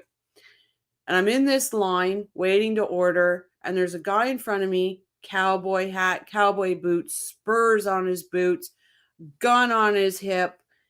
And I'm just standing there, and I'm like, like culture shock for me, real culture shock. And the guy turns around and I must have been staring and I stopped right quick. And he just right out loud, well, I know, or something. How do you say it? Oh, look we've got the knife that came to the gunfight. And he's like, the look on your face, young lady, you must be Canadian. I was so embarrassed, but they're super nice people. They were amazing. But yeah, I was completely culture shocked. But it was like the whole cowboy. It was the big buckle, everything. I was like, I only see this in movies. But I'm Canadian, guys. You have to give me that. That's what Sigfredo and Lee should have done. Robbed them, but first recorded them, then extorted them. They should have. Fair comment, Harley. Hey, Shraz. Can confirm Houston's a nasty swamp. Patricia, FBI knows what happened, so just have patience. Oh, I've got the patience. Too many guns in the South. Does that mean Wendy's hair will always be frizzy, right, Lee? Oh, yeah. You can't take the Canada out of me. I'm sorry. We can also tell who the Canadians are when they wear shorts in January when the rest of us are bundled up. Like we're about to die in the tundra. Yeah. Like when I was in Arizona, we had the heated pool, everything. Next door neighbors were amazing people. And Christmas morning, we were jumping in the pool and you hear the old guy come out and he's like, Mother, come here. Mother, come here. There's polar bears outside. So it is okay. We still love you. Thanks, Sky. I'm in the UK and I've never even seen a real gun, right? Well, not on the tube or anything, because I seen them when I was there, like on the tube and all that. But I've never seen people, like I see people walking around with guns either. My friend, I owe you one. Clueless. Crime and coffee, I'm not admitting to it, but I might always pack concealed. And it's, you know what? That is fine. That is fine. It's just not what we see up here, right? So it was quite the culture shock. But to have the man ease because I was staring, and he's like, oh, I know the knife that came to the gunfight. You must be Canadian, young lady. I'm like, yeah, I am. Please don't shoot me. But what? I missed something. Shraz, how's the ears? Did I miss something between Shraz and Sky? I must have. Sorry, guys, if I missed it. Okay. We'll get back off the rails. Oh, top. Aussie has the most living creatures that can kill you, yet semi-automatic auto guns are banned. What? And yeah, I'd love to go Australia to the outback. Oh, that would be such a beautiful trip. I fired a gun twice in my life, once at a shooting range and once in a self-defense situation. Wow, Hugh. I've never held a gun in my life. Never. Not even a toy gun. Unless you consider a water gun. Then I have. The Super Soakers. Those are great. Do you watch the Alec Baldwin trial? I did. I don't know about that trial. I'm so torn in that trial that I don't even really comment on anything on it because I'm just like, I don't know. I just don't know about it, honestly. Was it scary, the self-defense bit? Yeah, Hugh, was it? I'm sure that's another part of that amazing story you have. Crime and Coffee, you mentioned that you heard Jeff Lacoste say she did this on the interview. tape. Damn it, I'm missing things. My sound is so awful. I only hear every other word anyway. Oh, that's a good part. Honestly, it's a good part. Come to Australia and you can stay with me, Rochelle. Oh, thank you, Bling. I may take you up on that offer someday. I had an offer too for South Korea the other day.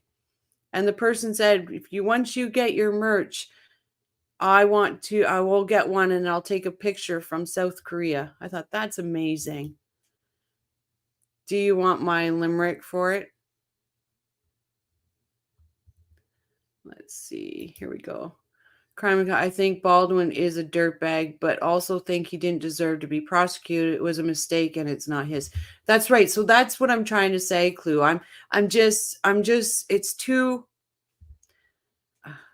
It's too much, that one.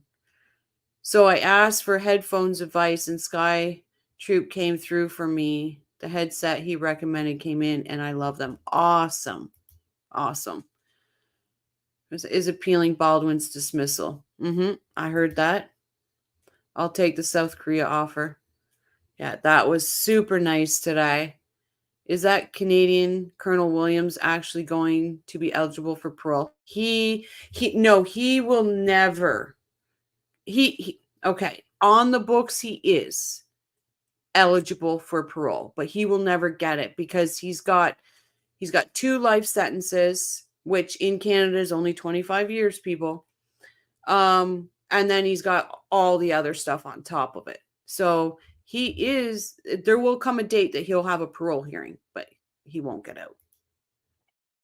There once was a man called Russ, made a film where real guns were a must, made it cheap and in haste, a woman's life he did waste.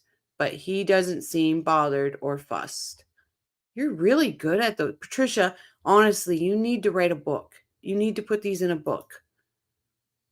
I want your entire catalog, my dear. They are wonderful. Exactly, right, Sky?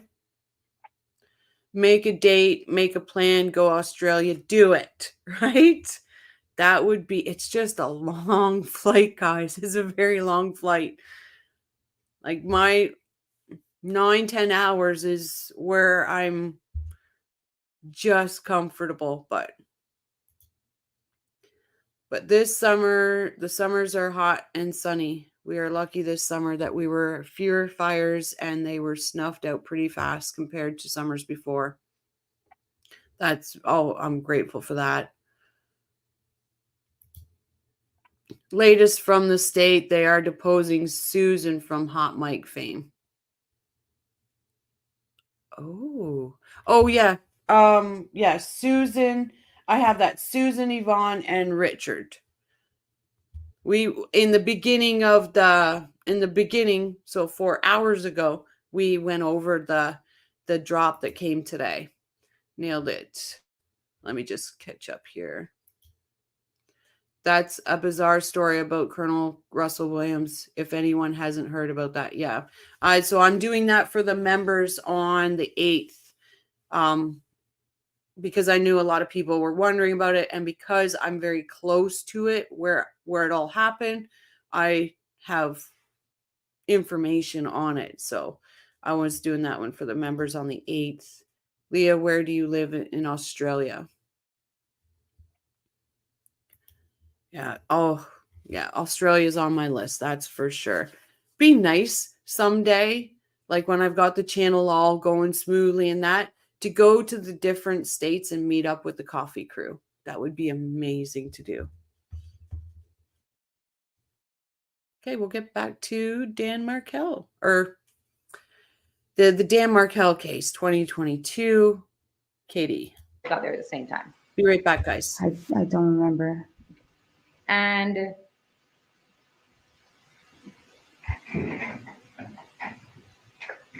how did Wendy and Jeffrey, I mean, I know you probably don't remember too much, but did anything weird stand out with the two of them, or it was obvious to you that they were dating?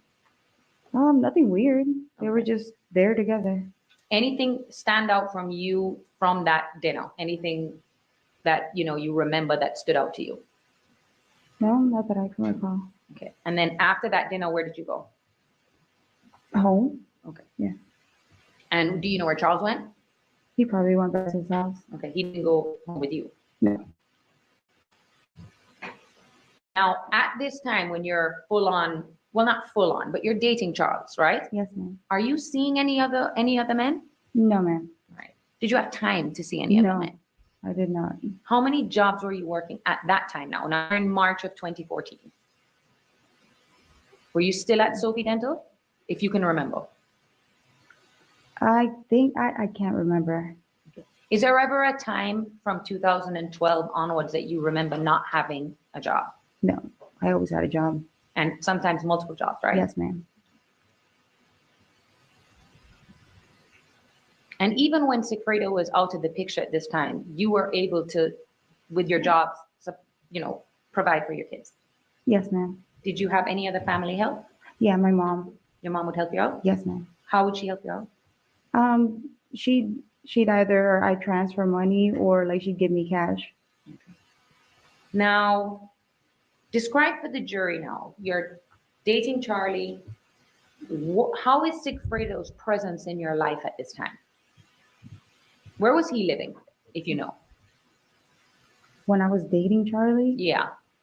I know he wasn't living, like he was probably like living in his friend's house, but eventually he ended up living with that girl. Trent. Yes. Okay. So, but you don't know when that transition took place? No, ma'am. All right. So as far as you knew, he's staying with friends, things like that. Yes, ma'am. Was it any of your concern where he laid his head at night? No, Why? we weren't together. And you saw the call detail records about the flurry of communications between you and Sigfredo and Charles. Yes, ma'am. Is there almost like a pattern of coming up on Fridays is where the Yes. increase of the calls happen? Mm-hmm. Why is that?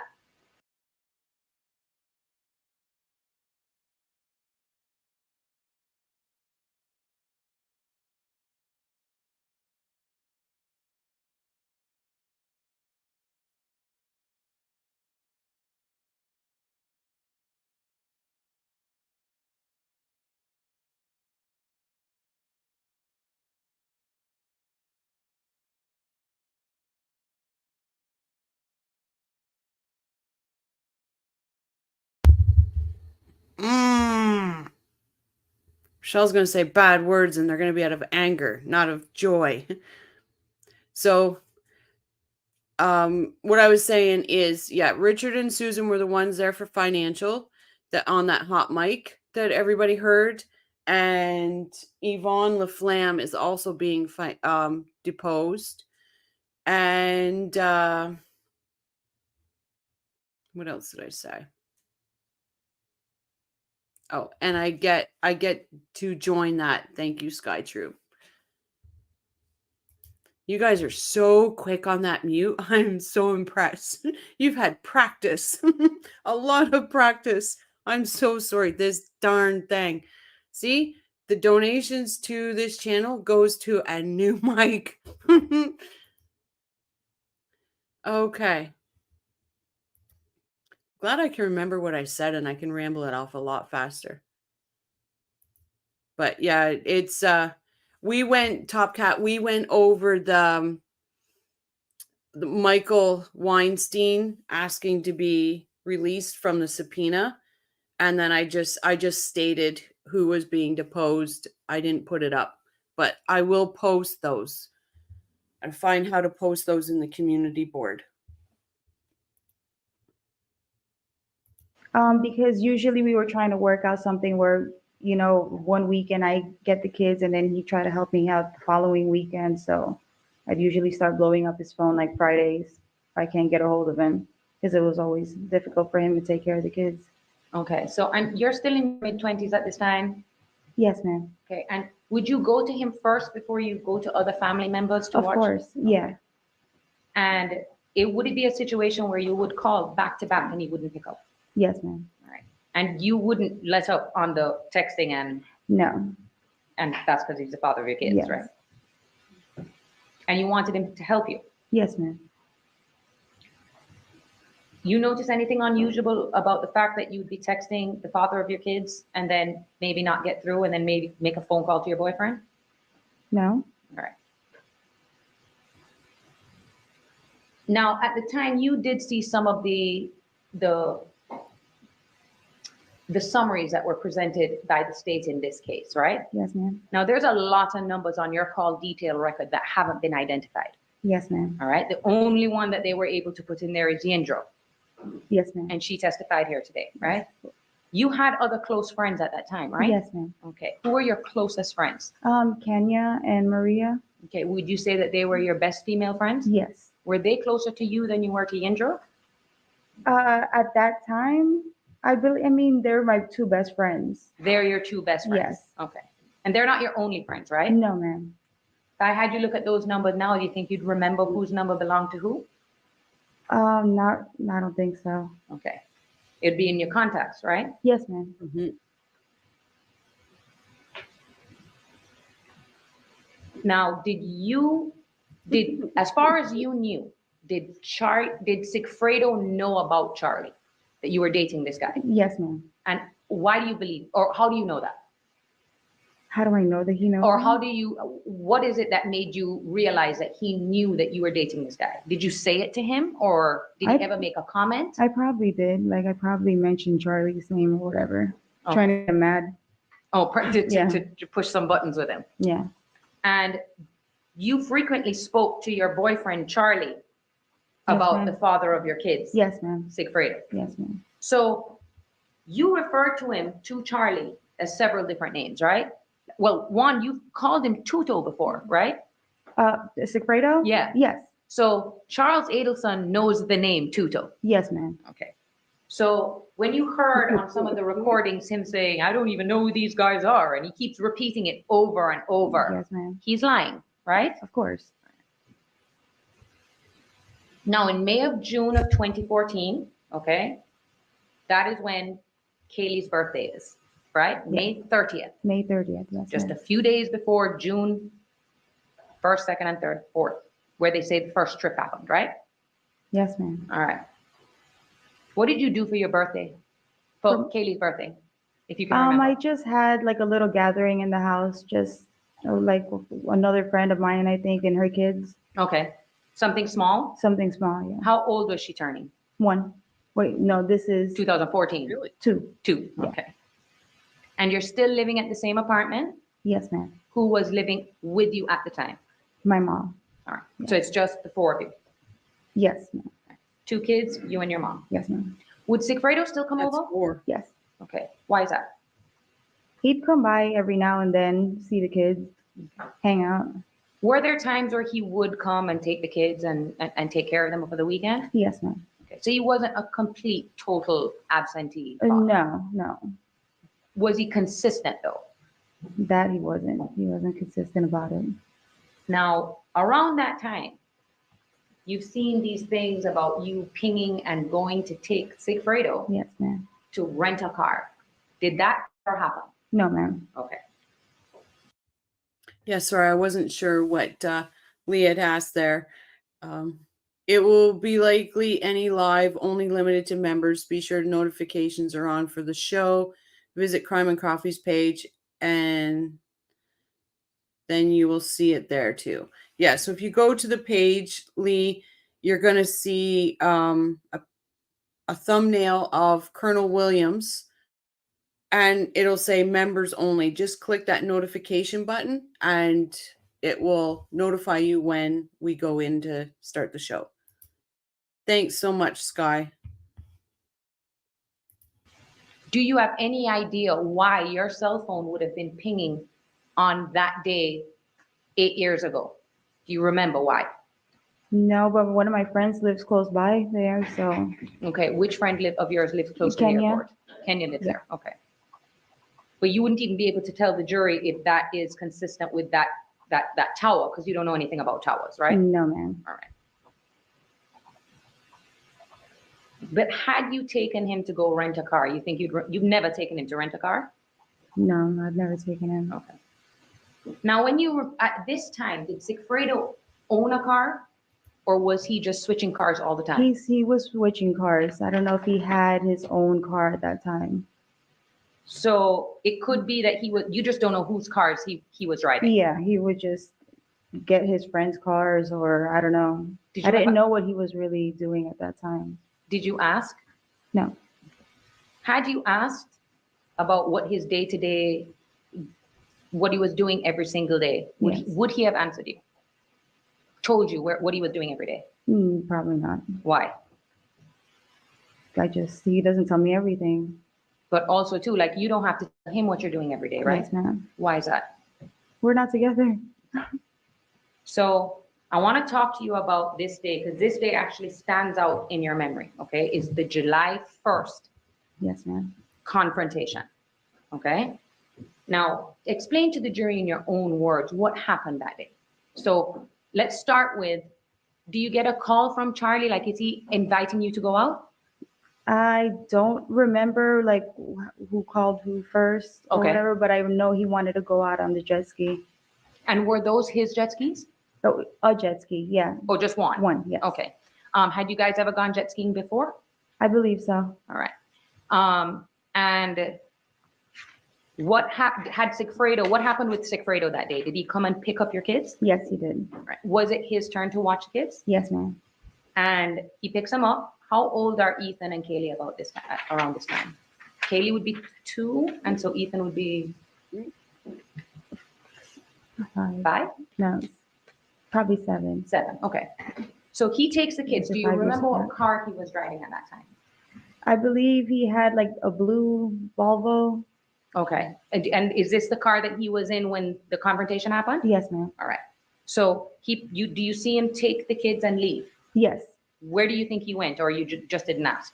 Well, I mean, I found out later that he was at that like a pizza place, Mhm. like down the block from like where we stayed, where I stayed. But when he left, you had no idea where he was No, going. ma'am. So you come downstairs. Does Charles come to pick you up? Yes, ma'am. What's he driving? The Lexus, And what's tacked onto the back of the Lexus? the jet ski. Is this outside your North Bay Village apartment? Yes, ma'am. Is this in the parking lot? Is it like what, when you want to go pick me up? Yeah. Yeah, he picked me up in the parking lot. So he picks you up in the parking lot. Mhm. Are you guys able to exit the parking lot? Yes, ma'am. All right. When is it that you see, or you know what? You tell the jury. What happens next? As we were pulling out of like the parking lot, we were gonna go down the way, like one of the roads, and Sigfredo cut us off and just jumped out of the car and started screaming in the middle of the street. So you're on a roadway. Mhm. Okay. He blocks in. Do you immediately recognize that that's Sigfredo's car? It was fast, but he jumped out of the car and like stood in the middle of the street, so I knew it was him. Now describe for the jury, because he's not a small guy, Sigfredo, right? No, ma'am. Okay. He's a lot taller than you are. Yes, ma'am. Okay. And at that time, was he, working out, or Yeah, he was fit. he stood up in front of the car, and what did he do? He just started screaming in the middle of the street, but I didn't know what Was he he- was saying. Could you hear what he was saying? No, ma'am. Were the windows up? Yes. All right. And Okay, I'm so sorry. I know I've said this before in another video, but if somebody's screaming, I don't care if your windows are up or not, you're hearing what they're saying. Might be a little muffled, but you're hearing what they're saying. Like, is Alexa's that soundproof? Like, honestly, is it that soundproof? You're still with us. Georgia's cross was epic. Next time, do the cross from Georgia, or tonight. No, we will do the cross tomorrow night, because obviously I'm going to do it now because you enjoy it. So we'll do it tomorrow night. This one's going to probably take us a while to get through. But does anybody in chat own a Lexus? Can you tell me, are they that soundproof? And Top Cat, he killed me. A Volvo. That's not a gangster car. It's not. Yeah, maybe Volvo means can have a new car and it called the Gangsta Volvo, right, Jonas? Gangsta Volvo. That's wonderful. I'll make the most of it for sure. I've had to miss a couple of shows trying to get important home improvement and getting prepared for winter. squashing it all in by the 17th. Sorry, Lee, I know you probably said where you're from, but I can't remember. Oh, was it Texas? Texas. Yes. Lexus has a quiet cabin, but not soundproof. So if you got this man standing outside screaming like they say he was, you're going to hear something. Like, you're going to hear something.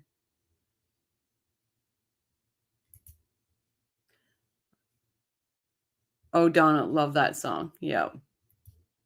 Shiraz, I'm stable right now after 2-day in hospital stay. The Lexus was ancient. Yeah. What was it? What was it? A 20, what did they say it was? 2012, 2013? Top Cat, do you remember what year they said it was? Most newer Lexus cars are very soundproofed. It's almost dangerous, in my opinion. Can't hear sirens until they are right on top of you. And that would be the newer ones. But Shiraz, would that be for 2012 to 2015? Okay, Sky says, you're going to know what he was saying. Yeah.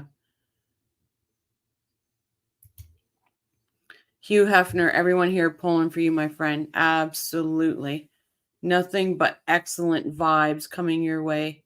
Okay, thanks, Top Cat. It was a 2-1. So I was even saying it was 2001.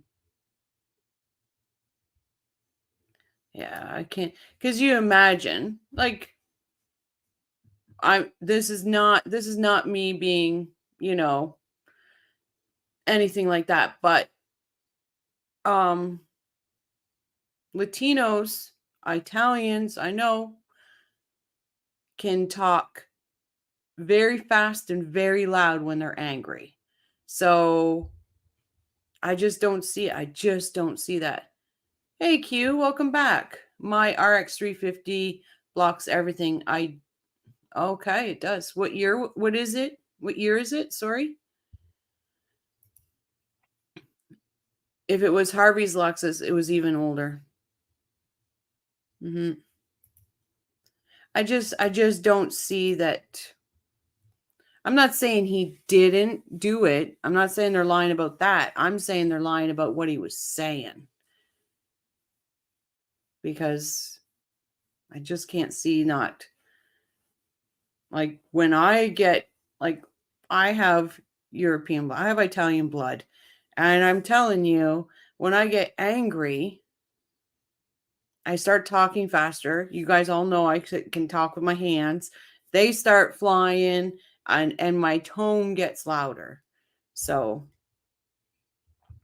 I'm not meaning anything by it or saying anything about anybody's nationality by no means, because I'll point it out myself first.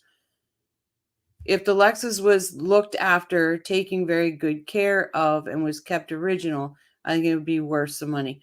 And they said it was well taken care, it was well maintained, but for some reason she says it was always in the shop. So look at her chest, not her testimony. Like, I know, right? Did they think that open that wide is going to do anything for the jurors? Like, come on. I had a 2007 Lexus ES 350. It was a very nice car. I had it until 2019. Nice. And your hands fly around and you hit the microphone. Right? You nailed me. You got it, Scott.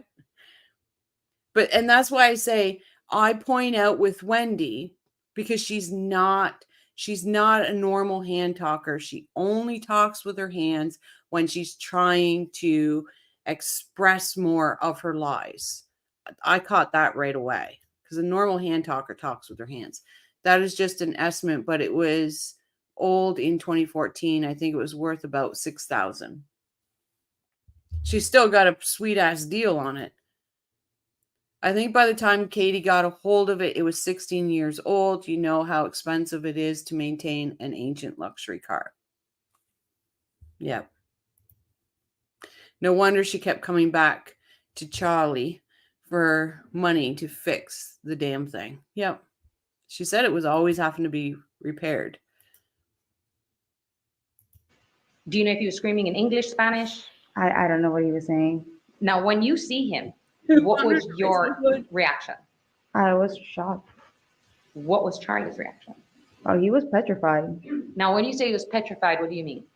He looks at me and then he's like just trying to find a way to get out of this, like the one, because the street is very narrow. Mm-hmm. So he was trying to figure out how to Do it. basically do like a turn with the jet ski so we can go the other way. Okay, so basically turn around because now Sigfredo was blocked off the other way. Yes, ma'am. All right. Did Charles ever get out the car? No, ma'am. Did Charles ever say anything to you in the car? Say something to me? Yeah, about Sigfredo. No. He was just trying to That I get. can yeah, he was trying to get, his focus was to get out of the way. Now, did he get out the way? Yes, ma'am.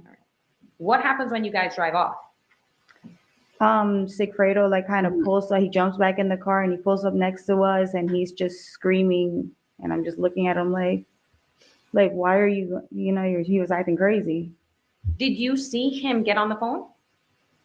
Get on the phone while Yeah. while he was driving? At any point at that day, did you see that he had gotten on the phone? Not that I know of, no. Okay. Now, did you find out that at some point after you left that he had made a phone call to the Adelsons? Yes, ma'am. How did you find out that that phone call had been made? I don't quite remember. Do you know whether did Charles tell you or did Sigfredo tell you? I think this was already on the way when I came back, like when I was going to pick up the kids from Sigfredo. Mm-hmm. So he was like trying to, we were fighting about something, I guess the whole situation, but I went out to the jet. Oh no. Oh no. There once was a woman, Rochelle. She mutes when she's something to tell. We tried to let her know with big letters that glow, but I fear we're gonna need a loud bell. Oh, that is, Patricia, that is brilliant. I thank you greatly for that. That's amazing. Oh, hold on. I'm sorry, guys. I gotta take just a quick picture. I won't post it anywhere, Patricia. I just want it for myself.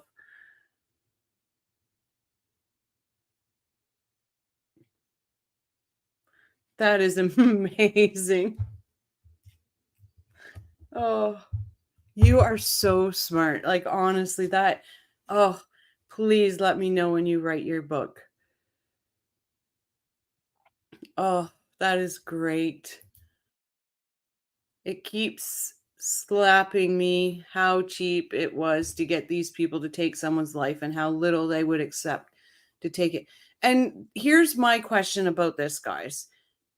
She stated that there was never a price, right?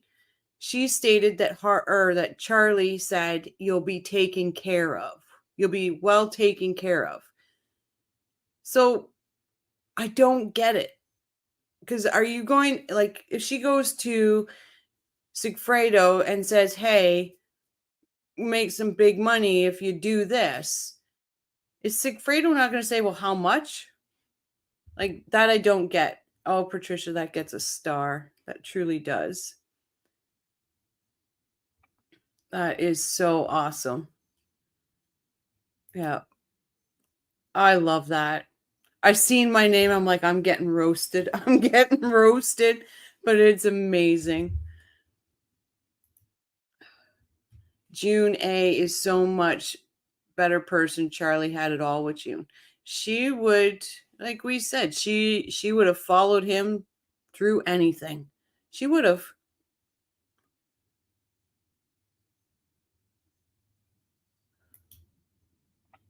Katie is wearing fake boobs she killed for, right?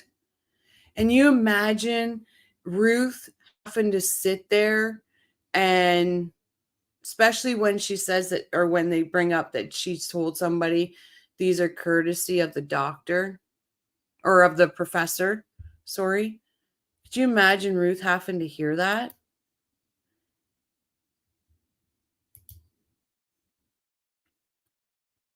Katie was probably expecting a lot more. Yes, Hugh?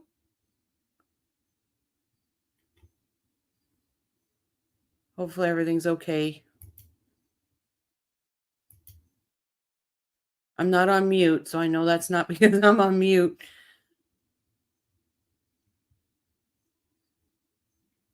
I'm so worried about you, Hugh. On the paper. Oh, Paul, you're right. I bet you it was on the paper. The amount. I bet you're right. Still, is that? I don't know. Oh, you hit the wrong button. Okay. We will go back. Jet skis already. Like we already went out and this was on the way back. Oh, so you'd already I was already gone gonna out. pick up the kids from Sigfredo. Where was Sigfredo with the kids? Do you know? Remember? I know, I think I pulled up in front of Shrimp's house. And that's where he was with the kids? The kids might have been inside the house because it was, or he left them with his mom, but I was talking to him like we were outside and he was on the phone. Okay, so that is when he, as far as you know, is making the phone call. Yes. Okay, Yes, could you ma'am. hear what he was saying? No, ma'am. Okay, did you know who he was speaking to? No, ma'am. Was he talking? Yeah, he was talking and then he walked away. Like he was talking on the phone and then walked away and I'm like chasing him in the middle of the street. All right, were you able to get his phone from him or anything like that? No, ma'am. And why is it that you end up calling Harvey Adelson after that debacle? Because he left a message apparently on his phone. And what was your purpose of calling the Adelsons? Were you embarrassed? Yes. What did Charlie ever say? Did he ever talk to you about that afterwards? About, what happened with Sigfredo doing that? I don't remember. Okay, so you don't remember him specifically discussing that with you or saying anything about it? I think about leaving a message on the phone on his dad's phone. Yeah. But besides that, not that I can recall. Did he seem upset that this is what had happened? Like, oh, your psycho ex-boyfriend is like, I can't be with you because he's so crazy? I mean, I guess. No, did Charlie ever kind of say that to you? Like that, because of that incident, that is what would have caused your later breakup? No, ma'am. Okay. Did he ever talk badly to you about Sigfredo? Not really. And you would talk to him about how frustrated you are with Sigfredo, right? Yes, ma'am. Mhm. All the time. Yeah. About how he doesn't help take care of the kids. And wouldn't Charlie be always encouraging you? Yeah, As a he's father always- of your kids? Yes, ma'am. Okay. And it was always kind of encouraging you not to end everything with him. Yes, ma'am. Who's the intro? That's a good idea. Since we have a picture of Katie and Wendy together, does Katie qualify as a flying monkey or is it just a murder conspiracy principle? I think she's just a flying monkey a murder conspiracy because she hasn't went and tried to cheerlead for Wendy, right? So she's just but you know what I'd love to get is bobbleheads of these guys. So I could sit there and ping them in the head.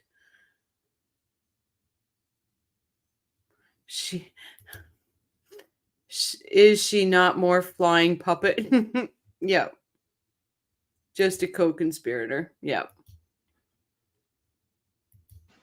Mascara, Yeah. I've worked with her. I mean, she was a high school friend too, but she was younger than me. And we started hanging out and she said, I guess her birthday, one of her birthdays. And did that sound right to you that you Yes, remember? ma'am. Okay. Yeah.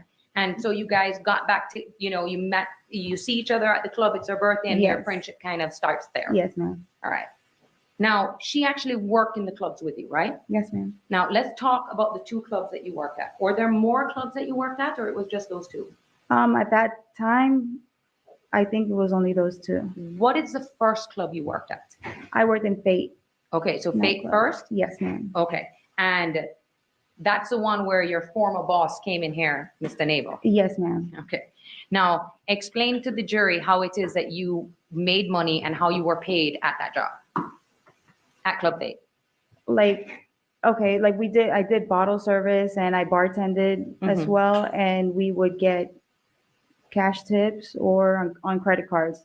Okay. And was what he said, Mr. Neighbor said it, fairly correct that the only thing they can really track from you guys is what's written on the credit card receipt? Yes, ma'am. All right.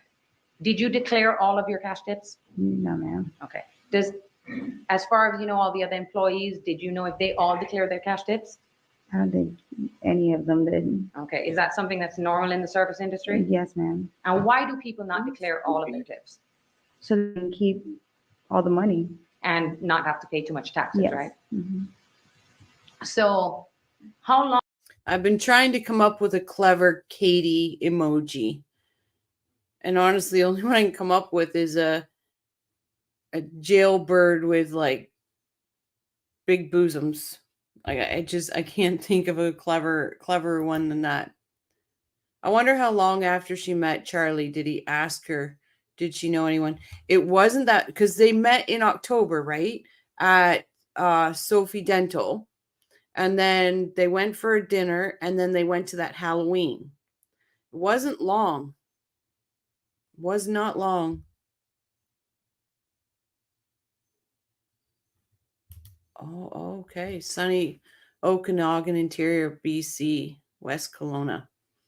Very beautiful area. Very beautiful. Giant. Yes, I can say boobs. I know it makes you happy, Sky. BC. Yep. I've been to BC many of times. How about a blow up doll emoji? Oh, that would be good, wouldn't it, Shiraz? That would be good. I wonder if YouTube would get mad at me. It was a few weeks. Yeah, it wasn't long. I honestly think he did a background check of some sort on her. That's what I think. You can make an emoji of two blue tip birds. On the phone, can't tag. First thing I see, boobs. You're welcome, tennis girl. Welcome. I tell you, Sky makes us go off the rails. Mouth in permanent O face. That's brilliant. I'll have to check and see if YouTube would get mad. But giant boobs in jail uniform will make a fine emoji. Good idea.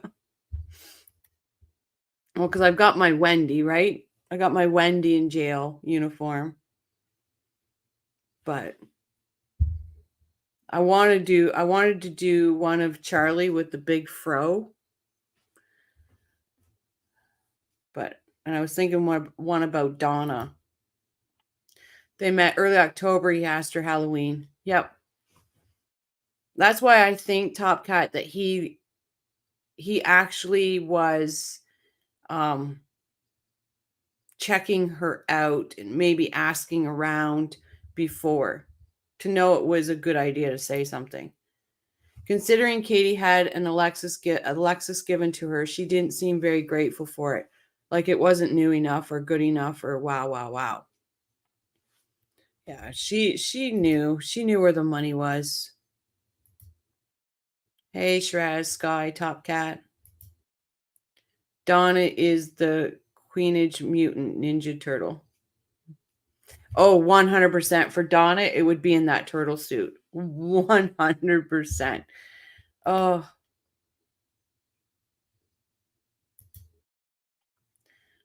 Good to see you again. Yeah. And then like after Donna's trial, we're going to have to jump right in. I don't know. Depends, right? Depends if what happens with Wendy, what's going on.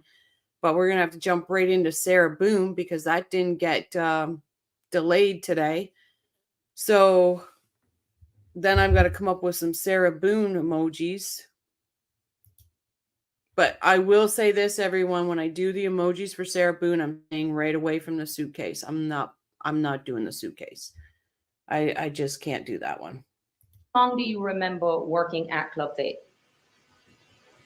The dates have been so off. Like I don't even remember anymore. Okay, so we should rely on things that are in records. Yes, ma'am. Okay. Because I don't want you to, if you don't remember, you don't remember. Yeah, Now, Thank you. what would you do with your cash? Every time you made cash, did you just go to the bank the next day and deposit it? no, I usually saved it Okay, and where would you save it? At home? All at home. right, but you did deposit some of your cash into the bank? Yes, ma'am, and when I had a chance to. Okay, and you have two bank accounts, Yes, ma'am. and you deposited cash into both bank accounts? Yes, ma'am. All right, and that's something you've been doing? She is. Can somebody post the Wendy emoji on StreamYard? I can't do it. Since you Yeah. had a bank account, Yes, ma'am. even before you met Charles Adelson? Yes. Did Sigfredo ever come out to the clubs and see you working? Not that I know of. Mhm. Okay, that probably wouldn't have been a good idea, right? Probably not. And did Charlie ever come out to Club Fate while you were working there? Not that I know of. All right. Did you have other jobs while you were working at Club Fate? I don't remember. Were you, because there, you saw on the chart, your employment overlaps Yes, sometimes. ma'am. So was there a time when you were working at Club Fate but not holding any other jobs, or you'd have a 9 to 5 and then just do the Club I Fate? believe so. I usually have 2 jobs. All right. And after Club Fate, what was the next club you worked at? A Hollywood Live. All right. Now you saw that photograph that the state presented as to what Hollywood Live was, right? Yes, ma'am. Okay. In your opinion, is that a fair and accurate representation of what the club No. looked like No, it was not. back in 2016? Yes, ma'am. Okay. It wasn't the club opened that night, right? Yes, ma'am. Okay. And it didn't look as run down as it did in that picture. No.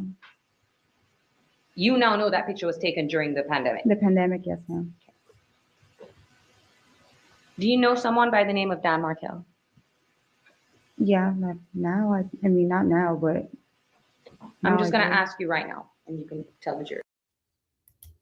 Yeah, I was just looking at that. I think maybe the person that designed them put the wrong name. Is when you put the gavel in, does that come up? If you put Wendy in, does that come up gavel?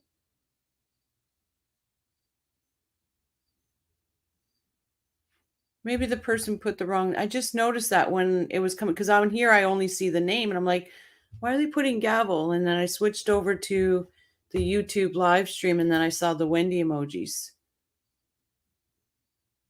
Yeah, I don't know why it's called gavel.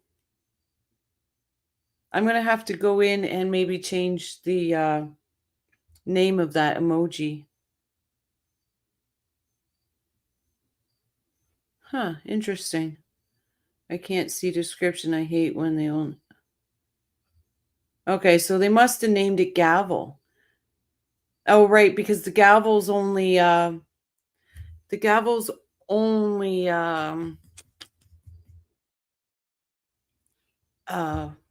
badge. Wow. That took forever. Okay. So thank you, everyone. Yeah, I'm going to have to go in tomorrow and change the name of that because there's Coffee, Flying Monkey, Canoe. Yeah, why is Wendy being called a gavel? I should change the name to Turnpike. It's above my pay grade. Yeah, it's above mine too, but I'll figure it out. I'm constantly trying to figure out all these new things. Did you have anything to do with the murder of Dan Markel? No, ma'am. Okay. Did you know anything about the murder of Dan Markel? No, ma'am. Would you have ever assisted anyone in having a father of 2 killed? No, ma'am. Would you assist anyone in having anybody killed? No, ma'am. Okay.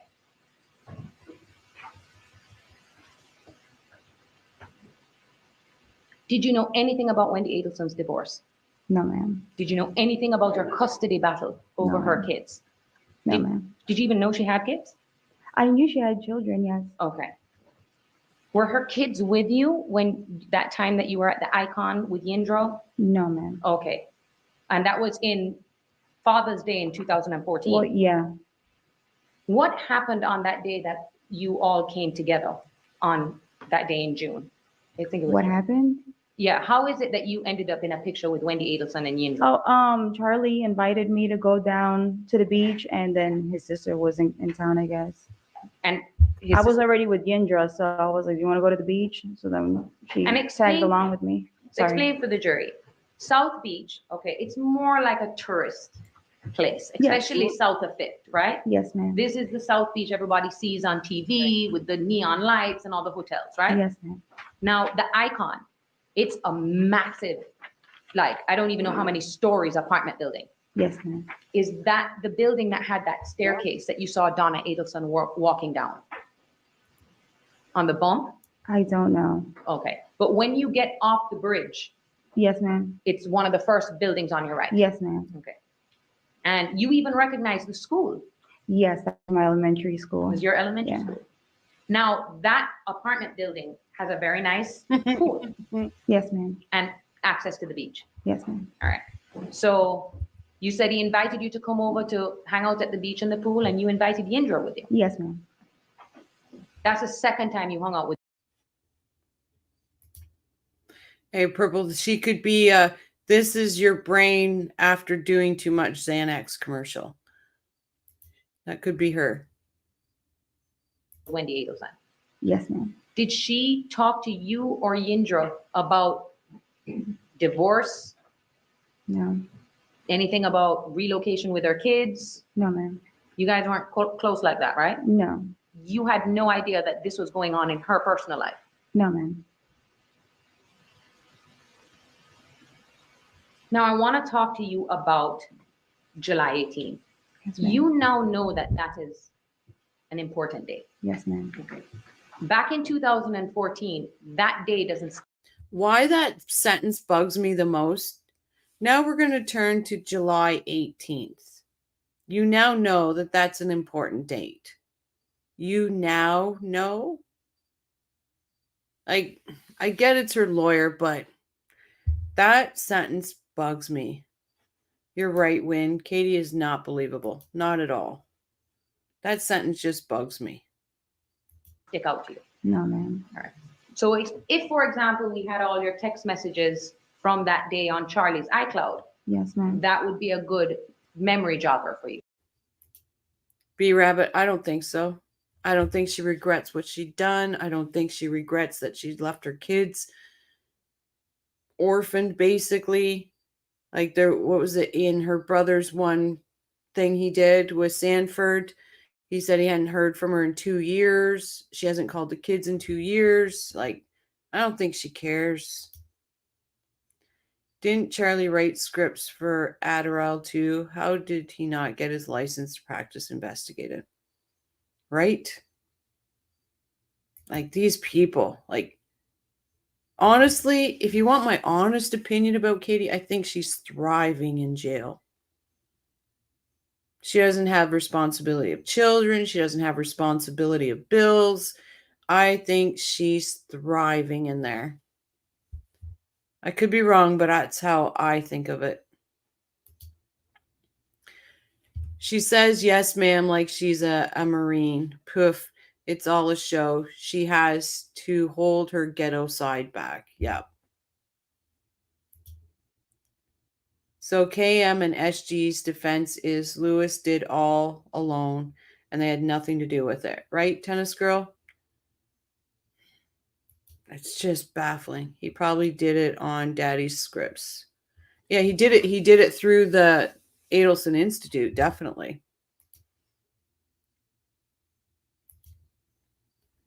Katie's greatest include effing a bro and I'm aggravated. There you go, Michael. In the Young Thug trial, one of the witnesses answered, I don't recall, to every question except for one. And he replied to that one, I'm a liar and you want me to recall lies I told 9 years ago? That was a good one.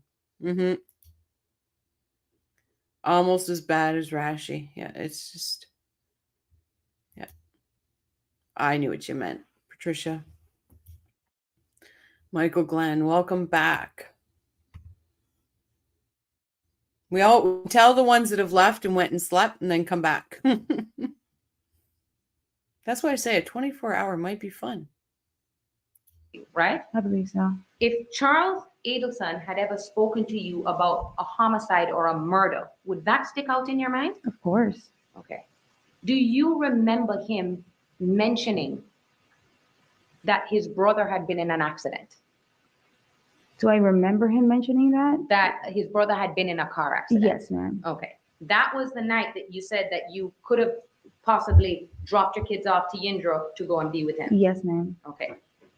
Do you remember if that's night that you went and spent with Charlie?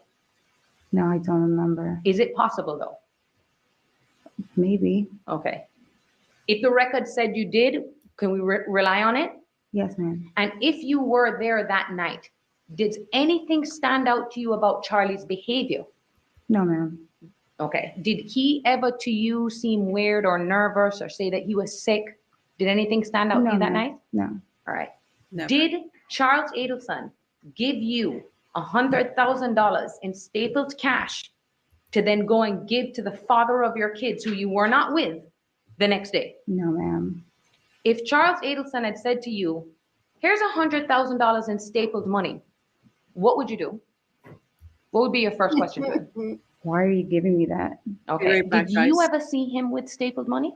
No, ma'am. Now, you heard Miss Umchinda, she's seen the stapled money. Were you, even though you were dating, Yes, were ma'am. you at his house every single day? No, ma'am. And why was that? I had the kids, and I could never just go away and spend a night. Okay, so you'd have to get basically A babysitter. a babysitter. Yeah. Did you spend the night at Charlie's house a lot? No, ma'am. All right. You'd have to come back home. Yes, ma'am. All right. And where did your brother live at the time? He lives in Tamarack. All right. Close to the Adelson Institute? Yes, ma'am. Okay. Very And- close. Very close. Yeah. And your brother married with kids? Yes, ma'am. Okay. Now, the next day you say, well, they say that the next day, the July 18th was a Friday. Okay? I'm telling you, it was Yes, a Friday. ma'am. I'm sure you don't remember. The next day is July 19th, where there is this allegation that you went over to Jessica Rodriguez's Yes, house to ma'am. drop off money. Yes, ma'am. Okay, let's talk about that. You know Jessica Rodriguez, right? Yes, ma'am. How do you know her? She's Tato's girlfriend, ex-baby mama. So were you guys close before she got pregnant, or it was only until she got pregnant? I think after she got pregnant, Okay. or I think I knew her when she had the baby, like when she had the belly. Oh, when she actually Yeah, had the yeah. belly. Okay. And even though you and Sigfredo weren't together, you and her bonded. Oh, yes, ma'am.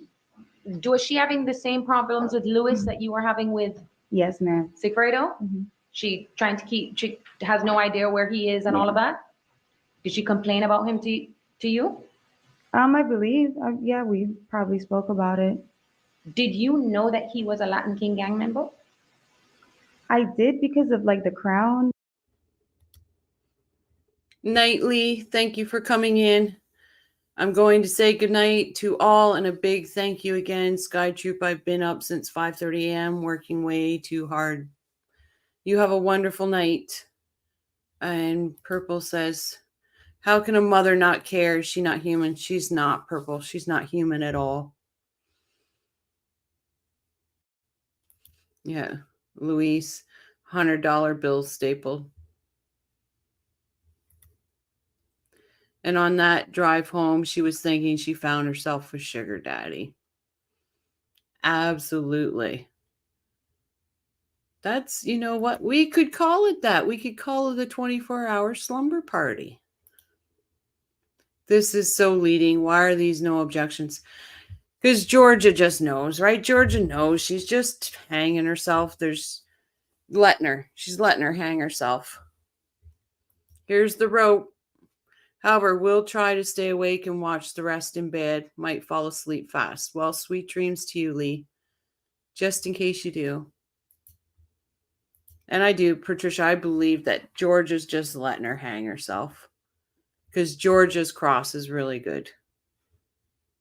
Now they talk about it all the time with the Latin Kings. I don't know at that time if I knew he was in the Latin King, but I do now. You do know? Yeah. Okay. Oh. Was Sigfredo, to your knowledge, ever in a gang? No, Sigfredo was not in a gang. All right. And so on this day, did that happen? No, ma'am. You never went and were trying to find Sigfredo and to get him to drop off money for a murder? No, ma'am. I was looking for Sigfredo, but not for that. And in your text messages, you see that from that day, you actually was trying to get Ethan and you were going to go take him to the pool. Yes, ma'am. Okay. But it's a weekend. Yes, That's ma'am. Saturday. So it's not unusual for you to be looking for Sigfredo. No, ma'am. It was probably his weekend. And he wasn't picking up the phone. Yes, ma'am. Okay. You heard Luis Rivera say that you called him first. Yes, ma'am. That's not true, is it? Right. No, ma'am. He called you. Yes, ma'am. We're looking for him. Do you remember if who you called was Anthony Ortiz or Jessica Rodriguez? I don't remember. Okay. Would that be normal that you would try one of them to try and find out where Sigfredo is? Yes, ma'am. Why? If I couldn't find him and I was blowing up his phone, it'd be the next person that I would think would be around him. And that's Hibaro, right? Yes. That's Anthony Ortiz. Yes, ma'am. He was close to Sigfredo. Yes, ma'am. All right. And you would probably go to Jessica first before you call Luis. Yes, ma'am. All right. That number that they found in your phone turned out to be a wrong number for him. Yes, ma'am. You don't talk to him that much, do you? To him? You back then, you didn't talk to Luis a lot? No, ma'am. Ever on the phone? No, ma'am. And they only got your records from May forward, right? Yes, ma'am. We're unable to get any of your records past then, before then, right? And that time that you tried to reach out to that number, that's because you didn't know what his new number was, No, ma'am. okay? And you had an old wrong number for him. Yes, ma'am. Well, I've had the same phone forever. How long have you had your phone? I've had that phone since I was in high school. The same number? The same number, not the phone, the same number, yes. Now, let's talk about your work for Charles Adelson, Yes, ma'am. okay? Because you heard a lot of testimony about where there's no evidence that you were working at the Adelson Institute. Yes. Were you working at the Adelson Institute? No, ma'am. Okay. Who gave you that job? Charlie. Okay. Explain to the jury why you asked him to put you on the payroll. Well, my son, he had a disability, he has a disability, and I needed to get insurance for him. And the jobs that I was having didn't have insurance, so it was so high. So I asked him to do me that favor to put me in his office so that I could have a job on paperwork. Now, you didn't work for Donna Adelson. No, ma'am. You didn't work for Harvey Adelson. No, ma'am. Okay. What would you do for Charles Adelson to get that biweekly paycheck that you were getting? Well, I was more like his assistant, like just I helped him get like for his website and set up those appointments for him and just odd things, odd jobs. Would it be a situation where he asked you to do something and you just do it? Yes, ma'am. You didn't have a set schedule No, ma'am. of what your duties for him entailed, right? No, ma'am. And you wouldn't agree to be put on the payroll if you were in. And Trez, you're American too, right? So that confuses you. Imagine me being Canadian. I think she's meaning the more money she has on record, the less government funded insurance she can get. I think that's what she's trying to say. But we have medical, so it's all foreign. That's all foreign to me, but I'm pretty sure that's what she's saying. She can't get free medical. Oops, that was for Jonas. Wendy has degree from Brandeis University, clerked for a federal judge, but doesn't know what contempt means, right?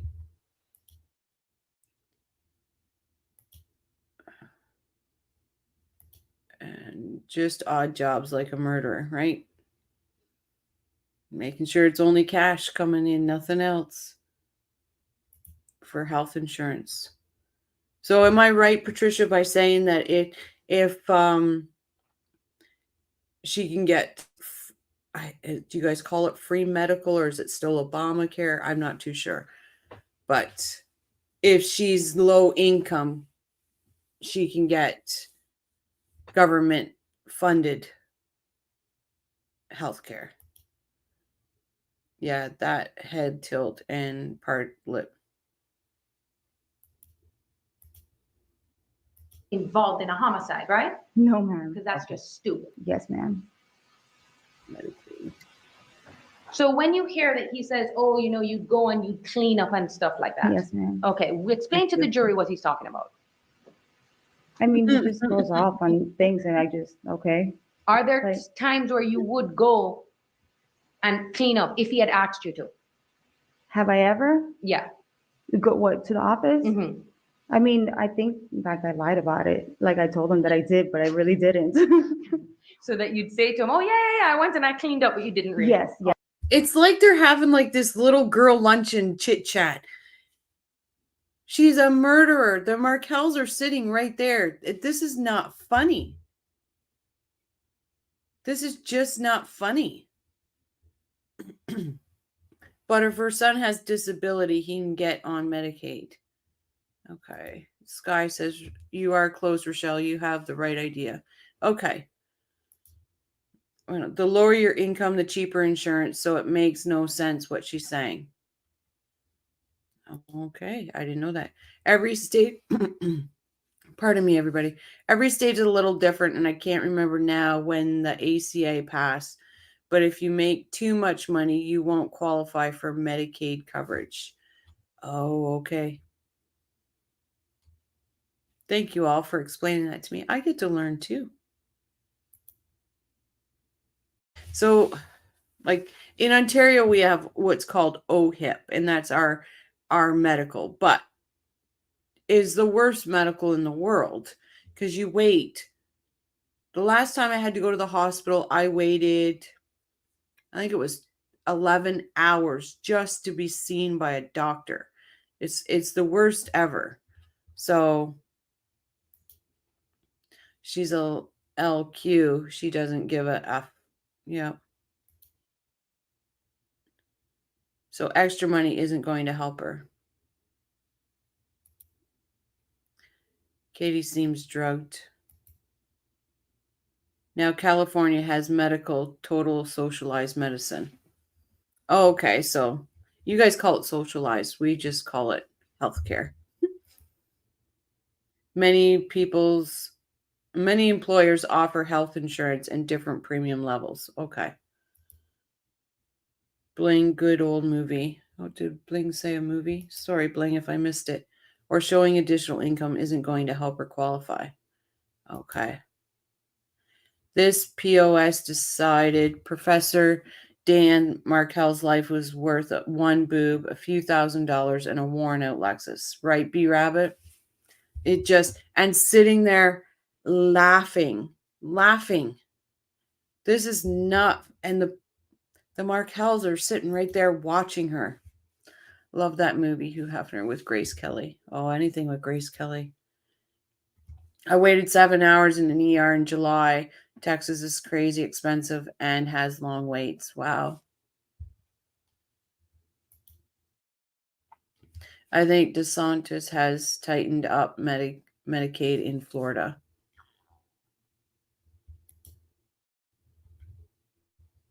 It's so interesting learning about everybody else is different. Like I know BC, when I lived there, we paid, it was 3 of us, and I think we paid like $140 a month, and that was health coverage.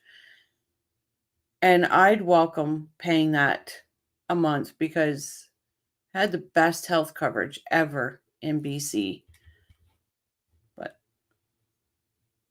everybody else has some form of health care. Like Alberta has their own, Manitoba,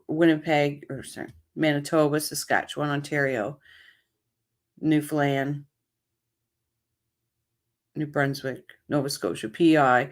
I'm not too sure about Quebec, though. I get seen immediately upon arriving by an ambulance. Thank God for that, Hugh. Thank God for that.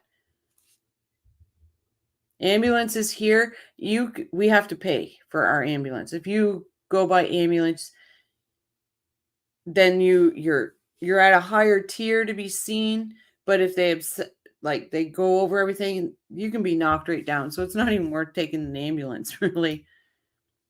We are lucky in Australia. Our healthcare system is pretty good compared to some countries.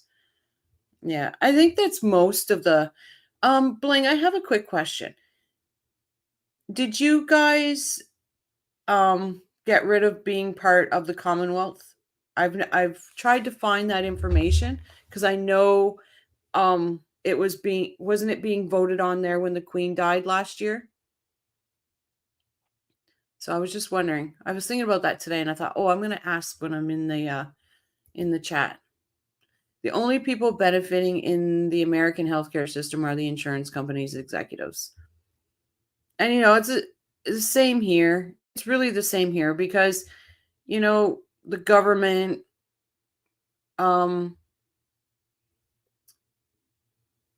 prescriptions, things like that. Our dental is ridiculous. Eye care is ridiculous. So we're not that. Quebec is a bunch. I'm not saying that. You are not getting me to say that. You are not getting me to say that. I agree, but you're not getting me to say that. Wouldn't her son get SS benefits?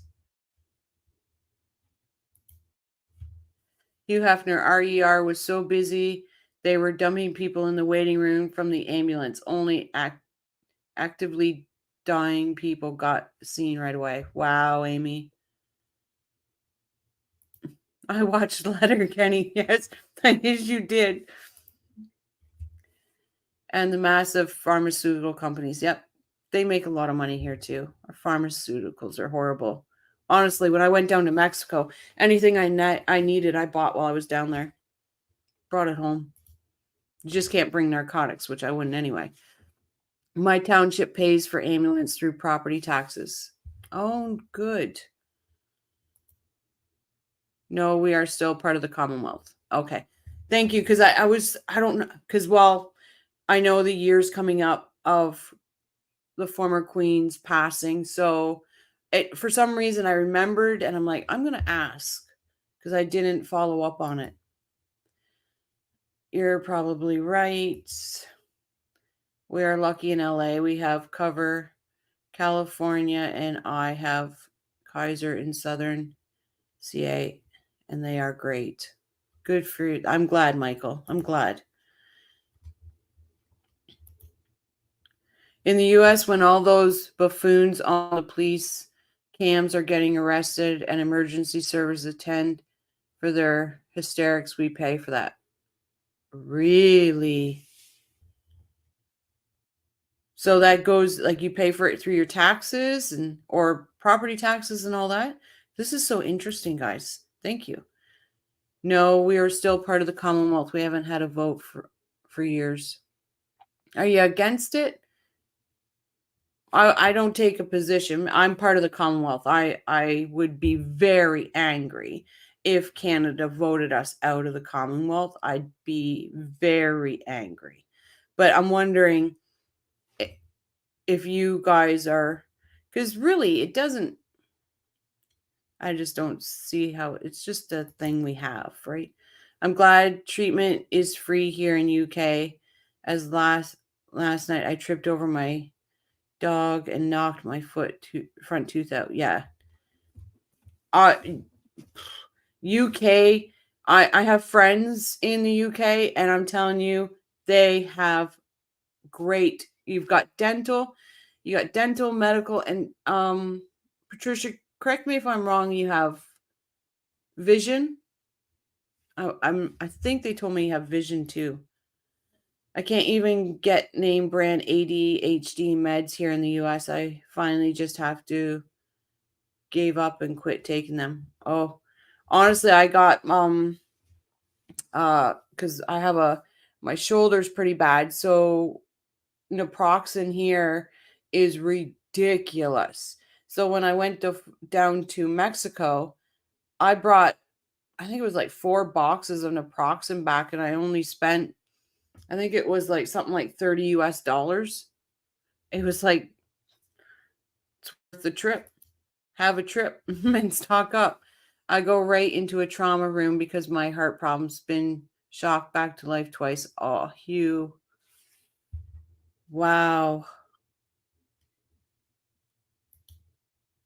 Sure as that sucks. Sorry, I love my generics. These guys are, no wonder they're so quick to ask for them. Jeez, yep. I'd vote against it. My philosophy is if it ain't broke, don't fix it. And I agree. Like Bling, I look at it as really, it's just a hierarchy that really doesn't. The king has, like, yeah, he's head of state in Canada, but he has no say. He can't say yes or no to any of our rules or laws or anything like that. It's just pomp and circumstance, really. Federal government pays part of indigent care. County hospitals are taxing entities and people pay for it via their property taxes. The rest is covered by outrageous hospital bills. That would piss me off. I'm sorry, that would piss me off. The UK, another long flight. Yeah.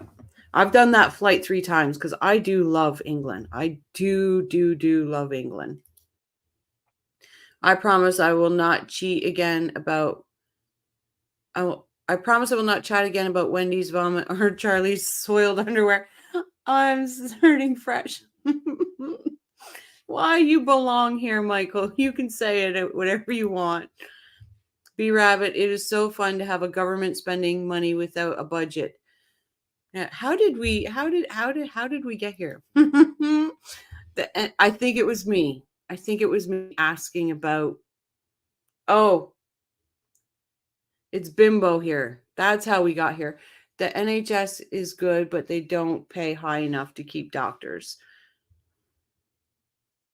And then the Coke to America. Wow.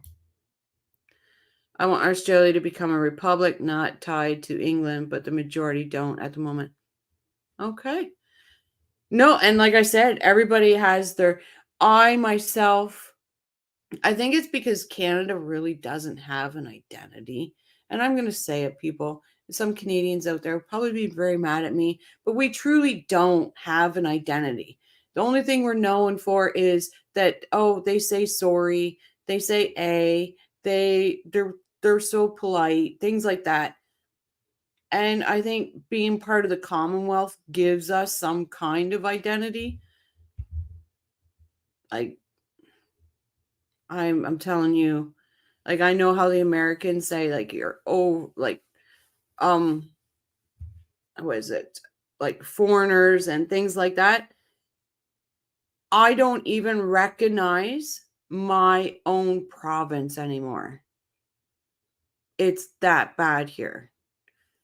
Because Trudeau said that he's going to bring in so many immigrants. Well, I can't go to a store anymore where I'm not the minority in that store. And that's no joke, guys. It's no joke. There are no generics to be found here in Texas. I might be able to get a week of name brand, but more than that requires a new prescription. Wow. Let me just catch up here on.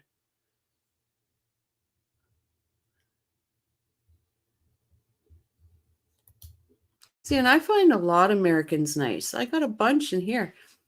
But yeah, that's what we're known for. Nice. Like,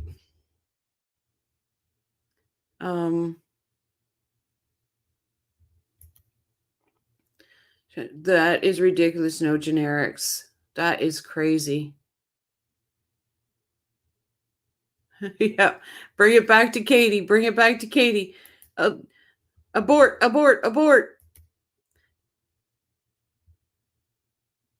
Hope you're doing without them.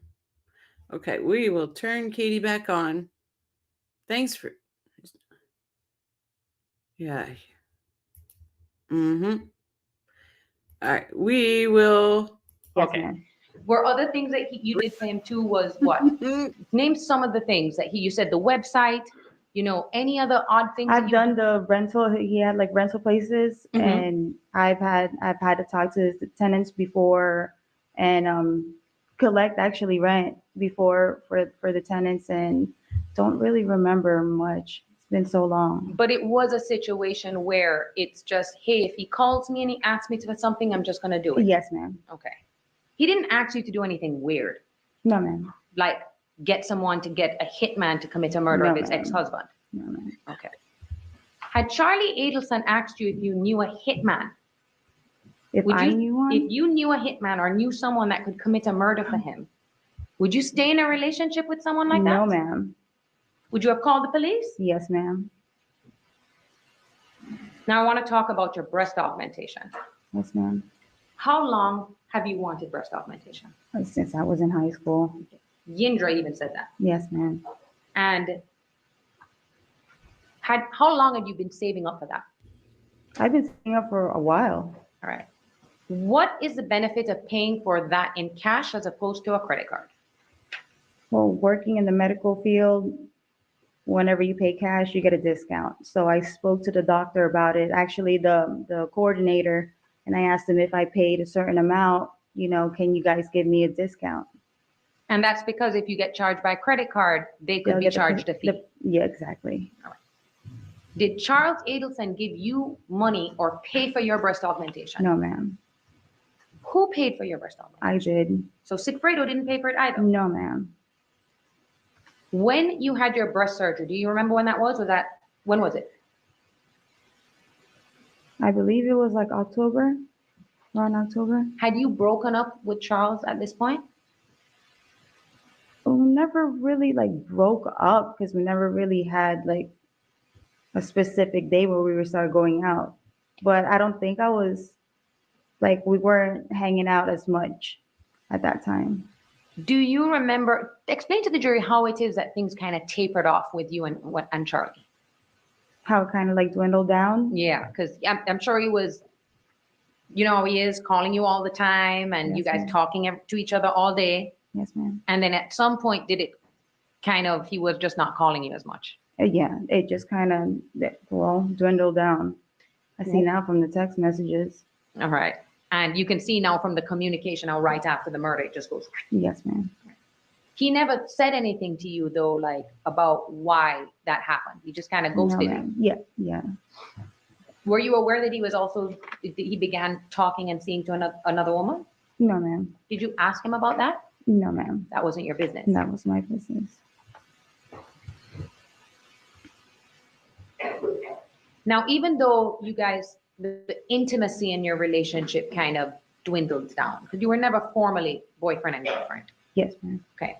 So when that kind of dwindled down, did you remain friends with Charles? Yes, ma'am. Did he constantly keep in communication with you? Yeah, we would text. All throughout up until Sigfredo was arrested.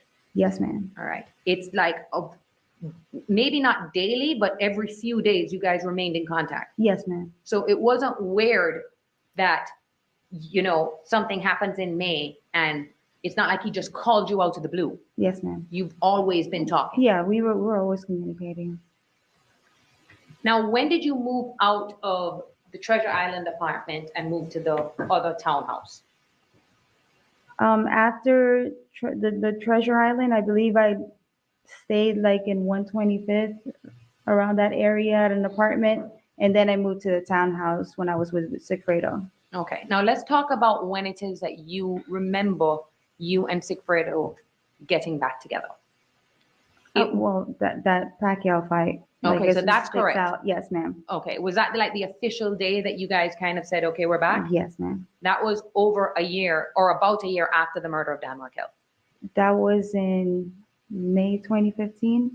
May 2015. Yes, ma'am. And Luis Rivera was there, right? Yes, ma'am. Okay, but then he got arrested right after that. I believe so. When he got arrested, did everyone find out what he was arrested for? I believe so. About that Rico? Mm-hmm. Yes, ma'am. Were you surprised? Not really. Were you worried that Sigfredo was going to get arrested? No, because he's not in the gang. Okay. Did Sigfredo ever say anything to you about Luis's arrest? Not that I remember, no. But I think everybody knew about it. Like, it was all over social media, not social media, but everybody like knew about it. I don't know if Yendra mentioned something about it to me, and then we all But it's kinda knew. spread amongst all your small group of friends. Yes, ma'am. And it's not even a group of friends. This is our people who all went to high school together. Yes, ma'am. A lot of them remained in Miami, right? Yes, ma'am. And now when you moved out of the Treasure Island apartment, did your mom go with you? Out of Treasure, no. Okay. I just moved with the kids.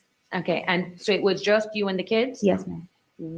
Do you remember an accident with Sigfredo Garcia What kind of on a accident? motorcycle? Yes, ma'am. Okay. Do you remember when that was? I believe that was in the beginning of 2015. Did you find out who it was that he was on the bike with? Yes, ma'am. Okay. Was that an issue for you? Yes, ma'am. Was Sigfredo trying to get back together with you at that time? I think he was trying to get me to take care of him, but I was like, you're on your own because you just got in a car, like this girl was just in a motorcycle accident with him. And you had no idea that he was still seeing Shrimp? I mean, at that time, I don't think so. Okay. And because he was still seeing her, that probably put a little wrench in him getting back together with you? Yes, ma'am. All right. Now I want to talk, oh no, we already went through it. So I want to also talk, yes, you see the cash deposits, right? Yes, ma'am. All right. Now, is there ever a time where if Sigfredo ever came into a large money, he'd come and give it to you? Yes, ma'am. Okay. Do you know how many times that happened? Not a specific number, but it would happen every now and then. Okay. Did you ask him where the money came from? No, ma'am. Why? It's probably something illegal. Shiraz, no, he's half Yorkshire Terrier, half Shih Tzu. Yeah. And you just didn't want to know anything about I it, right? did not care Okay. And why didn't you care? because I needed the money for the kids. So So I'm if gonna have he, to ask him. but that did happen. You do remember occasions where he had come and given you a bunch Yes, of ma'am. cash. Yes, ma'am. What's the most cash he's ever given you, if you remember? I can't recall. And you can't tell this jury specifically if he did that in July of 2014. No, ma'am. Because if you did that, you'd be lying. Yes, You don't remember. I don't remember. Now, after you and Sigfredo get back together in 2015, you were still talking to Charlie Yes, ma'am. as friends? Did you keep that away from Sigfredo? Yes. Okay, so he didn't know that you were still in communication with your ex. And not that I know of now. And what do you think his reaction would have been if he knew that you were still? He wouldn't like it. As far as you knew, what was Sigfredo's feelings towards Charles? Towards Charles? Yeah, did he like him? Did he not like him? Probably didn't like him. Okay, but and I'm only asking if he ever said or did anything in front of you to make you think so, apart from him trying to run you guys off. Yeah. No, he didn't like him. Is Like he you said, jealous he's- when it comes to you? Yes, ma'am. Okay. He doesn't like you being with anybody else but him. No, ma'am. Now, was there a time when you began working for Jerome Obed? Yes, ma'am. Who's Jerome Obed? Jerome Obed was he had a dermatology office. He was also Charlie's I was just about to say bunkie because I'm so used to jail. Roommate. Roommate. Yes, Okay. ma'am. Now, he was living with Charles at the time of the homicide. In July of 2014? I believe so, yes. Because when you were still dating him, all the time that you were dating him, Jerome Obed was his roommate. Yes, ma'am. Okay. So he was living with Charles around the time that this homicide. Yes, took ma'am. place. Okay. And he didn't come and testify here in this case, right? No, he didn't. If you saw him, you'd remember what he Yes, ma'am. Now it's come to your attention about this whole, what we call the bump and Yes, ma'am. Dolce Vita and all of that stuff. Right, Bunky. I'm so used to jail. You're never getting out. Now Charlie has a bunkie. Let's hope it's a mean bunkie. Now, I want you to explain to the jury so that they can understand what was going on around that time, okay? So we now know that that is April of 2016, right? Yes, ma'am. Okay. You're still with Sigfredo. Yes, ma'am. He's working. right? Yes, ma'am. Life is good as far as you know it. And you're still communicating with Charles on a regular basis. Not as much as before, but on a regular basis. Yes, ma'am. Do you remember the time where he called you? You can hear it now. Yes, ma'am. Is that weird for you listening to? So weird. Okay. Do you have an independent recollection of the circumstances surrounding each of those conversations? A recollection of it? Like, does it almost sound sometimes when you listen to it, it's almost as if you're listening to it for the first time because it's been so long? It's not the first time that I've ever heard that from the last time, but do I have a, yeah. I can't imagine either, B Rabbit. Like, I just can't imagine. And to know twice you threw it away. Well, no, 3 times you threw it away, right? Being the middle person and then turning down, get out of jail, and then turning it down again. 3 times she had an option to do the right thing in her life, and she 3 times didn't do it. Objection, Your Honor, leading, right? Doggy is precious and very cute. Thank you, Purple. Thank you. He is my sweetheart. He's my best friend.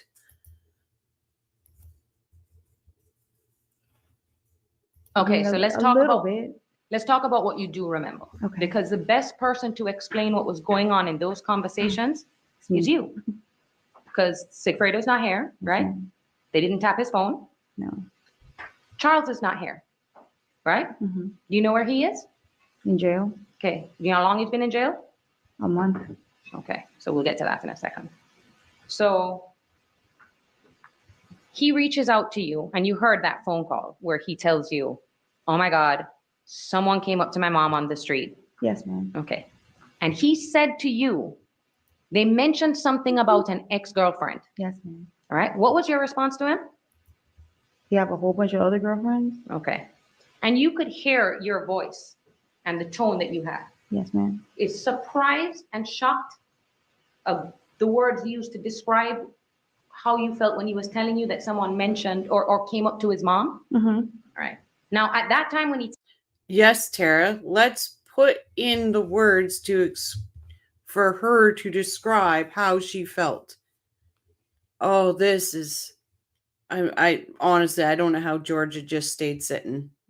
I honestly don't. tells you, oh, it has something with an ex-girlfriend. You had no idea that it had anything to do with you. Yes, ma'am. Because that would be strange. Yes, ma'am. And he actually says to you on the phone, listen, if I'm wrong, I'm going to feel like an idiot. Yes, ma'am. If it's not you on the phone call. Yes, ma'am. All right. So Charlie then goes and meets with his mother, right? Oh, yes, ma'am. I'm sorry. And then the next day he is asking to meet you in person. Yes, ma'am. All right. Did you find that strange? Well, from like him wanting to meet me the following day? Yeah. Well, yeah. Why did you think it was strange? See, that's what I'm getting confused, because is it because they said my name already, or is it because he's saying the ex-girlfriend situation? Well, up until this point, because this is where I know things might get a little mushed over for you, okay? Is he hasn't said anything. He's already met with his mom. So we can Okay. assume that his mother showed him the paper or gave him the paper, Okay. right? And probably told him that they had said your name and Tuto's name. Yes, ma'am. The next day is when you go and he says, I need to talk to you in person. And that's when the Dolce Vita meeting is. Yes, ma'am. Okay. Now you saw that picture where it is that it's a Mercedes and then you're behind on the Lexus, right? Yes, ma'am. That's not the same day as the meeting though. No, I don't even know when they got that picture. Because y'all aren't not wearing the same things that you are in Dolce Vita. No, ma'am. Did you go into a car and sit down with him before? You remember don't doing recall that? All right. I was the first time I heard it, like when they were talking about it. I was like, I don't recall that. You don't remember going and sitting in his car for 10 minutes and then leaving the car and going to go meet at Dolce Vita? No, ma'am. The safest place if you guys were going to be talking about something that you shouldn't be would be in his car. In the car. So you then go to Dolce Vita. Try your best, because I know you've spoken about this over and over and over again. And you have been asked over and over again what you can remember Yes, ma'am. about that meeting. Yes, ma'am. Now, we now have an enhancement, right? Yes, ma'am. Sorry, everyone. What happened to the bump note, or is there a copy of it? So there, somebody, sorry. Somebody is saying there is a copy, but in the other trials there wasn't a copy. I think we're just going to have to wait till Donna's trial to see what the actual truth is on that. Because if it's coming out in Donna's trial, right?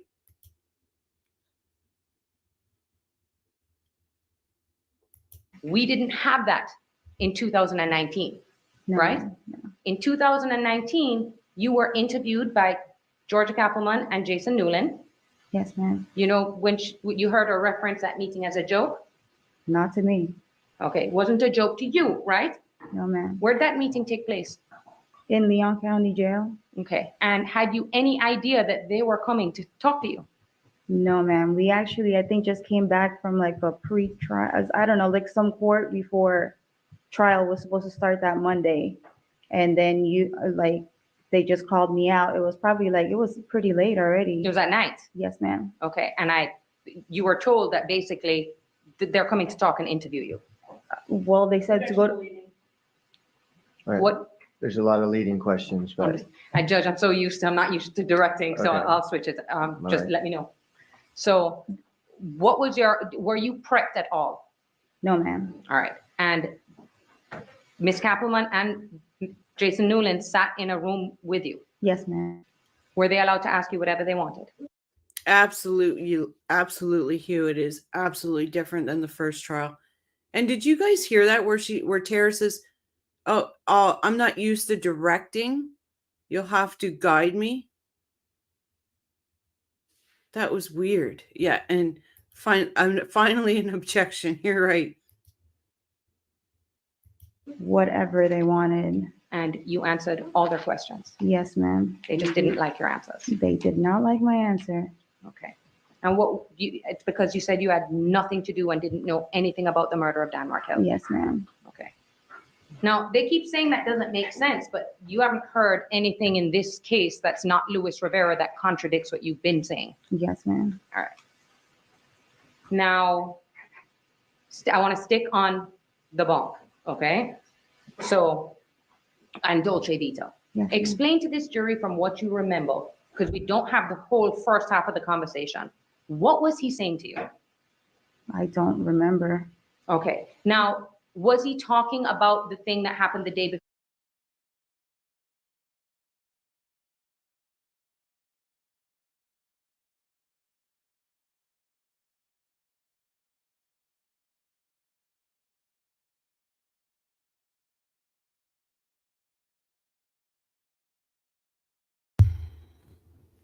Bloody hell. That's for all the British people out there. Bloody hell. So I was saying, it shouldn't be muted now. I was saying, what I'm thinking is that if the cops don't have a copy, then there's a very good chance that Donna saved her copy, right? And they got it when they found all the information. So that could be a chance.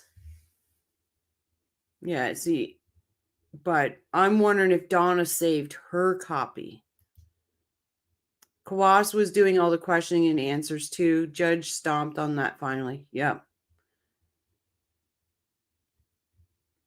Oh, Katie is dreadful. Paul, Katie is dreadful. Please forgot to make a copy of the bump note. Yeah, Avis, welcome.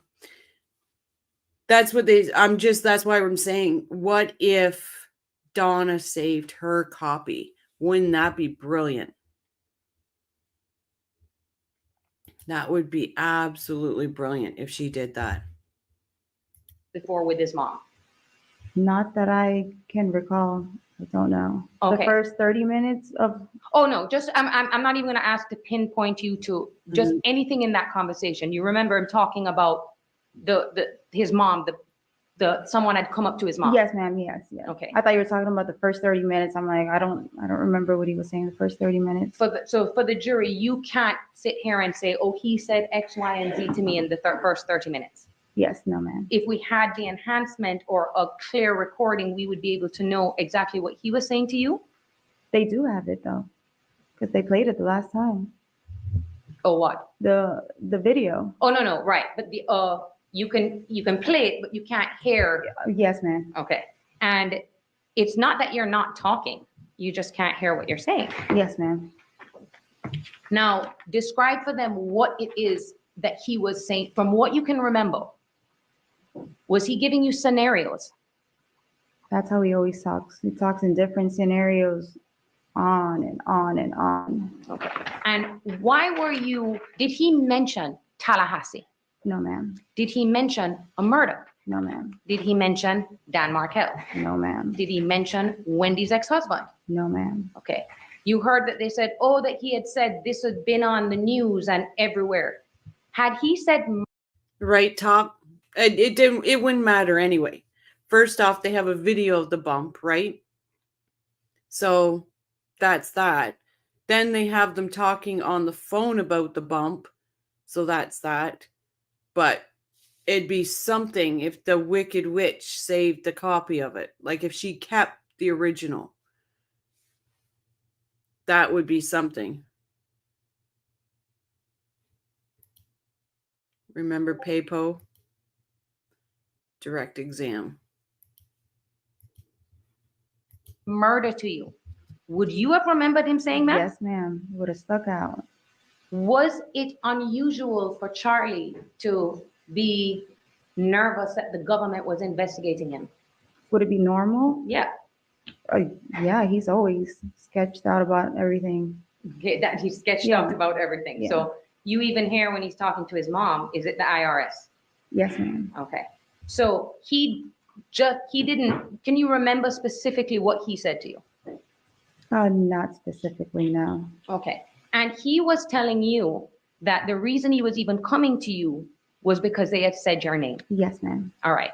Did that seem odd to you that someone had said your name and Tuto's name to his mother? Yes, ma'am. Why did that seem strange? Why would anybody be mentioning my name or Tuto's name to him? Sorry, guys. Yes, I just looked it up to make sure Shiraz Jamaican. Yep, I want to see it. That would be funny if she saved that. Let me tell you. Oh, you're talking about the PayPal. Or his mother. And you and Sigfredo were together at that time. Yes, ma'am. As far as you knew, Sigfredo did not know Donna Adelson. No, ma'am.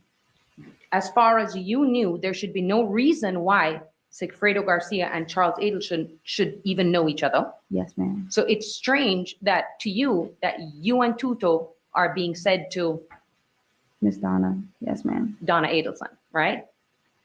Now, was he trying to convince you to call the number? Yeah, he was trying to convince me the whole time. That's why he goes off of scenarios and this is what I want you to do. Did he say to you in that meeting, because I have nothing to do with this, Yes, ma'am. I don't know what's going on. Yes, ma'am. You know, you go and find out, and I hope that this is the police. Yes, ma'am. Okay, it doesn't sound like something that people who are conspiring to commit murder would say, all right? Ma'am. If you would have been freaking out, Yes, ma'am. would you have been freaking out I if would've that been. happened? Yes, ma'am. All right. And are you able to fill the gaps for the jury if you were to sit down and listen to that enhancement to try and fill in what it is? Do you even remember what you were saying to him? No, I don't recall. All right. But did he ever show you that paper?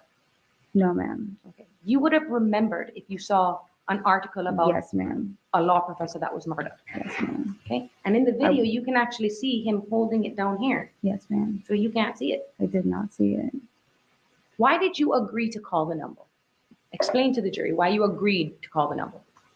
Well, besides the fact that they were saying my name, I mean, through the whole thing, I never did call the number. Mhm. And so you But- were lying to Charles about calling the number? Yes. Okay. Why were you lying to him about that? Well, why would I have to be the one calling the number for him? That's why I said because I had to do. Very much like Wendy, B Rabbit. This has not aged well. 3 appearances on the stand and 3 different stories. And what was it? 2 proffers? Like, oh, this girl, she does my head in. She truly does. Do it for me. So you had asked Sigfredo to call the number for you. Yes, ma'am. And why did you ask Sigfredo to call? Because they were mentioning our name. Okay. So would you have ever asked Tuto to do anything if they had only mentioned your name? No, ma'am. Because you wouldn't want Why him to would I exactly? explain. invol- Why would I involve them in it? Okay, you probably would have called then if they had just said your name. Yes, ma'am. All right. And what do you remember what you told Sigfredo about the situation that was going on? No, not that I can recall, ma'am. You don't know specifically what you told him. No, ma'am. When you listen back to the call now, he sounds upset. Sigfredo? Yes, he was. Okay. And you heard that call where, well, it was minimized, so some of it's missing, where ma'am. you and him are screaming at each other. Yes, ma'am. Okay. And in that phone call, you're begging him to explain to you what happened. What's going on? All right. Is that something that's regular with Sigfredo, that he just basically says, don't ask me anything? Yeah, he always tells me, don't worry about it. Okay. Why do you think he does that?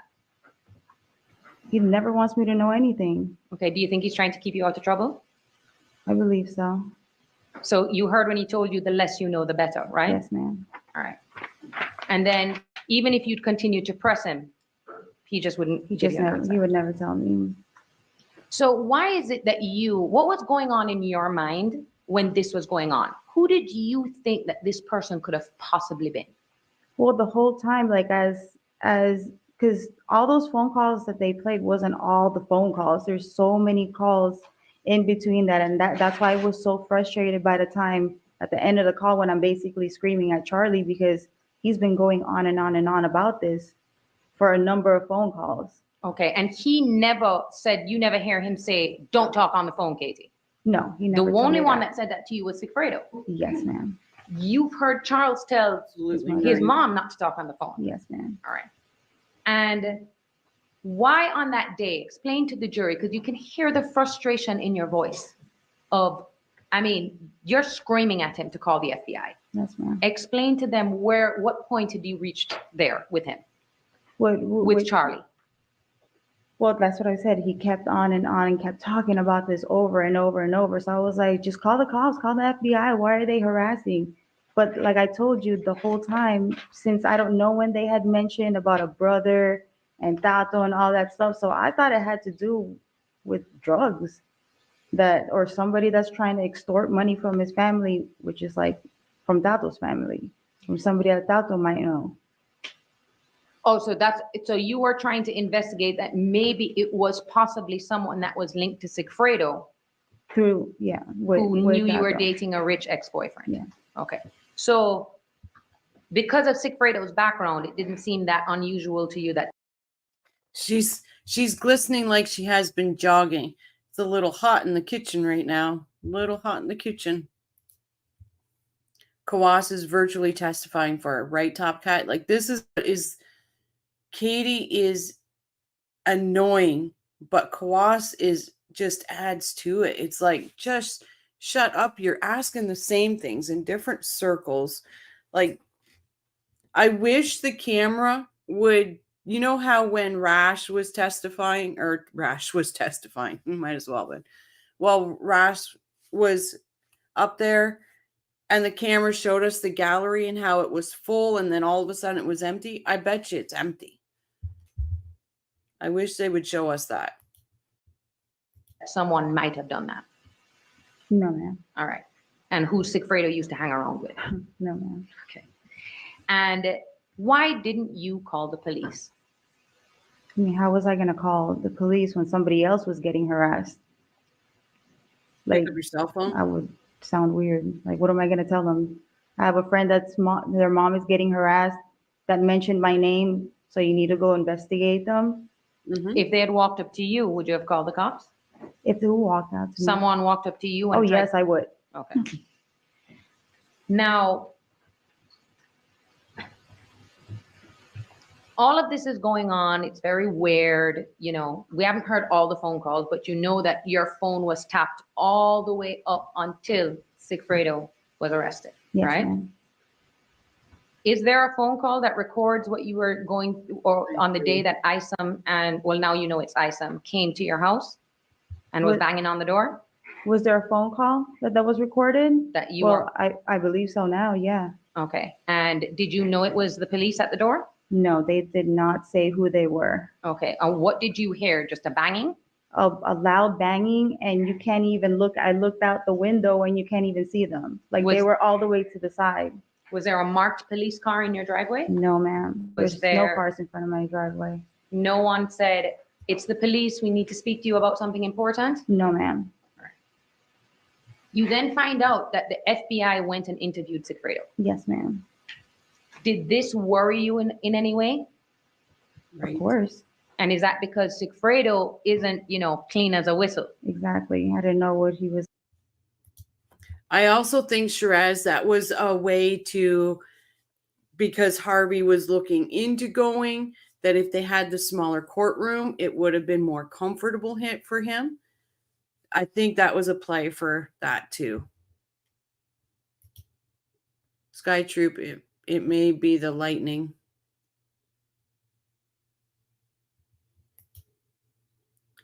The chick of a LK associate wannabe is going to go to the police. Yeah, right.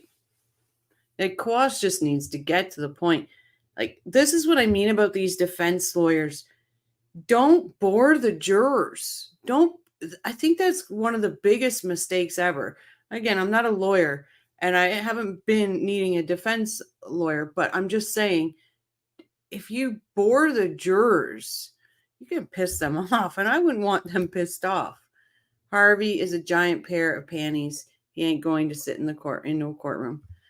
See, this is what I like about this community, because there's some that say no. I'm a yes on it, but it'll be interesting. Oh, I never thought of that. So do you think Harvey won't go now? Oh no, I'm still, like I said, I'm still 90% that he's going. I'm only hedging my 10%, right? But if I was straight up and honest and wasn't given a percentage, I'd straight out say he's going.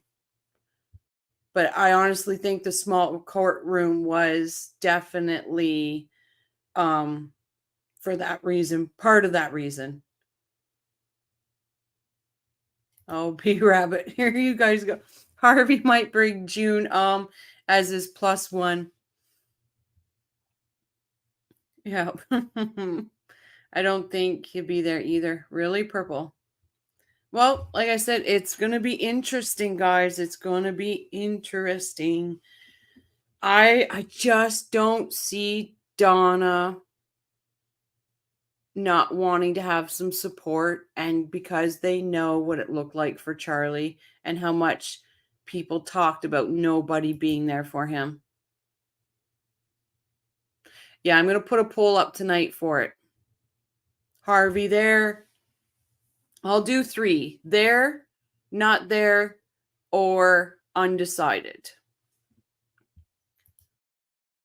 Yeah, I will put a poll up tonight for it.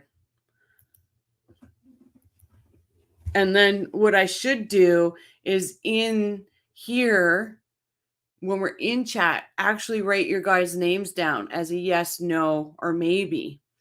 And then when he does come in, because it'd be interesting. I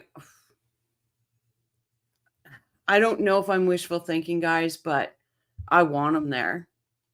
I want him there. I want him there because he's got to sit there and have the cameras on him. And it's going to be, if he shows up for only half an hour, is that still considered there? No, that's considered showed. There would have to be the whole trial. So I'm curious, now that you point that out, does he just show up for when Wendy is testifying and then leaves with Wendy? That might be a possibility. I like the way you think. He might just show up. It's possible that he shows up when Wendy testifies and then leaves with Wendy. I don't know. I don't see it. I think Donna would be very angry about that. Or could he leave with Wendy and be in the same situation where he's leaving and Wendy's leaving, and then Wendy gets handcuffed and Harvey's like, oh, no, you're making another mistake. That's the third mistake. That would be brilliant. Harvey should be there with his co-creator of Monsters. Yeah, he should be. He is the one. He is he on the witness list? Then he can't. No, he's not on the witness list. The Uber is going to be expensive. Yep. I bet he shows up for less than an hour and is all there. I did it. It's a good possibility that you may be right, that he only shows up for a certain part.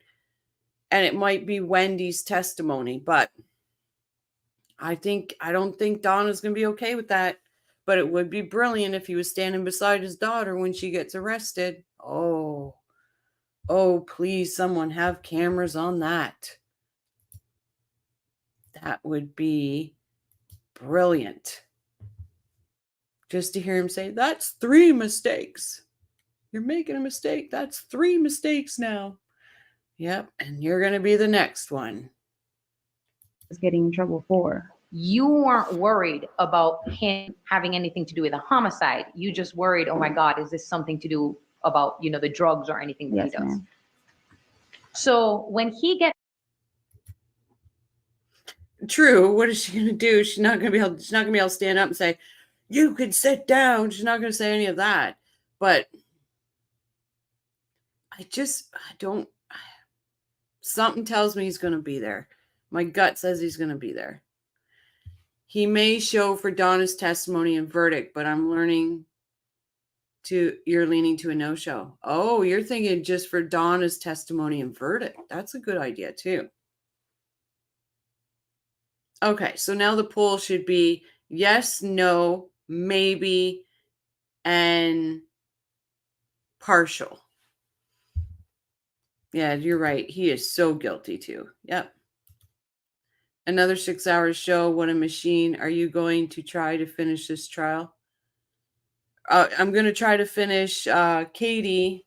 When does she get crossed here? Oh, soon. So we're going to stop after Horrible Kawas because Hugh said he likes the one where Georgia and her. So we'll do Georgia and her tomorrow. I wonder what amount Harvey has allocated for Donna, Sue, and Charlie's weekly commissary. I agree, B-Rabbit. And is he doing it, or is Wendy doing it? Or does he have some financial person doing it? Like,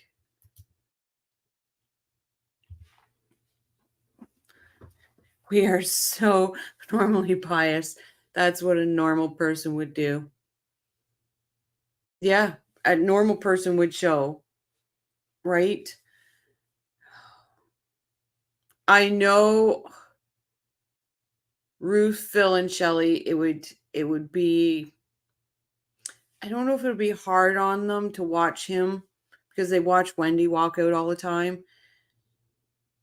But they've got so much grace. They're amazing people, honestly. They truly are. But that's what now the poll's got 4 tabs. We keep going, it's going to have like 10 tabs. Well, exactly. We're not psychopaths. So, but you guys did make me think, though. Is it just going to be partial? Is it either going to be when Wendy testifies and he leaves with Wendy, so he shows his support for his daughter and his wife? Or is it just going to be for her testimony and guilty? See, I think he'd be afraid for that one. Remember when Wendy sat right in front of them and they didn't even blink? Markel's are solid. How disrespectful of her to do that, though, right?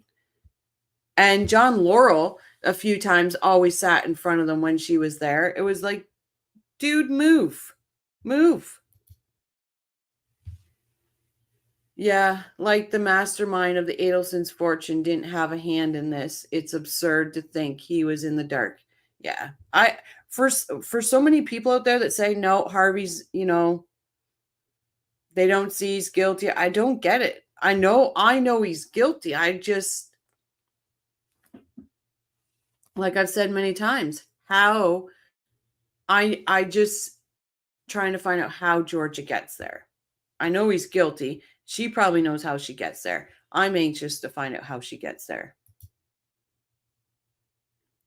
But I was like, they sat there and they looked at the back of her head, and I just thought, oh, Harvey is screwed. Yep. I want them both arrested at the same time. Oh, top. Wouldn't that be amazing? Just bam, bam. Right outside that courtroom. Do it before they leave Tallahassee. Oh. But a lot of people say they won't do it anywhere near that courtroom because it'll bring too much publicity. It'll disturb the court, this and that. Who was it? Somebody in here said at the airport. Or was it one of the other channels that somebody said they'll do it at the airport in Tallahassee? So it's not anywhere near the courthouse. I think myself, let the Markels see them get cuffed. Let them see them get cuffed. Gets arrested on May 25th, 2016. Okay. Your phone is still being tapped, right? Yes, ma'am. And the only thing that they release is that Sigfredo Garcia has been arrested for a murder that's occurred in Tallahassee. Yes, ma'am. Okay. So at this time, if you were involved and they're monitoring your phone, we'd probably hear something on those calls, right? Yes, ma'am. All right. What were you doing at that time after he got arrested? Mm-hmm. After he got arrested? Yeah. With your apartment or your home?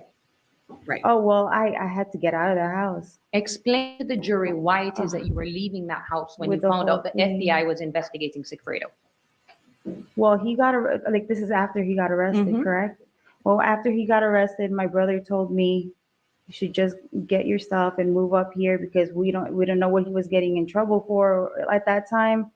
I don't know if I already was, I looked up online what like his arrest was for, but he just wanted me to be close with the kids over there up north in Tamarack.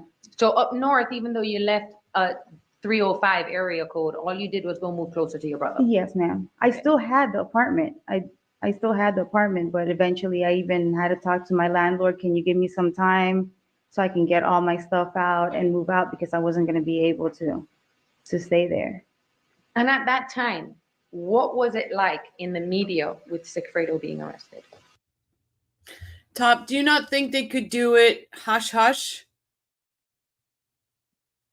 Like, that's what I'm thinking. I'm thinking it's something we're not going to find out till after.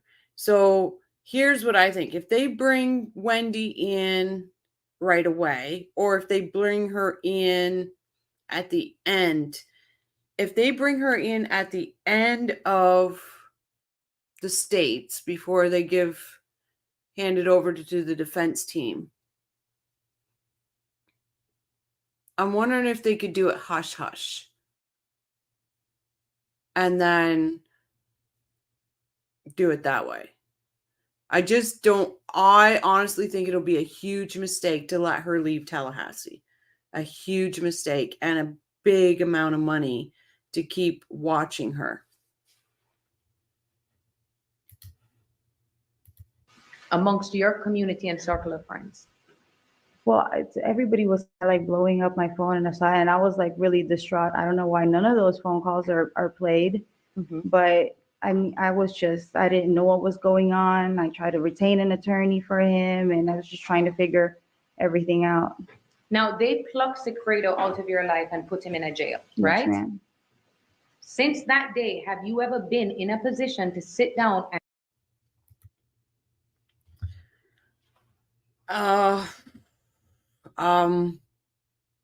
Maybe ask her to do get John Laurel, because he'll be there, ask for a meeting in the state's office, something where it's just she walks in, cuffs go on. I know it would sound, but they've got to do it when, I don't know. I just have a feeling she's getting arrested before she leaves Tallahassee. And I'm saying this, and watch, you guys are going to say, you had a feeling that Harvey was going to be there and he wasn't there. Then you have a feeling. But I just don't see her leaving Tallahassee. I just can't imagine they're going to let her go like that. It makes no sense to me for her to leave Tallahassee. Because, or do they wait till she gets to Austin and then they fly her back? Like, it doesn't make no sense. Because it's still going to be out in the media. So I think they just have to do it very secretive, but I don't know how they do it. and talk to Sigfredo about what happened? No, ma'am. Why is that? He's been in jail the whole time. Okay, and every call or anything he makes, It's all monitored. and he would say to you, don't talk to me about this. Yes, ma'am. Okay, so you've never ever had that chance, even though you wanted to No, ma'am. answer the questions about what his involvement in this case is. Do I think she's going to flee if they let her leave? I think there's a higher chance of it. I truly do. Because, like, they have eyes on her, and they probably have a lot of eyes on her right now because she is a state witness. But you can't always have eyes, right? There's going to be a moment she can slip away. I can't see the Markels wanting to participate in watching that go down. I'm sure they'd like to know that it happened, but they wouldn't want to be there to witness it. Yes, I agree. And no, there's a bit of disagreement. When you've had the pressure of all this court on you and you're going through the motions and on them 10 years.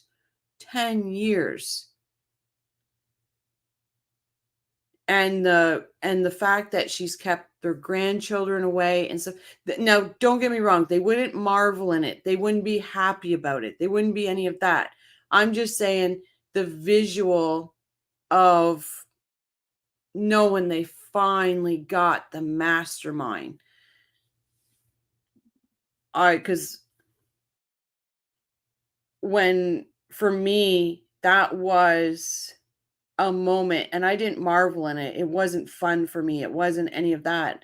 And I didn't rejoice for that moment. But it was a moment of a small breath, like, okay, I've got past that one. That's what I mean about having that moment.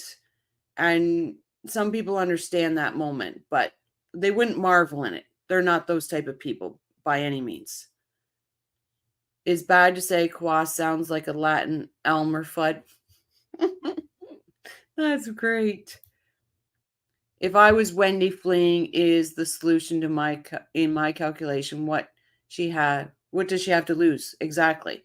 And that's why I say if she leaves Tallahassee, there's a higher chance she flees. And with her boyfriend and the amount of money and the private jet that he has, there's more options, right? There's just more options. I can tell you how cathartic it would be for someone like me, but I can't see them relishing that moment like I would. No, and I don't think they would relish it. And the same for me, right? So you understand that. I didn't relish in that moment, but it was that tiny bit of tension that I was allowed to let it just released. And I could feel a little bit safe.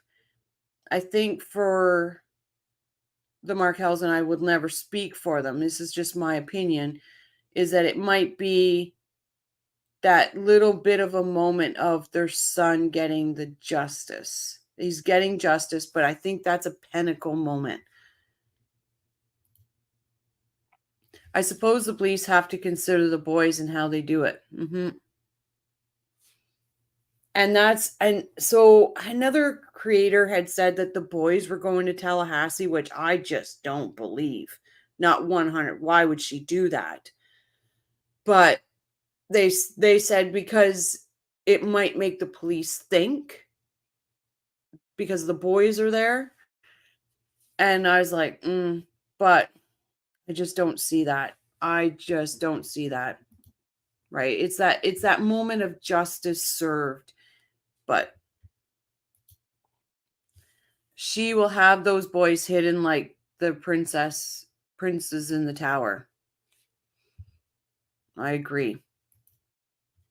What man in their right mind would want to have anything to do with Wendy at this point? I don't know, Harley. So Harley, quick question, because you brought up that earlier.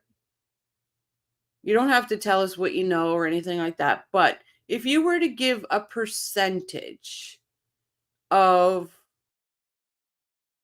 Wendy being arrested after she testifies or being allowed to go home, what would you give us?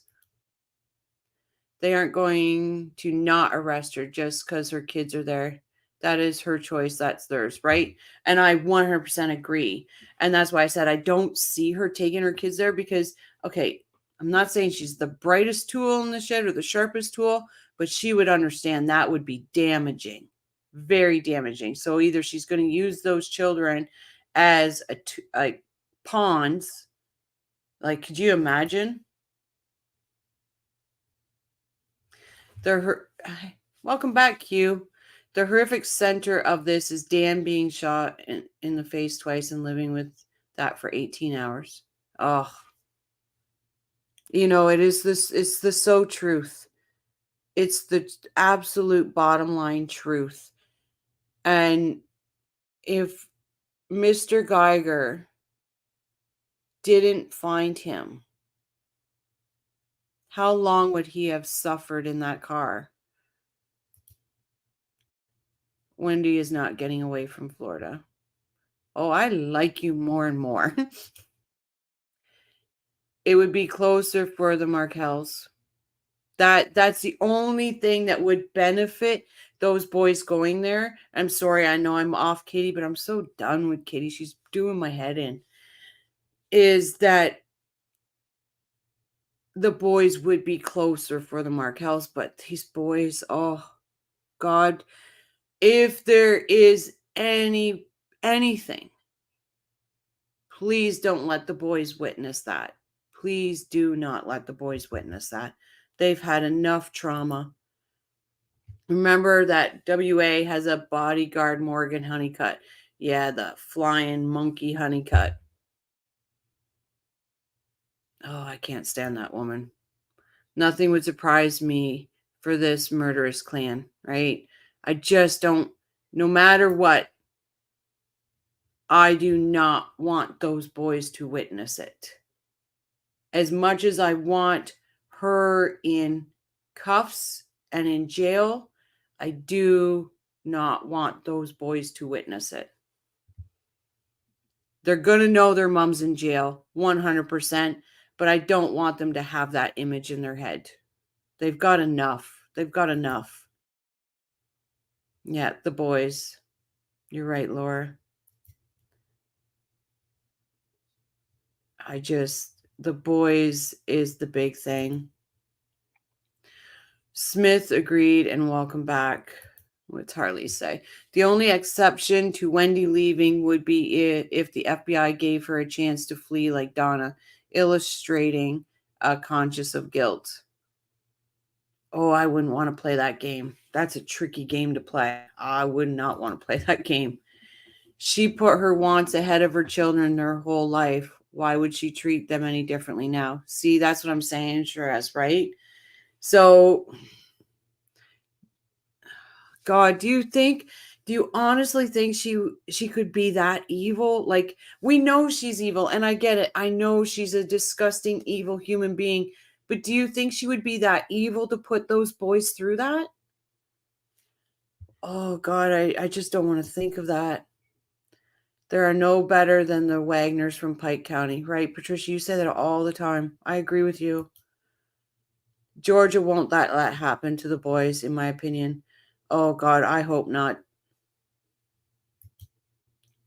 Do you think she would actually take the boys with her and one of her flying monkeys to watch them while she testifies? It's a good chance of that. But I just don't want the boys in. I don't want the boys in Florida. I don't want the boys in Tallahassee. It's not like I have anything against Tallahassee. It's not like I have anything against Florida, because truly I do not. I just want the boys not to be around that situation. She put them through that bar mitzvah trip. That's dangerous enough, right? That's dangerous enough. Shiraz, I agree. Wendy doesn't care, but George and the Markels do, right? So you guys are probably right there. They might have discussed it with the Markels of how to go about it or whatever, and they said just not around the boys. Wait till the boys are in school, but still, that's still traumatic, right? Because they go to school, they come home, mom's gone. It's still going to be traumatic. If they arrest her at the trial, it will be in a hallway or somewhere out of the boys' sight. And hopefully, if that's the case, then they've got counselors lined up. And maybe that's why Harvey goes. If you think about it, maybe that's why Harvey goes. Wendy's afraid. So at least the boys will have Harvey. Maybe that's why Harvey goes, guys. It isn't going to be difficult to arrange separating them from her and handling it out of the presence. Yeah. Wendy just doesn't care. She just doesn't. We really don't know anything. Those boys might detest her as much as we do. Right, Steph? Who knows? That manly looking female Wendy brought to act as her bodyguard last trial. I believe an attorney from New Mexico. I wonder what her function was at Charlie's trial. She's just Morgan Honeycutt. She is just she's just a bodyguard, honestly. Like, people tried to go to the bathroom. She wouldn't let them even go to the bathroom because Wendy was in the bathroom. It's insanity. I think she's just publicity whore. That's what I think. I'm going to say it. She's a publicity whore. Wherever the cameras are, Morgan Honeycutt's going to be. But the boys will be in school in Texas during the trial, in my opinion. Yeah, like that. I never even thought of her bringing them or anything like that, but I heard that one creator say it, and I was like, really? I would hope she wouldn't be that disgusting, but we all know she is. Run interference and give stern looks to media and other gawkers, making Wendy uncomfortable. Yep. She was Wendy's linebacker.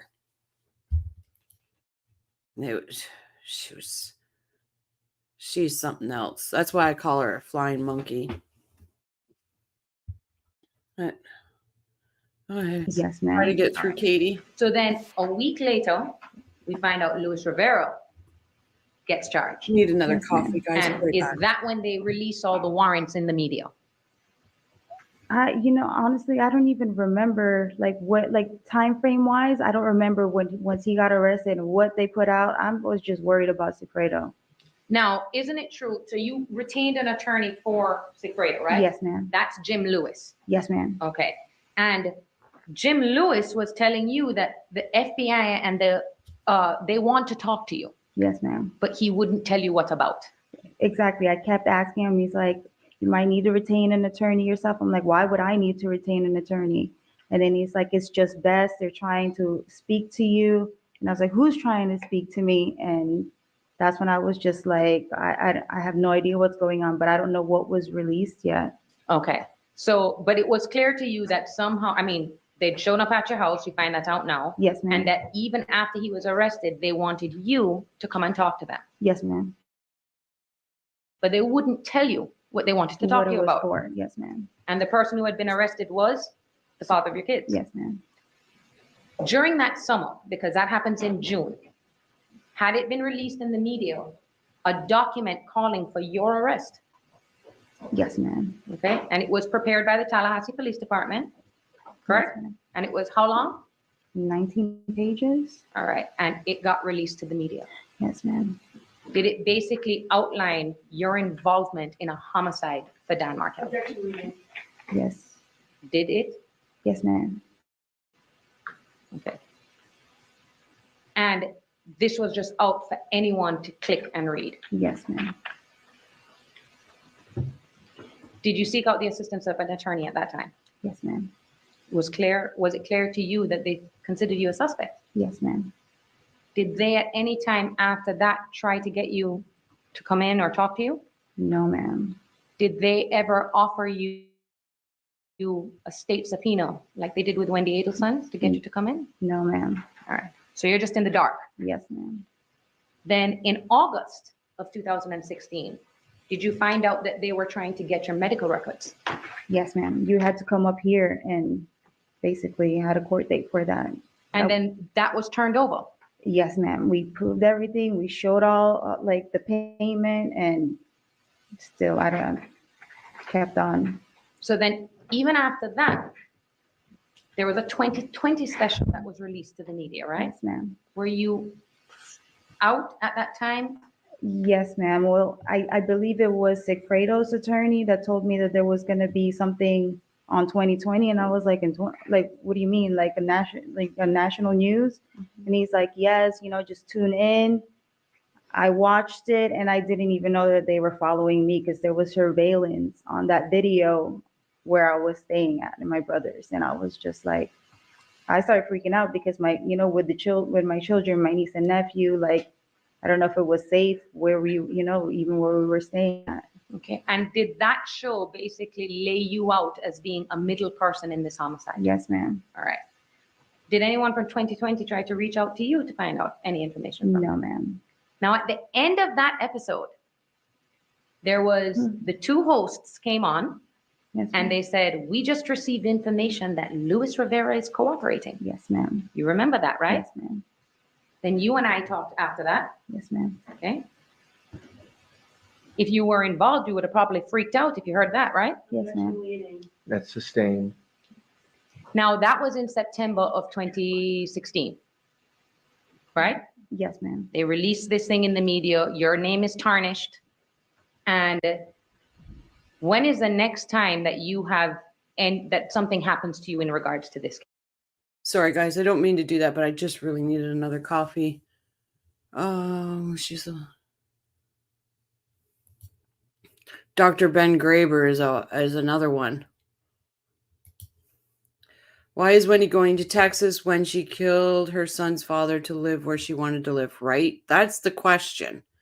She says it's I guess she was, so what people are saying is that she was getting death threats, things like this. It was unsafe. So, and have family in Austin. I thought a quarterback, but I don't know anything about football. To be honest, I don't. I just know school had a football team and quarterback or line, they were all big. Is this attorney faux real? Yeah. shut the F up, right? She's just horrible. I think the Adelsons have family in Austin or nearby. Yeah, that's what I heard too.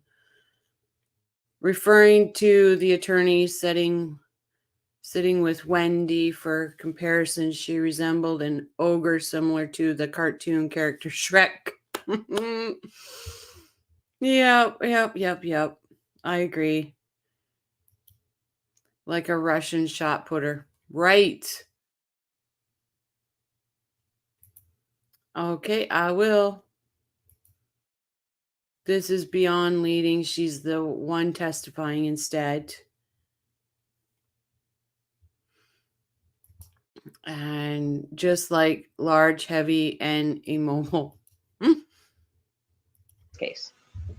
When I got arrested. All right, so let's talk about that day. Yes, ma'am. Where did you just come from? I had just dropped off I had a ballet recital for my daughter, and my son thankfully wanted to stay with my mom at that time. So I went with Kaylee to the ballet recital, and then she wanted to go to her cousin's house, which was Sigfredo's mother's house, because all her other cousins were there. So I dropped her off there. That's a day you remember very clearly, right? Yes, ma'am. Right. And you had actually sent a message to Tallahassee Police Department through your attorney that if you ever get a warrant, you'll voluntarily turn yourself in. Just to let you know, and I'll come in. Okay. On October 1st, describe for the jury how it is that the police pulled you over and how many of them there were. It was crazy because I was in a shopping plaza. Like I had to get a couple of stuff for the kids. I already got the food and dropped it off at his mom's house, and then I came back out and I went to the plaza to get some stuff. And as I was leaving the plaza, like there was a little bit of congestion in one area, so I was just like maybe something happened or What whatever. car were you driving? I was driving the Lexus. Okay, continue. Yes. So as I was leaving the plaza, they just like swarms of like guys just had all these guns pointed at me, telling me, stop the car, stop the car. So I put up my hands because at that time there was a lot of shootings that was happening. Like, so the officers would like just shoot if they thought that you were, like you were doing something. Yeah. So I put up my hands and they're like, put it on park, put it on park. So I parked the car and then I got out and I was like, that's when I was so nervous that I really urinated on myself. Okay. And that's from just the way it's because of all these guns coming at you. You thought you were going to get shot. I don't know. Am I a bad person? Why do I take so much joy in knowing that she pissed her pants? Oh, am I a bad person for that? They had like the big guns and they were all pointing it at me, a whole bunch of like SWAT team. Broward SWAT, right? I believe so. Now there's two faces that you recognize that day though, right? Yes, ma'am. You recognize them now? Yes, ma'am. Who are they? I retired Isom and Sanford. Okay. And they actually took your phone from you.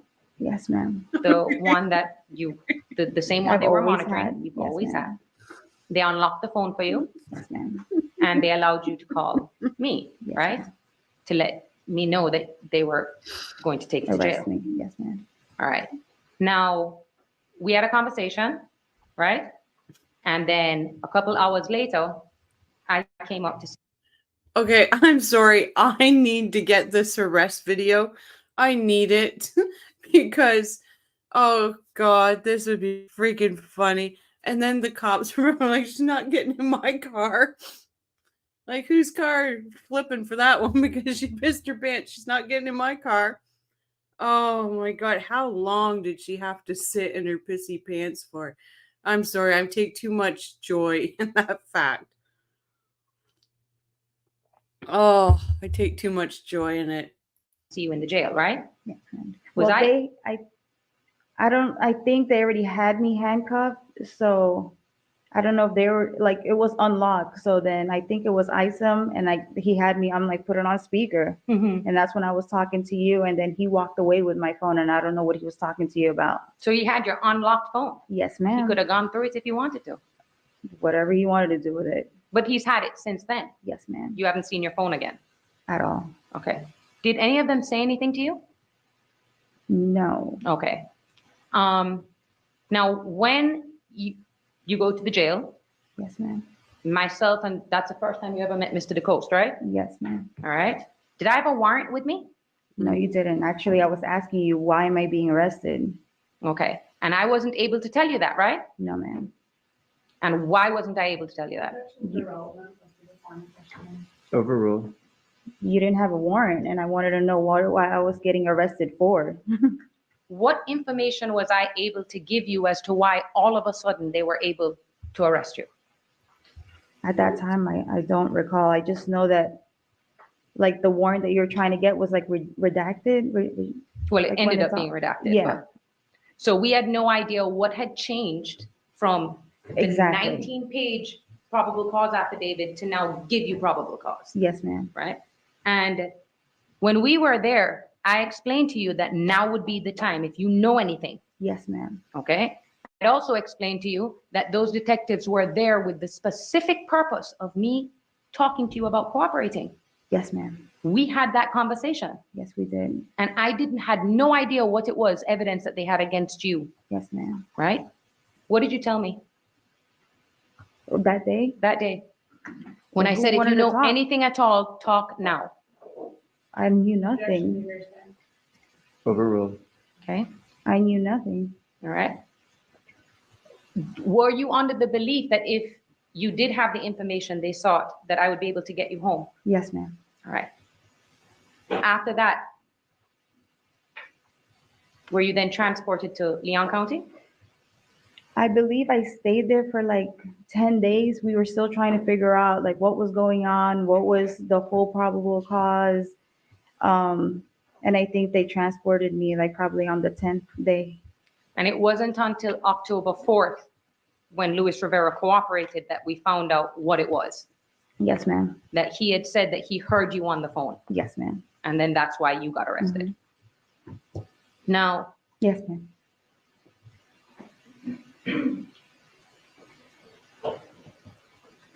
we previously spoke about, oh, wait. No, we previously spoke about a meeting that you had in the jail in 2019 with Jason Newland and Ms. Kappelman, right? Yes, ma'am. That's not the only time that you've answered questions for them, right?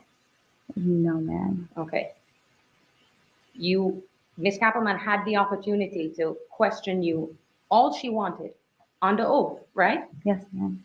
And the jury was able to get snippets of that testimony during the course of their case in chief. Yes, ma'am. How long had you been? No, Sigfredo didn't snitch on her. Luis did. Luis is Rivera. Sigfredo never snitched on her. Never.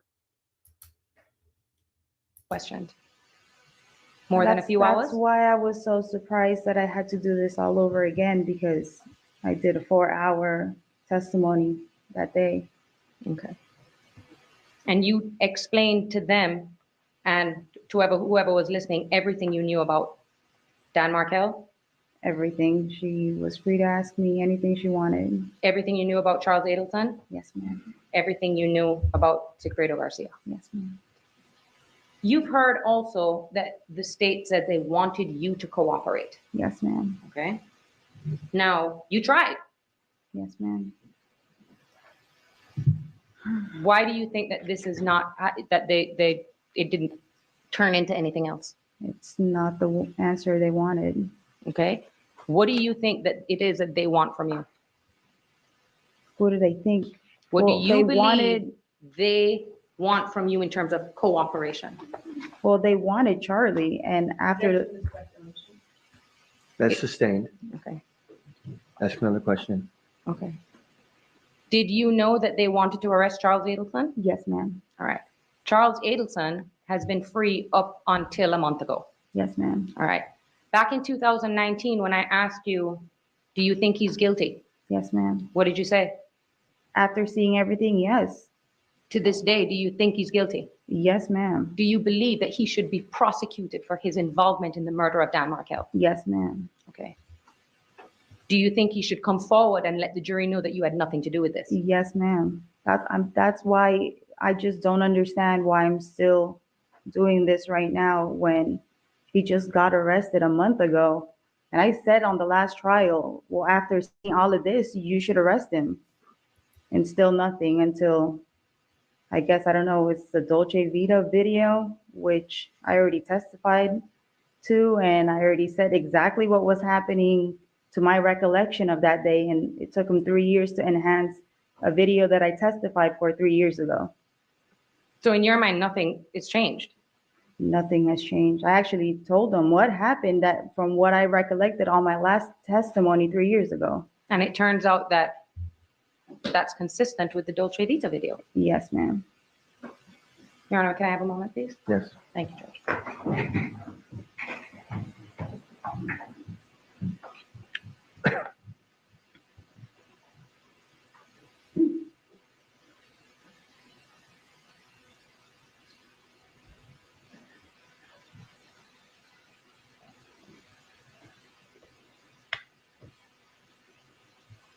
Yep, I agree, Patricia.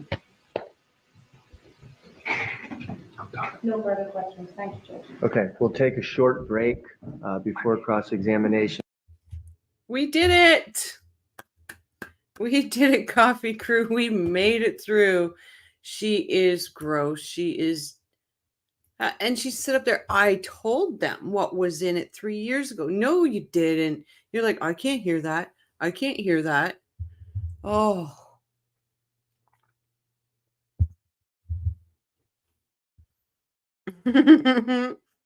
Sky Troop, thanks a lot. Now I've got to unsee that in my head. Oh, we did it, coffee crew. Oh my goodness. And we'll stop it there because I will hold that for tomorrow for Hugh. Oh, guys, I really hope Hugh's going to be okay. Oh, gosh, bleach helps. I'm so amazed that you guys hung out with me almost 7 hours. You can tell when the chat's getting tired, though, because it goes slower and slower and slower. Yeah. You are a fab mod. Thank you for looking after us all of this time. Oh, you guys are amazing. It's you guys, honestly. I'm the talking head. Wow, I'd forgotten how bad she was. Right, Top? Like, you know all the lies, and that's what's intriguing about her testimony and what gets you, but she's so bad, and her lawyer is horrible.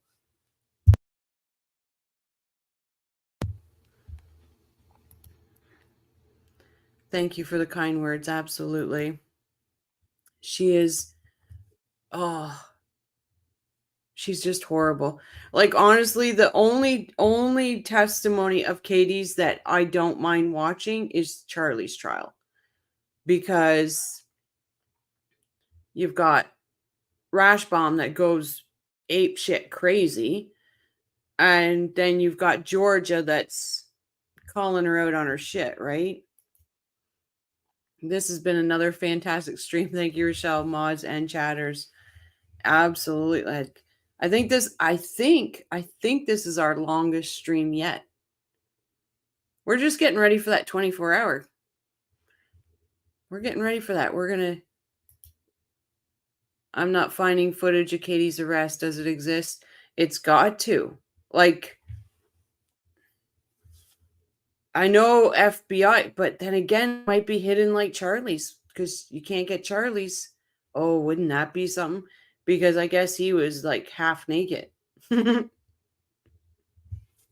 that'd be brilliant. But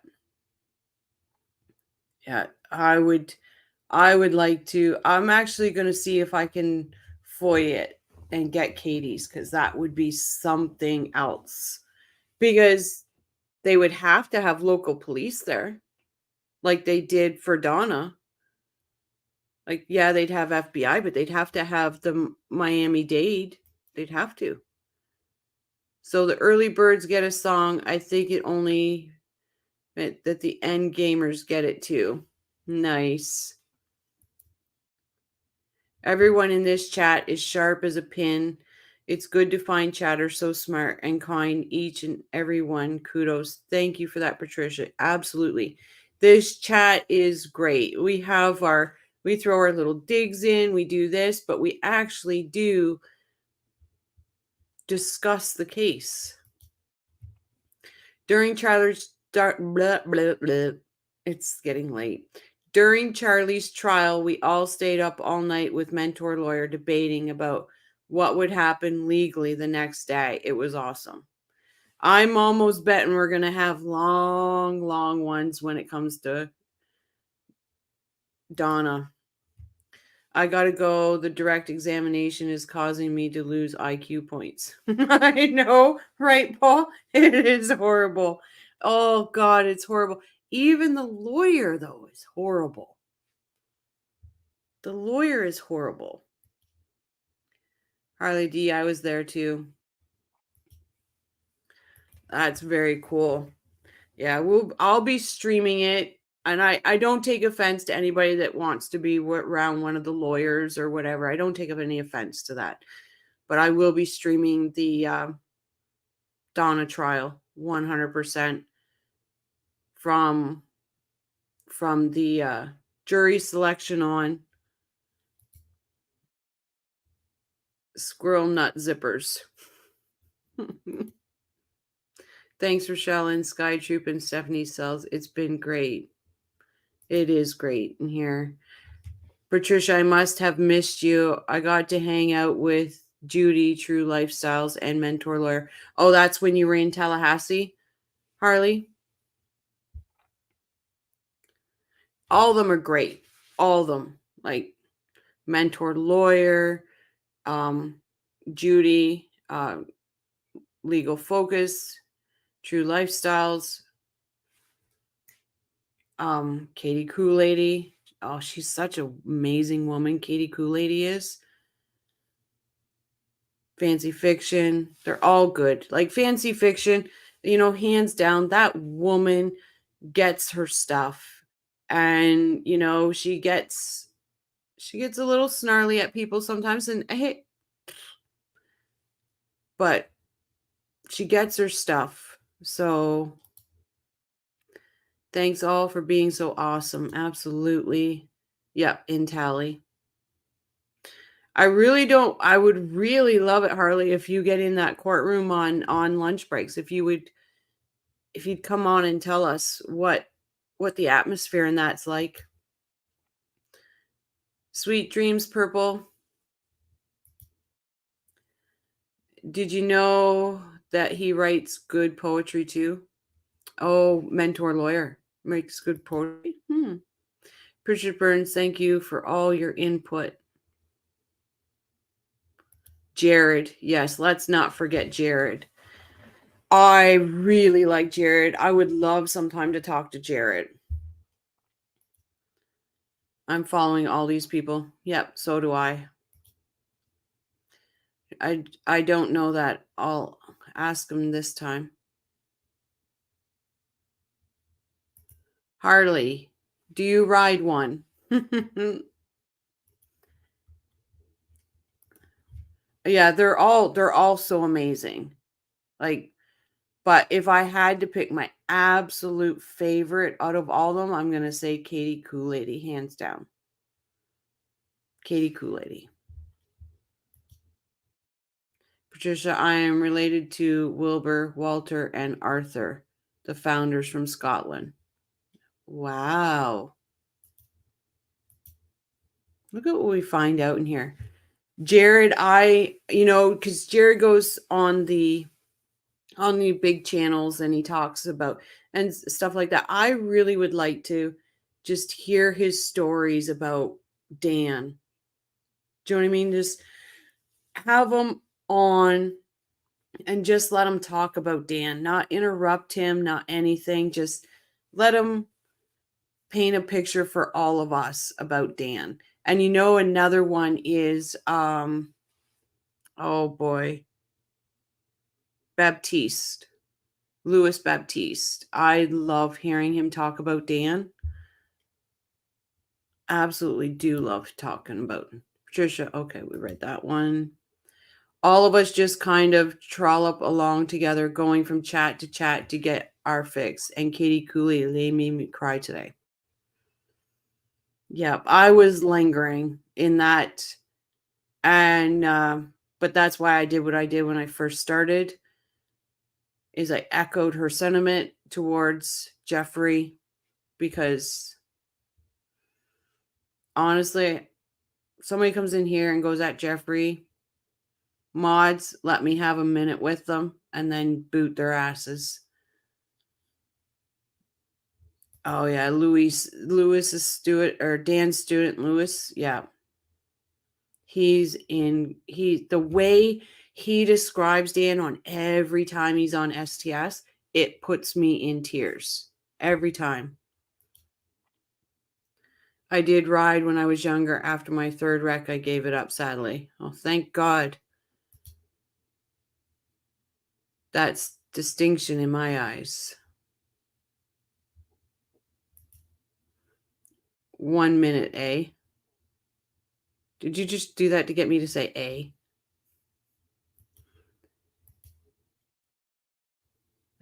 Oh yeah, we got to go for 2. We got to go 3 more minutes, guys. We got to make it exactly 7:00 live. We got to make it exactly 7 hours. So, but those, like, I lean towards Katie Kool-Lady and stuff like that, because you can feel their emotion when they're talking about this case. And I absolutely, it draws me. I thought the male attorney for defense, Katie, was great on cross. He might have crossed Wendy. Yeah. Jake, you're right. Christopher. He's the one that crossed Wendy and went right at her. We're here because of you. Isn't that right? We're here because of you. The Markels are going through this because of your failed marriage. He was great. Invite Jarrett. I don't think he would. I don't know if he would come on. I would love to, but she worked very hard to become who she is. She's such a light. Yep. She went through so much too. 7 hours is insane. Yep.